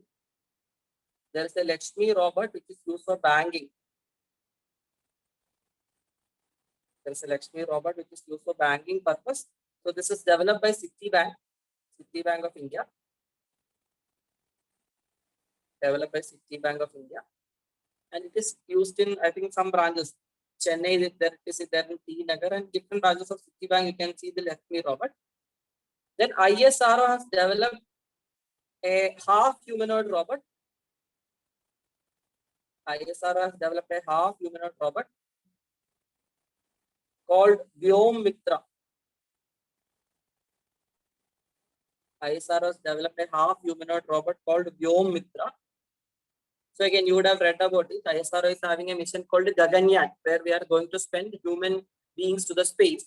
So before this sending human beings, there will be trial missions. So in this trial missions, we cannot send human beings. So we will be sending this robot. We will be sending Vyom Mitra in the trial missions. So this is why Vyom Mitra will be used. So these are all examples of humanoid robots which uses theory of mind. That is, they do not understand human feelings. Then the last is self-awareness. Self-awareness. Self-awareness. They are humanoid robots. They are humanoid robots which understands human beings' feelings. Humanoid robots which understands human beings' feelings. Which understand human beings' feelings. So there is a world's first robotic system called Sophia. Example, Sophia. Example is Sophia. World's first robotic citizen. World's first robotic citizen. Which country gave citizenship to this robot? Saudi Arabia. Saudi Arabia gave citizenship to this robot. This is basically manufactured by Hong Kong, but Saudi Arabia gave citizenship to this robot. So in some interaction, the Sophia was asked, she would like to have a normal life, like family life, like human beings, etc. She said yes, she would like to have a normal family life like human beings. So now this company is, I think, developing some sisters to Sophia, etc. So the point is, it can understand the feelings of human beings. That is the difference. Now in robot, there are two terms which you should know. First one is a cobot. Cobot, which is a collaborative robot. Cobot is a collaborative robot. Cobot is a collaborative robot. It collaborates with human beings in the working environment. It collaborates with human beings in working environment. It collaborates with human beings in working environment to assist the human beings. To assist human beings. To assist human beings and relieve them from excess workload. And relieve them from excess workload. To assist human beings and relieve them from excess workload. So this is cobot, collaborative robot, where we use, you can just YouTube all these words you type, you will get a lot of examples. Because of lack of time, I'm not showing you these videos. So robots will help you in our work. So these robots will come do things, etc. This is collaborative robot. Then we have cyborg. Cyborg. Cybernetic robot or cybernetic organism. Cyborg is cybernetic organism.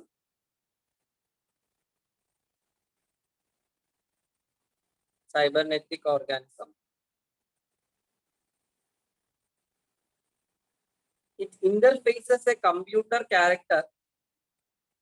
It interfaces a computer character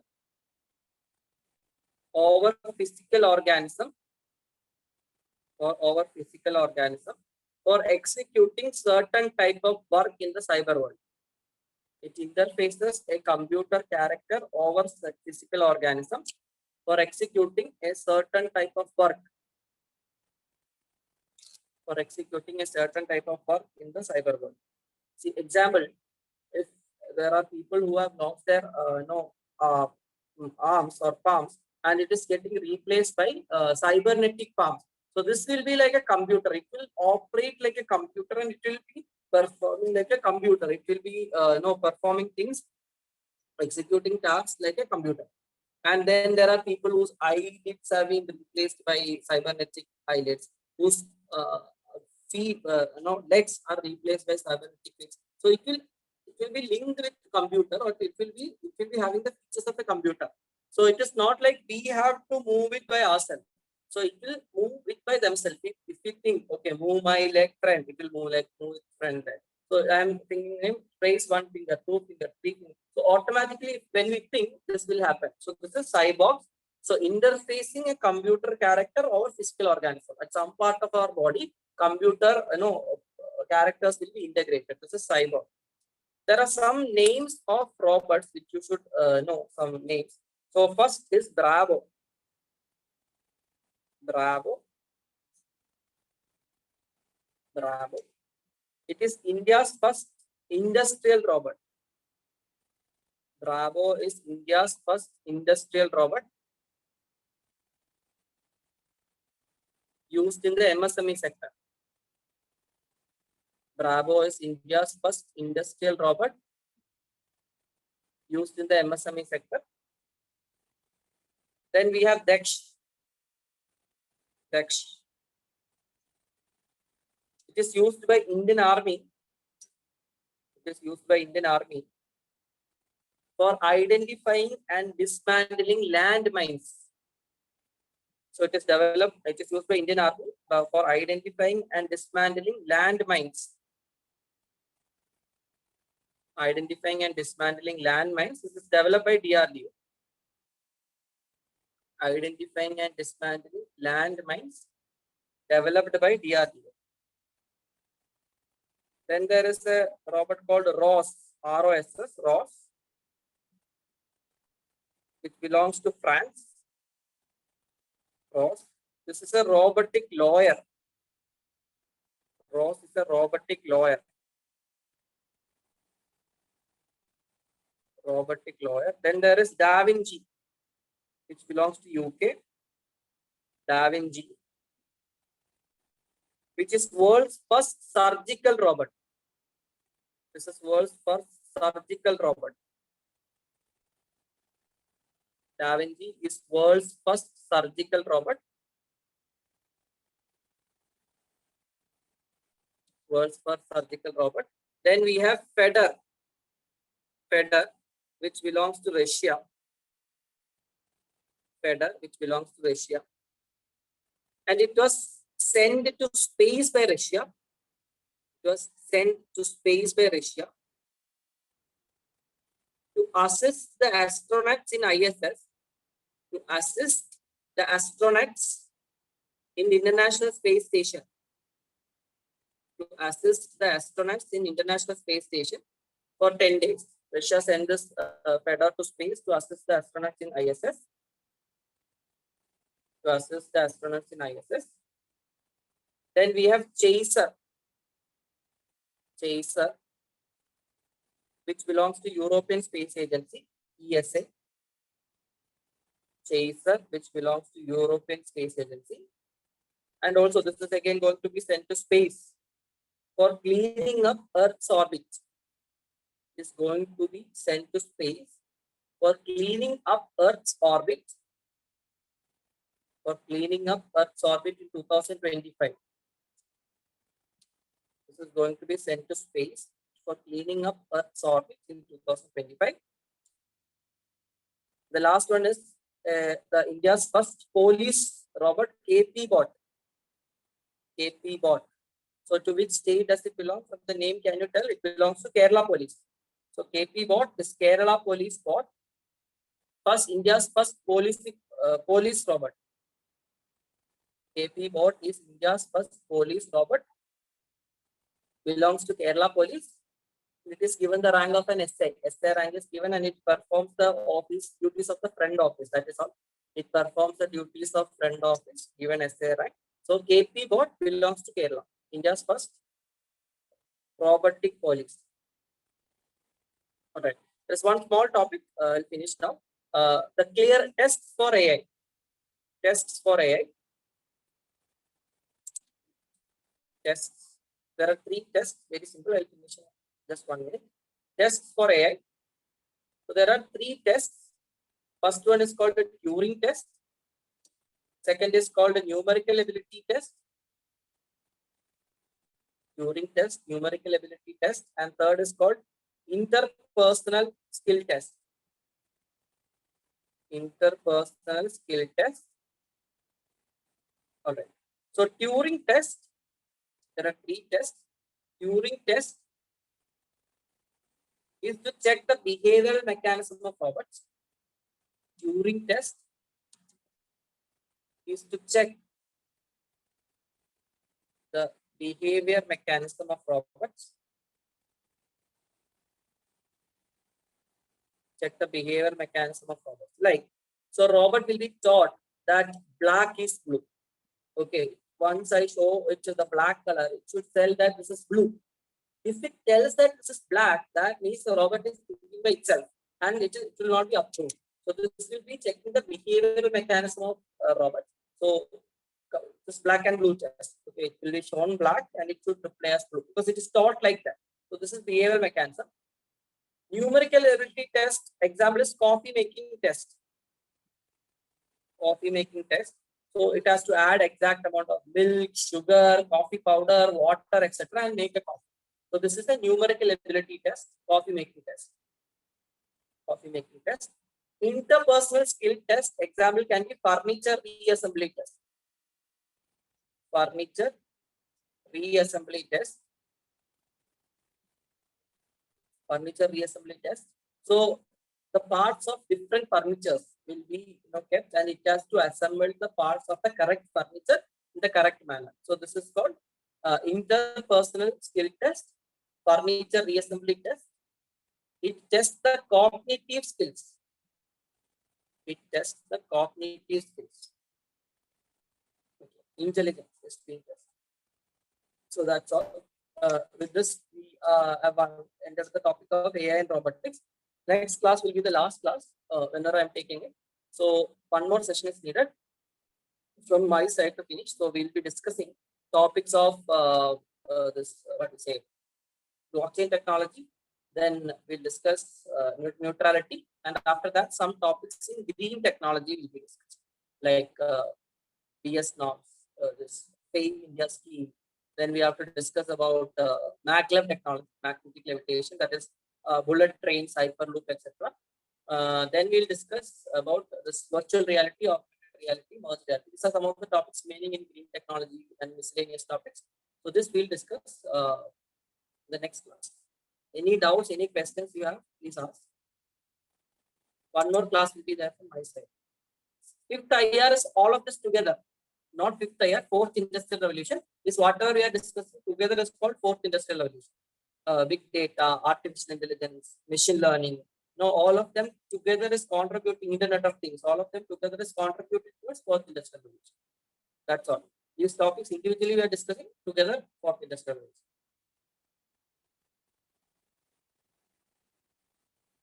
Any questions, any doubts?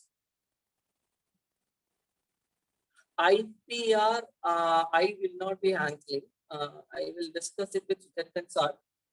Most of the IPR topics are in the pharmaceutical sector. Okay, so when this biotechnology is getting discussed, along with that, IPR should be discussed. So I will discuss with sir and I'll let you know how that is being handled. For the time being, I will not be handling IPR. I will be handling this topic. So the defense will come with it. AI, robotics, and green technology. Yeah, I'll explain what is 4th IR in the next class. Once we enter, I'll just explain what is 4th. I'll do that. Anything else?